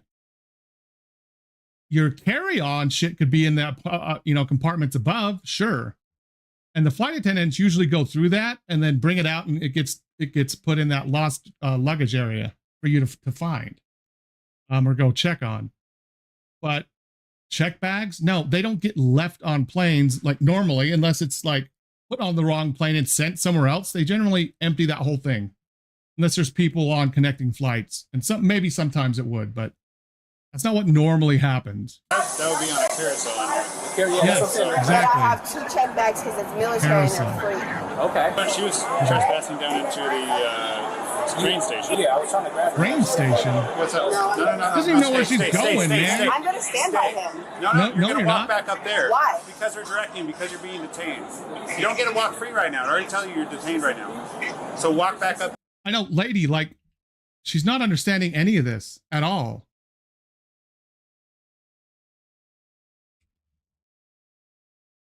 Like zero. She is not getting any of this. I realize it's that drunk brain right now. That's what it's got to be. There, I'm going to put you in handcuffs. Okay, so put me in handcuffs because Okay, I want to good. walk by Please put her in handcuffs. Go ahead. You really want to do that? I want to stand by him. Please back do. up there. Oh, got- Directed to by that doesn't mean you're still going to get to go stand by him because you're in handcuffs. I mean, did they say that if you put him in handcuffs? I'm going to stand by him. No, you're going to walk back up there. Why? Because they're directing, because you're being detained. Okay. You don't get to walk free right now. I already tell you you're detained right now. So walk back up there. I'm going to put you in handcuffs. Okay, he just said, walk back up there, or I'm going to put you in handcuffs. And that doesn't mean if I put you in handcuffs, you can stay here and then go down and talk to him, So right? put me in handcuffs because I want to walk She by can't him. even stand up straight at this Go point, man. ahead. You really want to do that? I want to stand by him. You can walk back I up there just because got you've been directed to here. by I law just enforcement got while here you're being for detained. him. I'm trying to help you. Go ahead. Yeah, he didn't even say that. He just said you're going to get put in handcuffs if you don't, if you don't stay where you're being told I'm to not stay. scared of you guys. Did you just say you graduated from basic training? Hello? Did I? You did. Did I say that? Yes. Did I say that? Okay, sounds good. Hey, can you guys? I'm right here. Do you want me to walk right here? Hey. Yeah. There's some place where they want you Go to ahead. be. That's what you guys been wanting me to do. I should Yes. have called my dad. Which I did. Spread your feet. Call your dad. Like I said, what do you think your dad is going to Bitch, I've been say dead. to make them not do this? Trespassing and obstruction. Nobody over the phone, minus short of like the president or the mayor or like the governor of a state. Like not even that. Like like president, yes. But like, you know what I mean? Like it doesn't matter who her dad is. I don't think it's going to stop him from I just asked you a doing this. question. Well, you're now under arrest. That's where we are. Yeah, okay. I don't think they're done that. Yeah, you asked to be put in handcuffs. I'm stronger than what you thought. So Wow, tense up lady. or what? So stay calm. Stay calm. Tense up or Listen. strengthen it. What? We would prefer this goes relaxed. If you would prefer that we search you while you're flat on the How about ground, you we can just do shut that up and instead. do what your job We is? prefer not to do that. How about you just shut up and do what your job is? My job is arresting people. We just did that. Go ahead. No, you're under arrest. That's why you You're have under arrest now. Yes, we're going to do that. Yes, but we have to actually search. You have to actually be searched first before they put you in a car. Right, so there's consequences. You have the right to remain silent. Anything you say can be used against you in a court of law. It's hard for me to control her because I want to take a seat over here for me. I know it's kind of tough to. If you cannot afford to hire a lawyer, one will be appointed representing before any question if you wish. Call my daddy and get a lawyer. That's what I'm surprised she hasn't said that. Not answering questions or making any statements. Do you understand? No, she's not going to say anything. Yes, Okay, sir. spread your feet Right. out. I'm We're searching surprised. you. That's your I'm name, shocked. right, sir? I'm shocked. It's Sergeant. All the shit, Sergeant. Okay. Yes, Search sir. her. He is Go ahead, so, search me, wow. 'cause that's your job, right? That's what we're doing. Yes. Right. I'm not scared of you. I don't give a f. They didn't, are they like trying to make you scared? I don't think that's actually what they're doing right now. You're not a very good soldier. Shut the f up. Yeah, How no, about you're that? not a very good soldier. You're talking about being a soldier. How about you shut the f up? How about we Who's don't? transport now? Do you talk to your sergeant like that? I guarantee Yeah, you and he can don't. also let go of my neck. No, he Because can't what? because you're not doing what they're asking you to do. And then when I press charges, then what? What are You're you so gonna- right, what are you and I gonna was press wrong, charges right? on? Yeah, what are you going to press How about charges you tell on? me? Well, you're What being does Because you it were tell so you what you're right, gonna I press was so charges wrong, on? right? You're Because I was so dumb. trespassing, right? Yes, Right? you're so dumb. Because that hurts my motherfucking wrist, right, bitch? Stop Well, pushing then- against You thought you was Then do what they ask you to do. You're so... Never mind. just doing, right? Okay. Son, pushing against the handcuffs. bitch, I'm not scared, and I'm not hurt, bitch. I'm Like, why are you saying you're hurt then saying you're not hurt? Like, I don't understand these people. Seriously. There is no way she's in the military and talks like this to other people. Now, I'm not saying general people, like anybody else who has any type of authority. If she did this in the army, man, oh my gosh. No, thank you. Like, it would be ugly. not trespassing because, bitch, I got a motherfucking air fly. I got a motherfucking Air fly? ticket, bitch. Air fly? What's An up? air ticket. What's up? What's up? What's up? What's up? What's Okay, up? pick her up. Pick her up. Yeah, but just take her. Stay down there. Yeah, that's okay, bitch. There we go. Dude, That is it. unfortunately, Yeah, she's that not is fighting it, enough huh? to be put into a Yeah, burrito, bitch, I but they would've may knocked hog. you the They fuck may out. hog a. Punk ass bitch, grabbing my bags, talking handcuff about her some right now. trespassing. Bitch, I got They off might. a flight looking for my motherfucking bags. You punk ass bitch. So your bags are over on carousel 15. I don't give a where my bags are. You've been Get asking 'em for them and get 'em all out. this whole That's all time. the I care about, right? I'm asking you. Would you like me I don't know where they are. My fiance can get them because they're too heavy, right? That's why the he's here. I don't know why the office. I know they are being so nice. I would have never brought her damn baggage up again. I wouldn't even be talking to her about her baggage right now. I wouldn't. Yeah, that's probably why I'm not a cop. But, you know. Right? Yeah, that part. So I don't want to hear nothing else. I don't want to hear nothing else. That's all talking. I don't Except give that a you're under arrest. bitch. Is there a way I can actually get her bags? Yeah. If she says yes, you can. That's fine. Okay, yeah, you can. Okay, I just don't know where they're on bag lane 15. I don't know where they Hey there, what you are. So keep playing. Well, with me. the cops just Bitch, I told wish him you where to would. go. You can't Bitch. threaten people. And I could. I could. You can't threaten people. Look, I own businesses. I own LLCs. Bitch, I've been in Lamborghinis, bitch. Then what? Oh, Then wow, what? wow, You don't even know what wow. to say because you ain't never. Bitch, shut up. The arrest me then. That's what the You I are did under say, arrest. right? Yeah, Yeah, you don't even know what to do. Bitch, because you ain't never been where I've been. I don't think she realizes. Maybe in her drunken state, she doesn't really realize what's going on. Like, you keep saying arrest me. She is under arrest. Like, it's not that just that she's handcuffed. They said you're under arrest. Like, they're going to arrest her now. Like, I don't know if it's not sticking because she's still drunk or what, but she keeps saying that, like acting like, yeah, I don't know. Like, she's on a different level right now. Is that her? Bitch, shut up. That's the one that was Shut up. causing right? the problem? And you ain't Okay, said we nothing just since, needed right? somebody to say, yep, that's the one that did it. Okay, cool. All right. Yep. She was Perfect. coming down the stairs. Well, she came down the stairs with her boyfriend, and I thought they were gonna go back up the escalator. Once I saw the do not enter. Yeah. Then she started just walking, and I stood up and I told her to stop. And that's when she told me, she's like, "What are you gonna do?" Aviation Stop me, security, bitch?" yep. And then that's when I told her, like, stop. And then she just kept on walking. And then she's like, "I need to get my bags." That's not where you get your bags. One of our co-workers went chasing after her, and then I pressed the breach button.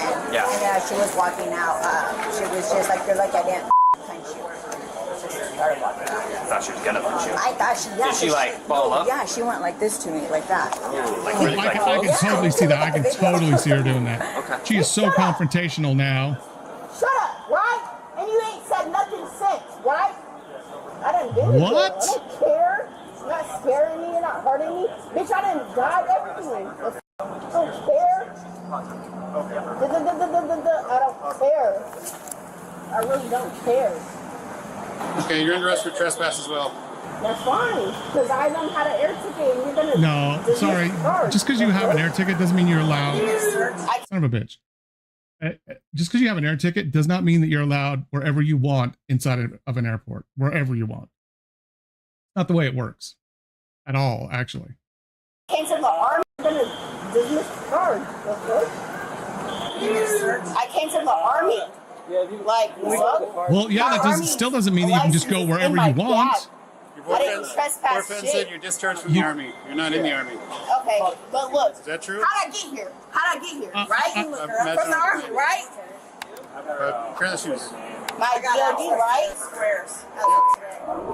Pair the shoes just discharged. Like recently. Okay, well, get her social. What's your social? She's not going to give it. Because you guys know everything, right? Well, if you don't know your social... How about you ask somebody else? Shut the up, bitch! Like this all the time. Huh? You're also under arrest for resisting arrest. That's fine. I don't care. Let you know. I don't care. Some of these actually stick. I'm gonna just wait and see. Because I hate when people are super verbally abusive to police officers for absolutely no reason, and then all the charges get dropped. Because all that does is just encourage people to act that way, knowing nothing is really going to happen to them. So I hope something sticks, something along these lines. Hopefully. You guys do the full process to send her there, and I'm gonna just try to bail her out. Yeah. The suspect was charged with criminal trespassing, resisting arrest, and obstructing a law enforcement officer. And I hope something stuck.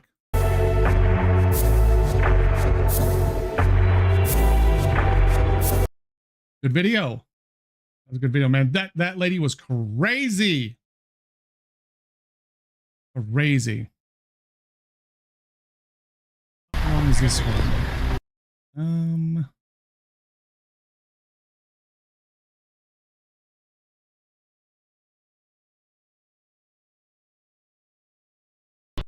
We kind of have a little bit of a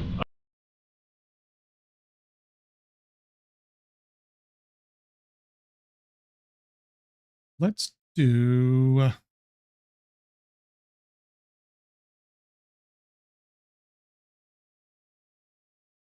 this one. It's called Cops Rescue Killer's Latest Victim Tied Up in a Basement from Beyond Evil. Let's do this one and then we might just call it there for the night. So let's go ahead and watch this now.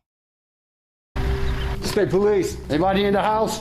These officers are conducting a welfare check on 73-year-old Donald Hinkby. A killer is in the area, and police believe he is in Donald's house. That's no good. You're upstairs? Who's up there? State Police! He's up there. No, they're saying he. Downstairs! Identify yourself. Come on with your hands up. Come on with your hands up. Put your hands up. Hands up. Who's in here? Who's in? Anybody else in here? Yeah, the guy you're looking for. That son of a bitch, he made a goddamn entrance in there. I've been here for 2 days.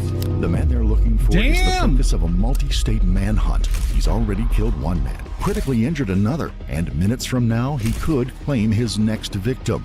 I need everything, state police, everything. That motherfucker here, man, for throwing this guy like that. First thing I noticed, the money had blood on it. He also had blood on his hands. Oh my God, one of them is missing a hand. Dude, that's some scary shit. What right the there. hell? The warrant, okay, is for murder, assault, home invasion, and kidnapping. The following is based on official court records. Most of it has never been seen before. Crazy.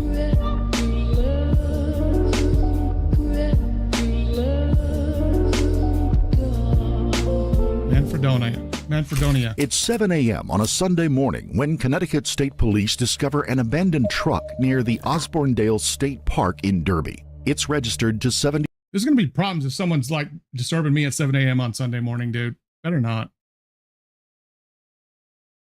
It's one day that week I like to sleep in, damn it.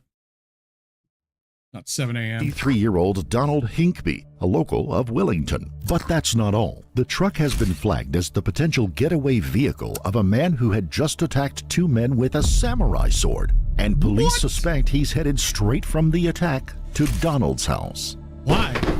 Come on with your hands up. What is Put your Donald hands to up. him? Hands up. That's what I'm going to be curious to see why they think he's going straight to Donald's. Like, what is the relationship in any way, shape, or form between him and Donald to make him want to go straight there? Who's in here? Who's in? Anybody else in here? Yeah, the guy you're looking for. That son of a he made a goddamn entrance in there. I've been here for 2 days. Okay, where is he? He took my pickup. He stripped the fucking house. He's gone. Is he in here? That guy's a wacko. Is he in here? What Donald was saying was kind of confusing. He made an entrance in here. Like, what's he talking about? I mean, they said, is someone else here? And he's like, yes. And now he's saying no, that he's gone. He's not in here. Turn, where's the light? Where's the light? Right to your left, officer. Right here? No, left corner. Left. All the lights are right. He's not in here? He's not in. Where'd he go? I'm pretty sure. Clear this area. The pickup gone? Yeah. Yeah, he's got the white pickup. That son of a... Police have just found Donald in his basement, where he had been for the past 2 days. His hands and feet have been bound. Hey, it could be worse. At least he had the TV on, right? Something to watch to pass the time. I'm just saying. With zip ties. As for his I guess it could depend on what's actually on. attacker, he could be anywhere. He's not in here. Got it. I am so happy to see you guys. Oh my gosh, I'd want to like puncture my eardrums and gouge my eyes out. How'd you get Are you here? okay? Are you okay? Yeah. If you're in here, put your hands up if you're in here. This angle is like throwing me off kilter. It's like constantly angled like this. It's like making me feel my equilibrium's off. Let them know that Get my back. that this is a confirmed. Dude, yeah, you don't want to be going after some psycho with this freaking samurai Put your sword. hands up. Roger. If you're in here, come out. Donald. Please make yourself known. Donald, where's your guns? What gun? Do you have guns in the safe? No, I got him upstairs. He took my goddamn Beretta, my fucking handgun. Got handguns. Oh. This is clear. Okay. I don't know what else he took up there. With a firearm stolen from this residence. He left about Advise true by. I loaded up the pickup. I don't know what he took, but I don't know where he's going, but he's dangerous. Basement's clear. Basement's clear. Do you want to fucking knife? Document this. Yeah, get tied up before we cut him loose. Basement's clear. Excuse me. You call me a loose officer? Yep, we're doing Basement's clear. He's tied up down there. We gotta get the rest of the house just in case he's not here. He's here. true by notified. Clear. Clear. House is clear. We got some scary shit right there, bro. So that mother that you said he was here until this morning? Yeah, he's tied up downstairs, bro. He's tied up. With the suspect having fled the scene, officers turn to Donald for any information that might help in the investigation. He tells them that his kidnapper passed the time cooking meals and watching TV. Ironically, a local news bulletin on a local murder had revealed the man's identity. The wanted killer on the screen was the same man holding him hostage, 23-year-old Peter Manfredonia. Did he strike you at all? Did he like hit a you or anything like that? Joker No? pose. Just tied you up? Okay. He put the gun to the back of my head when I was sleeping. He says, "Don't turn around, I'll blow your fucking head off." Get to see I said, "Oh boy, what a way to wake up in the morning." What time was that? It was maybe 5:15. And that was today? Damn. No, that was Saturday morning. Saturday morning. I fell asleep in front of the TV. So where did you get the handgun from? In your, you had it? No, I had it. I sleep with it, Yeah. especially with the Joker running around. Yep. But I had it on the other bed. Oh. I was in the recliner. Okay. Boy, that's real safe, isn't it? Sleep with a gun and keep it on a different bed out in the open so the person who breaks in can just take it and use it to threaten you. That really fulfills the whole purpose of you having a handgun for self-protection, huh? So what he did, he was barefoot. He walked around, he grabbed it. Yep. Of course he did, because you were asleep. That's what and you weren't even happened next there. to it. Okay. Sorry about that. I should have had it right there, you know. Yeah, what is the point of We're having it actually out ecstatic to to protect see you yourself if standing you're not upright, so. keeping it right Seemed next like to a you? fairly decent guy, but he goes off the handle. You Yeah. can't trust him.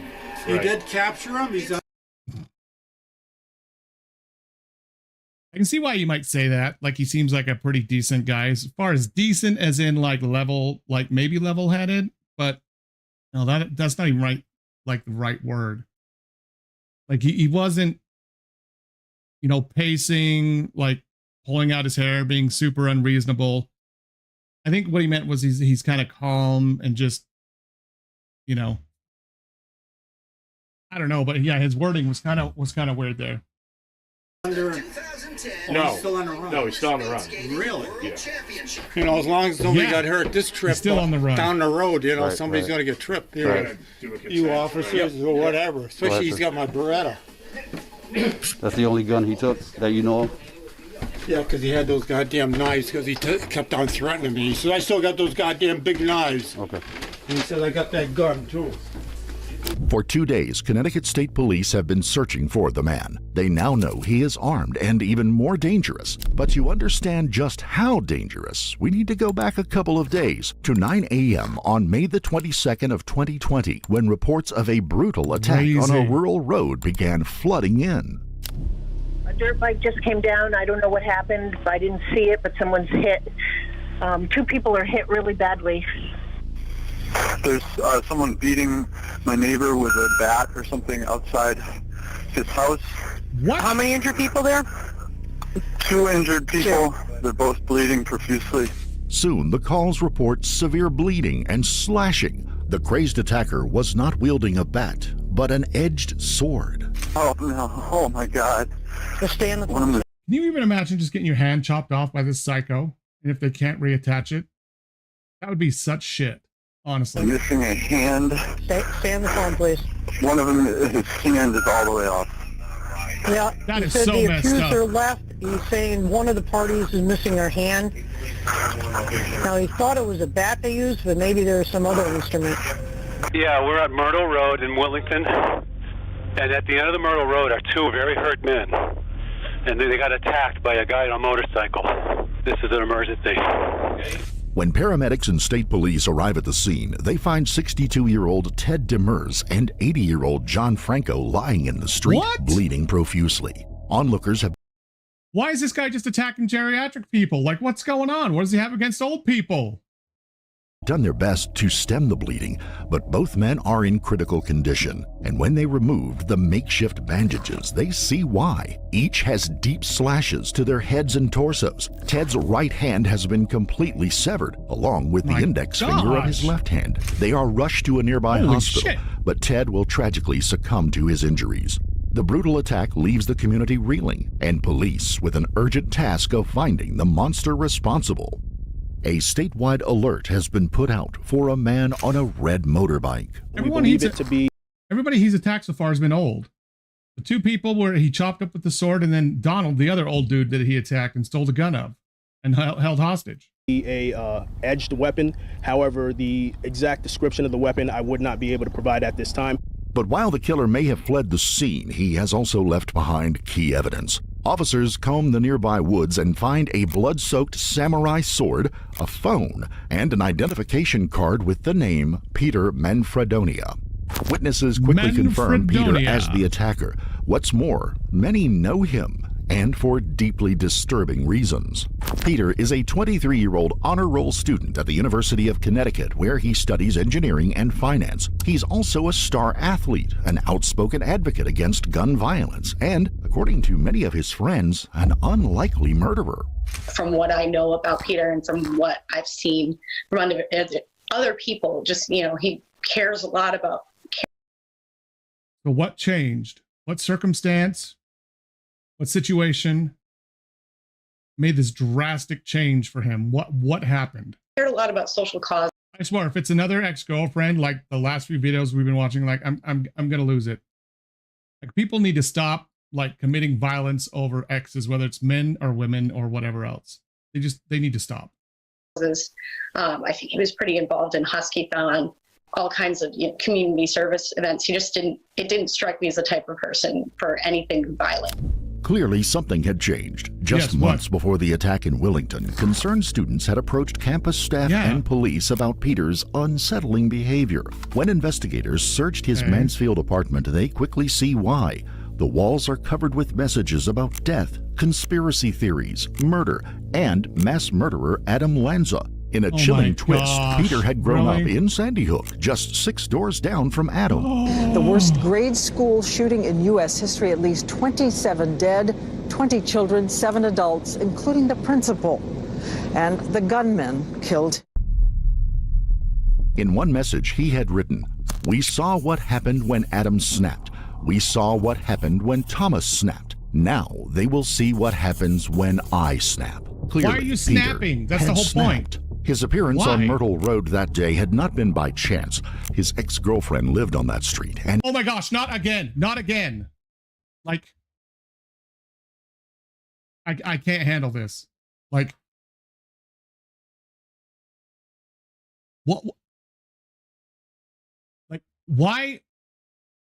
I struggle to understand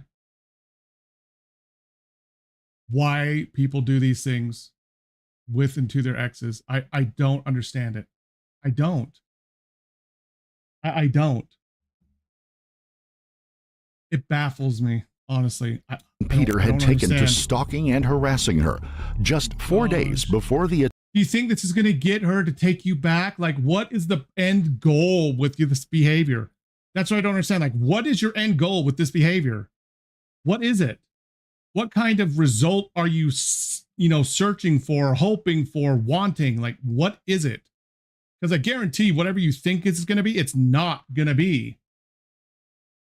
Like they're not going to take you back. They say they're going to take you back. It's going to be long enough to get you hospitalized, thrown in jail, charged. Like, no one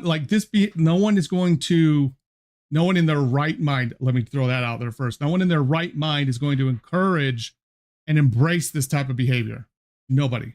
She cut off contact with him after he hacked her social media accounts. Oh my According to Ted's widow, Cindy, that morning Ted spotted Peter walking past the house and offered to give him a ride. But Peter had come with a plan in mind, and it wasn't to talk. Within minutes, he launched his frenzied attack. Hearing the screams, Ted's neighbor, 80-year-old John Franco, bravely intervened, only to have Peter turn on him as well before fleeing the scene. He hadn't gone far. Donald's house was on the other side of Willington, which brings us to the 24 hours he was held captive. Now, with Donald's truck found in Derby, investigators have Peter's last known whereabouts. With mounting urgency, they pull surveillance footage from the area. What they don't realize is it's already too late. Hello? No! For who? Hello? Yes. 911. 911. Yes. If I need an ambulance here, I need everything, state police, everything. That motherfucker Peter Manfredonia stabbed like that. Where are you? I'm next to Calvert Saints and Lock 404, whatever the name of the road is. This is the distraught voice of John Esell, who just found his 23-year-old son Nicholas dead on his apartment floor. It's 11 a.m., 5 hours since the discovery of the abandoned truck, and Peter had already claimed another victim. Investigators soon learned that Nicholas was a former classmate of Peter's at Newtown High School. The two had never been close, but it seems Peter needed cash and believed Nicholas had some.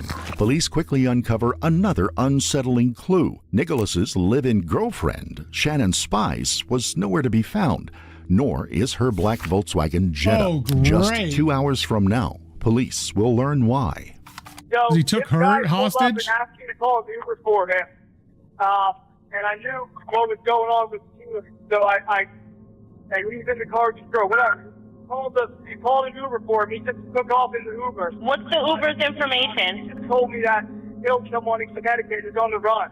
This is Kyle Walker on the 911 call to New Jersey State Police. He tells officers he'd pulled into a rest stop in Columbia. New Jersey? I thought he was up in Connecticut.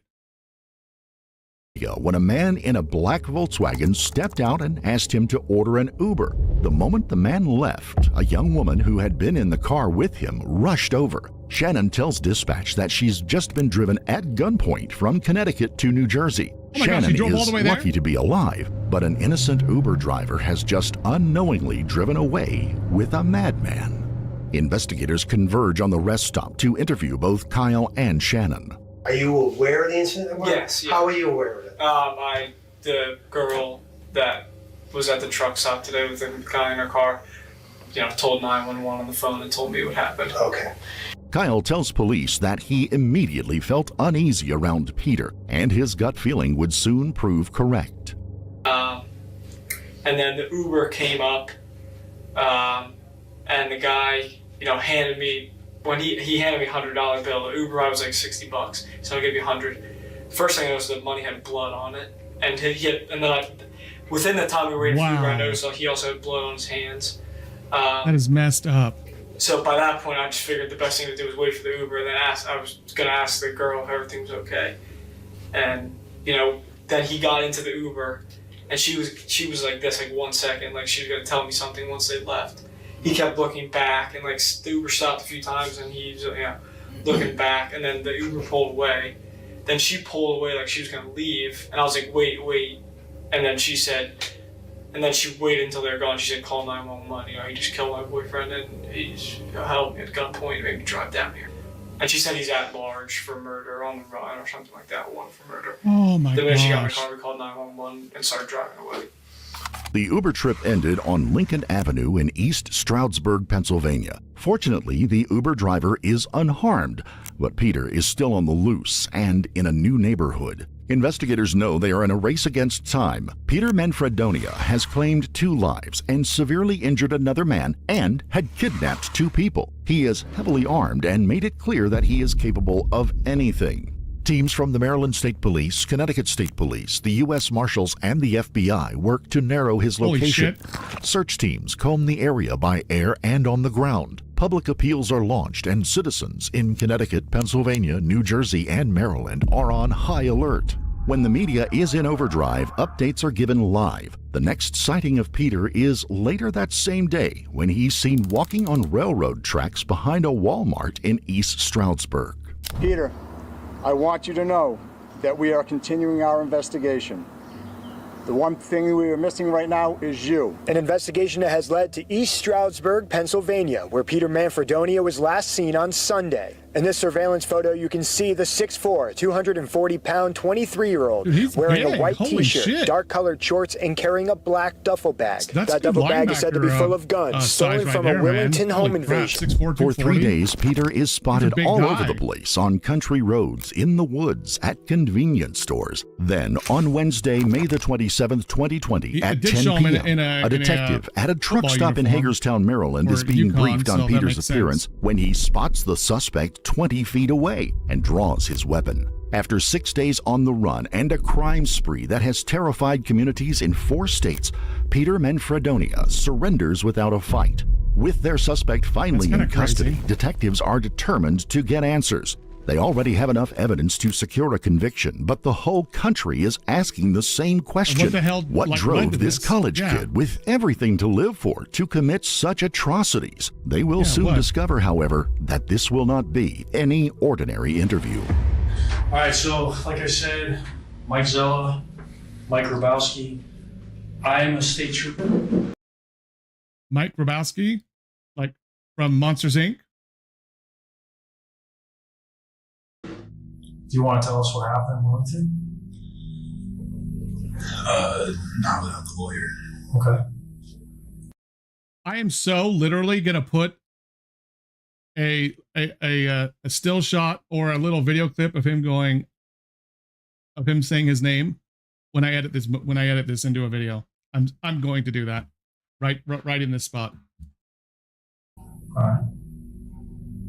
I want to, like I said, help you how I can, but okay, no problem. Put like a risk to my family. I totally understand.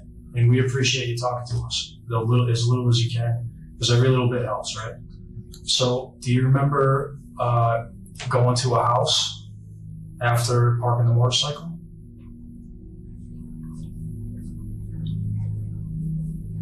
Is he really going to try to play the crazy card? Please say no. Like, I don't remember what I did.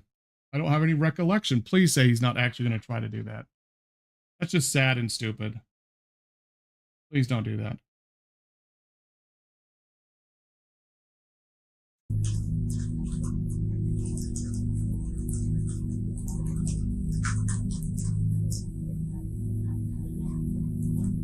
Not a whole lot there to type.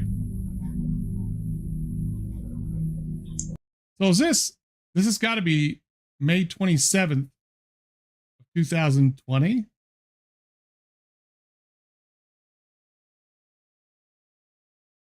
Gotta be. Yes. Okay, tell me about that. Gotta go something else. What's that? I gotta go with something else. What does that mean? Like, next question. Okay. How about just a date though? Like Next how question. many days before today would you say you were? Time has been a real blur. Okay. So you can't put a date on it? It'd be very okay. No, I'm not trying to put you guys through a ringer, and I just everything. No, yeah, no problem. No problem.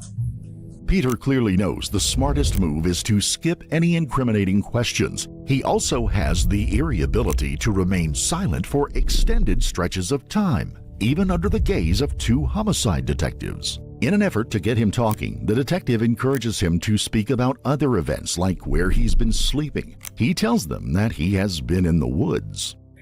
Do you remember that at all? Remember that? Yeah. That Myrtle Road in Wellington.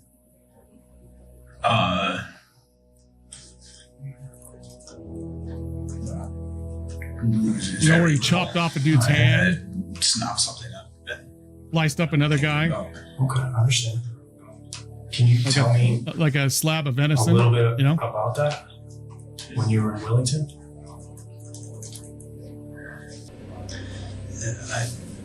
Not without a lawyer present.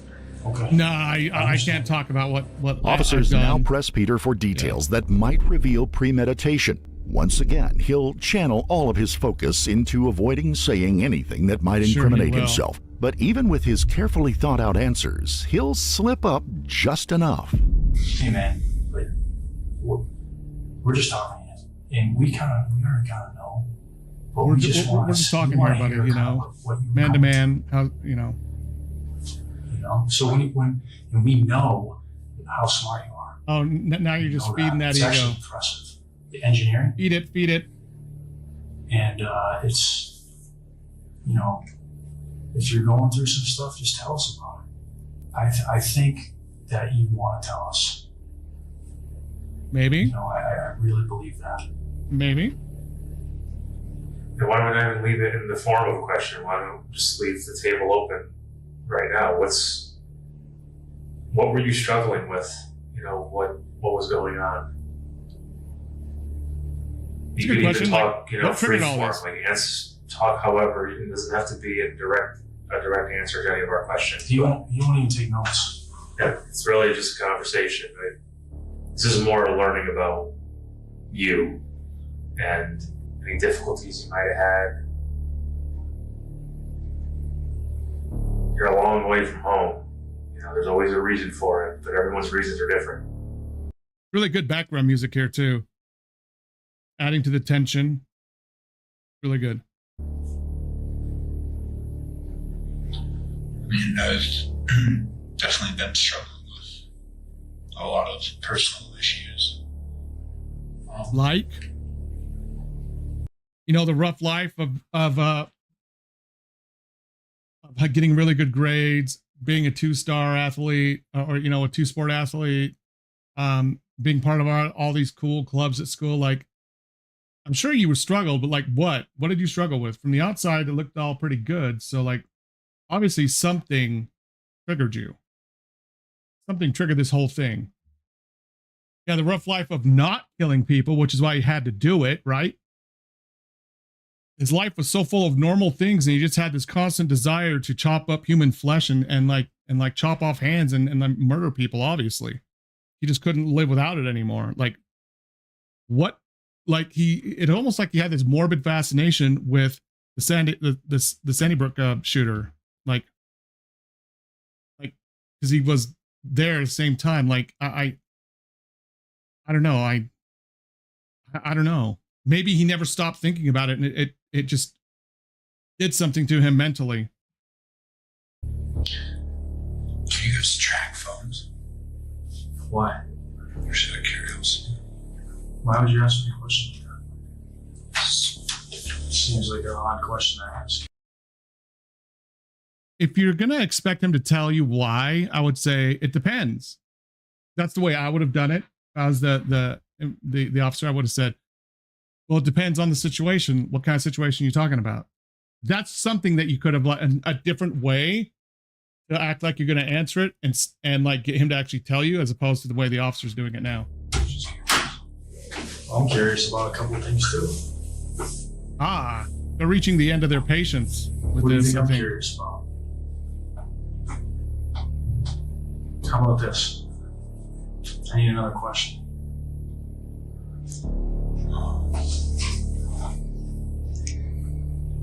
With Peter's... Which one? The way I said it?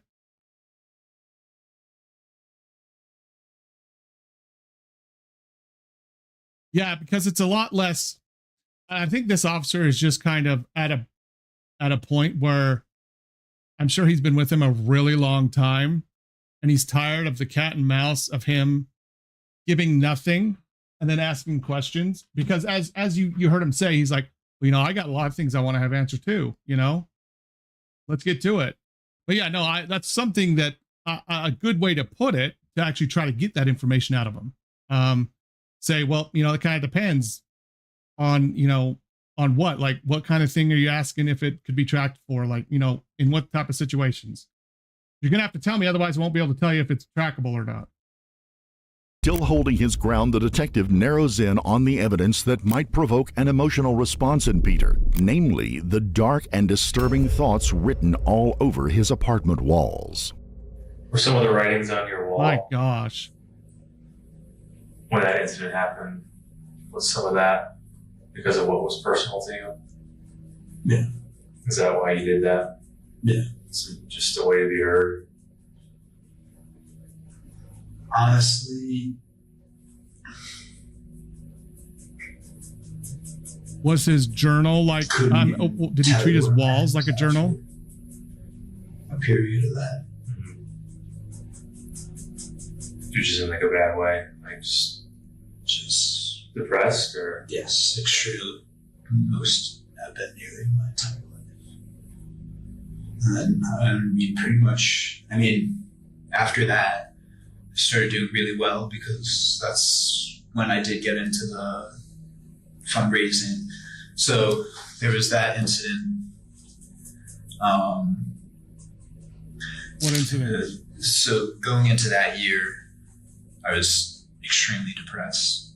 I was stopped working out, binge eating, any bad habit that you could possibly name. Sure that didn't go over good with your football coach. You're on the football team. And maybe he lost a scholarship because of that too. Nothing, like no mindset to change it, no anything.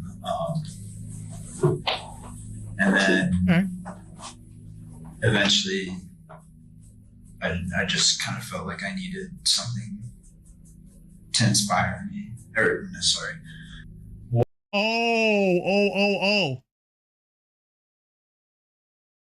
They are now. When did this started at like what, 22, 2300 hours? So 10:30, 11 o'clock at night. Now that's what, 12:55. It's almost 1 a.m. now. So it's at least been a few hours. And man, what he just said is disturbing. Something to inspire. To inspire me. Let's put up those quotes about, the school shooters, the mass murderers. I needed something to inspire me, to get me raring to go and attack a bunch of people. And he immediately goes, well, no, I didn't mean it like that. Sorry. What were some of those bigger issues? I also like how the officers didn't immediately hone in on that wording either, because that would have given him some red flags. You know what I mean? Like that he may have clammed up at that point and stopped talking. They just kind of went on and are kind of asking other questions about, well, what are those other issues that kind of led you to this? And they didn't say inspiration, they didn't hone in on that.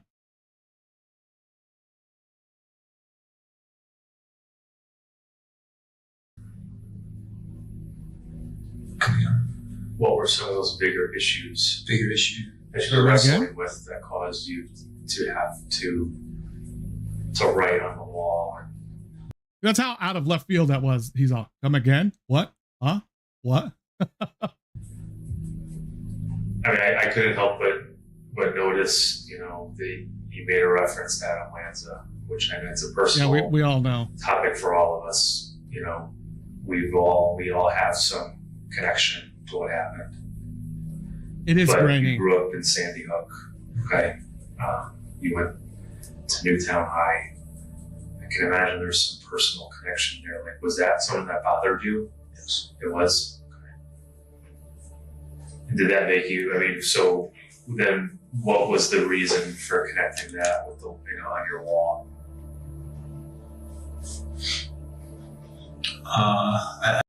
And saying that you're going to snap just like he did. It bothered you on what level? Did you want to be famous like him? Were you disturbed by what he did? Did you understand what he did? What part of that, what part of what layer of that resonated with you or disturbed you or stayed with you? What aspect or facet of that did it? Yes. Yes, they are. Yep. I mean, that when I drew on the wall, it was pretty much just shock factor. I was in a manic state and kind of anything. Manic state. Have you been diagnosed with something that would cause this manic state that you claim to have been in? Absolutely. You have to ask the small ones to open up to bigger ones. You absolutely have to do that. It just comes to you as a dad as you get older. The way to interrogate your children. I'm kidding. But no, it comes with just communicating with people. You don't come out and ask the big thing. You kind of send out little probing questions, and whichever one's answered, oh, this one? Okay, let's branch out and give a few more questions, in this area to see what to other types of information we can get.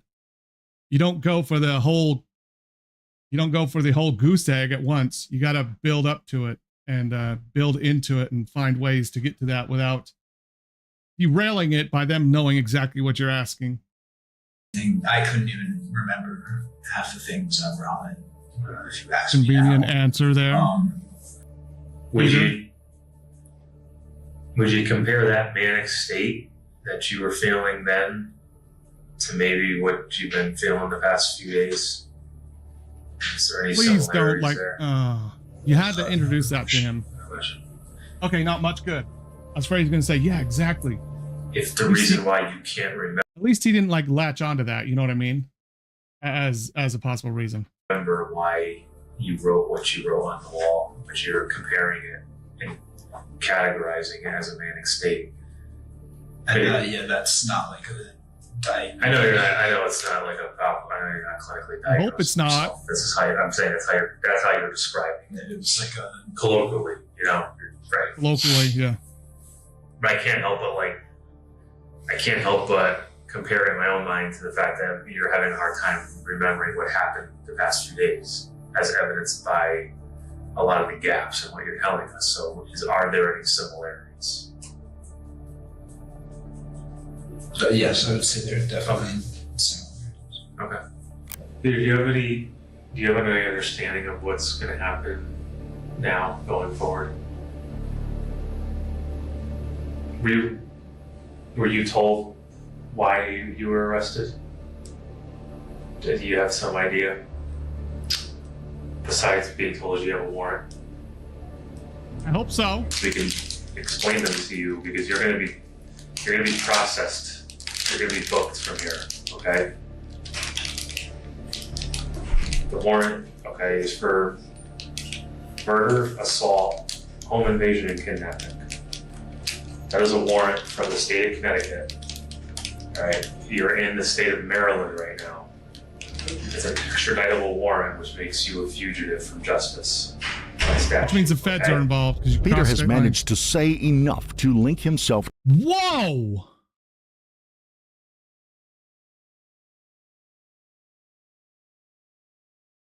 I'm not one that can talk on this, but Peter's gained a little bit of weight. I can say that as a fellow fat person. He's entered my my sphere. Seeded it. Definitively to the crimes. As for a motive, he claimed he was in a manic state during the killing spree and suffered anxiety and depression during the lead-up. But neither depression nor mania explain the murder. Over the course of his 6-day rampage. Like, look at that frickin' difference. Look at this right here. Wow. Like I'm probably going to have to cut this out of the video. I shouldn't be fat shaming anyone. And I'm not really shaming him. I'm just like, jail like has put some weight on him. Like, what? Before, after. Before, after. Bro. Holy crap.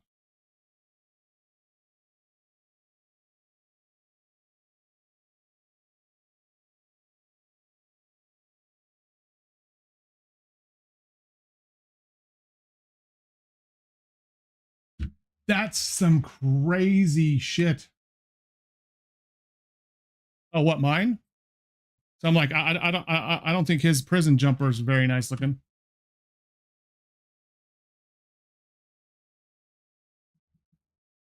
Man. Ooh.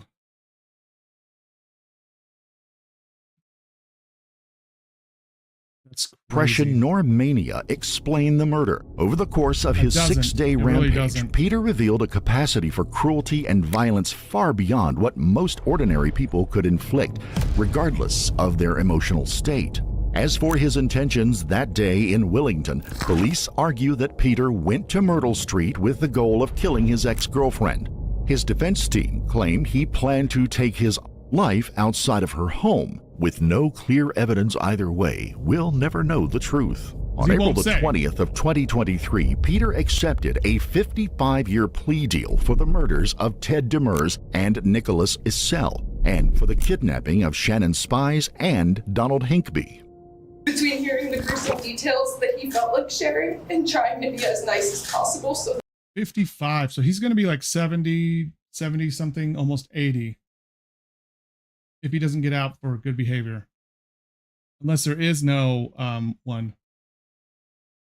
Yeah, no, dude looked okay before jail. that I could stay alive. I held my own funeral throughout that drive. There are no words that can possibly atone for what I have done. Know that I am sorry nonetheless. You have done nothing to deserve the pain that I have caused. My actions were nothing short of irreprehensible. I do not you can't say anything else, but he has put on some weight in prison. It's not uncommon for people to lose weight in stressful situations. But yeah, no, he has put on a little bit of weight in prison. Generally, it's not that you put on a bunch of weight in prison. Expect forgiveness for my actions, and I will regret them every day for the rest of my life. Peter's apology is little consolation for the family of the two men whose lives he took. Friends and family described 23-year-old Nicholas Issel as magnetic and a funny young man who loved art and design. 62-year-old Ted Demers was a devoted family man and a talented woodworker and furniture maker who loved nature. And here is Ted himself. Ted Demers of Wellington, an artistic furniture maker. I let the wood kind of tell me where it's going to go. The designs come right out of what I see in the pieces that we find, and 90% of the material that we use. He was an artisan, a woodworking artisan. I'm sure he's going to say reclaimed wood, reclaimed lumber. This comes right off the property. We would like to extend our sincere condolences to the family and friends of the victims in this case. I did just get off the phone with. Man, that's crazy. That is crazy. Man. Craziness. All right. That's good. 5 hours almost. That's good stuff. I'm going to call it there for tonight. We got some reacts in. Got a really complicated case and seen investigators. Got that solved finally. Took a long time, but that was interesting too. So yeah, good night. Sleep well. And yeah, thank you for stopping by and spending time with me tonight. I do appreciate it. And yeah, until we talk again, be well, and I will see you all later.